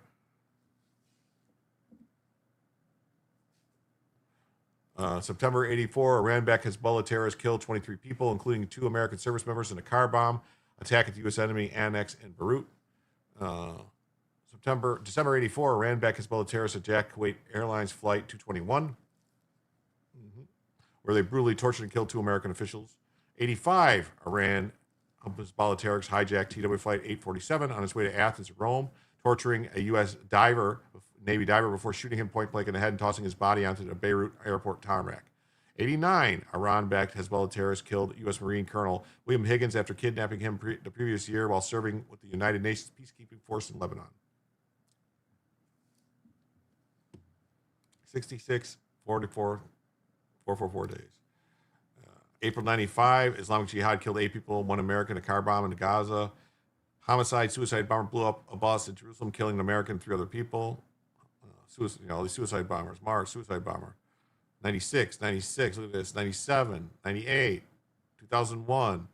Iran-backed Hamas terrorists blew up a Jerusalem pizza, killing 3 Americans. I mean, 2002, 2003. I mean, it's just crazy. So Iran has been at war with us for 47 years. For 66,444 days. Long time. Long time.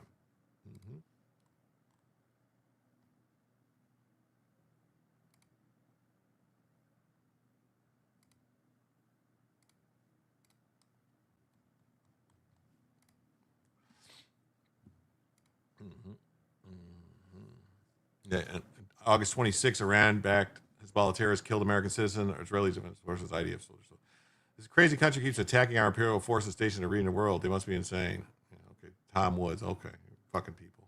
And also, every single list of Iranian crimes against Americans starts in 79 and never includes the fact that the CIA overthrew the democratic elected government in 53 on behalf of the oil company BP.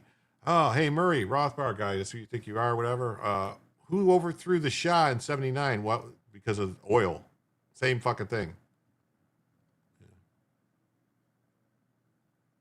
Oh, the CIA overthrew this. The CIA did this. It was actually, why would the CIA overthrow them over BP? That would be the British government, not the CIA. Just saying. In my opinions. So, all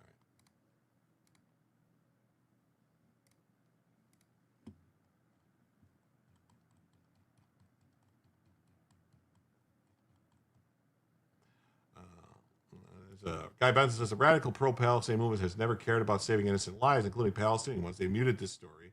They're too busy openly siding with Iran's regime. They supported the butchers of Tehran and Hamas because their number one agenda is destroying the West. Iranian missile hits Jerusalem's main Palestinian hospital, East Jerusalem's main Palestinian hospital, Al-Maqsid, now closed. Oh, what do you know? So the Iranians bombed. هاي سكروا باب المقاصد. والله واقع شظية بالله كبيرة بالمقاصد. Why would they do that? حبيبي. That makes no sense. That's crazy. الله شظية Almost like they don't give a fuck about anybody. هاي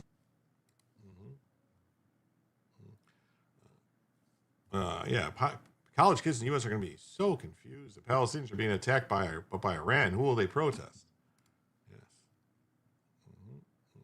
It's amazing how quiet the pro-Palestinian mob is. You'd think they'd at least be telling Iran that you shouldn't fire ballistic missiles and drones indiscriminately. But alas, of course, they know their true face. It has zero to do with peace or humanitarianism. Despite bosses' refusal to cooperate with ICE, another child predator was removed from Mayor Wu's streets. Here we go. Ready? On February 27th.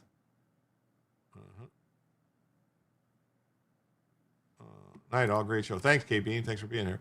February 27th, ICE Boston arrested Thiago Coelho dos Santos, a criminal legal alien from Brazil.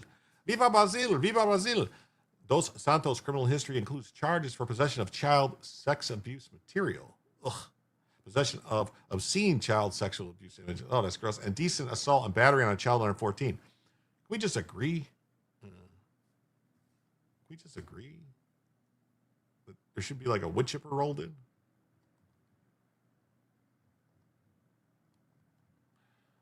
ICE ERO Boston will continue to prioritize public safety by removing criminal aliens who commit such violent, disturbing acts against the most innocent members of our community. Yes. Bless your boy, wood chipper. Wood chipper, rolling the wood chipper. Yet they refuse to honor ICE holds. It's crazy, right? I mean, just from that hairdo, he should go into wood chipper. The father of one of the teens, check this out. The father of one of the teens accused of raping a 12-year-old girl brings out the race card and blames everyone else. The mother's victim speaks.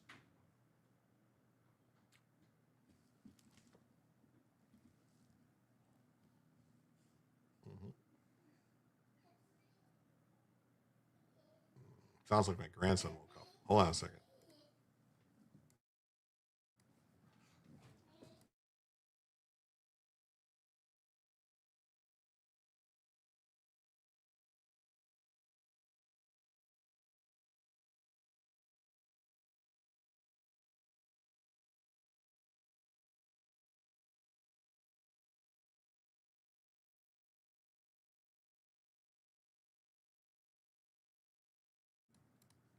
I apologize, everybody.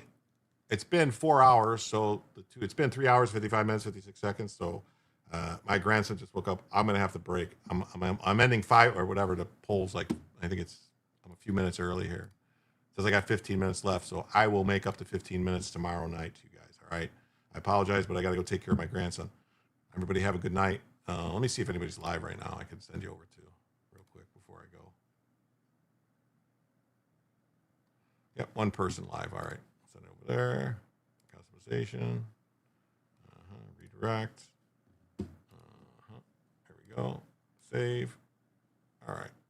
All right, everybody. I want to thank you all for being here. I'll see you all tomorrow night. I'm going to be on Joe's stream, and then I'll have my own stream after Joe's. All right. Have a good night, everybody. Take care.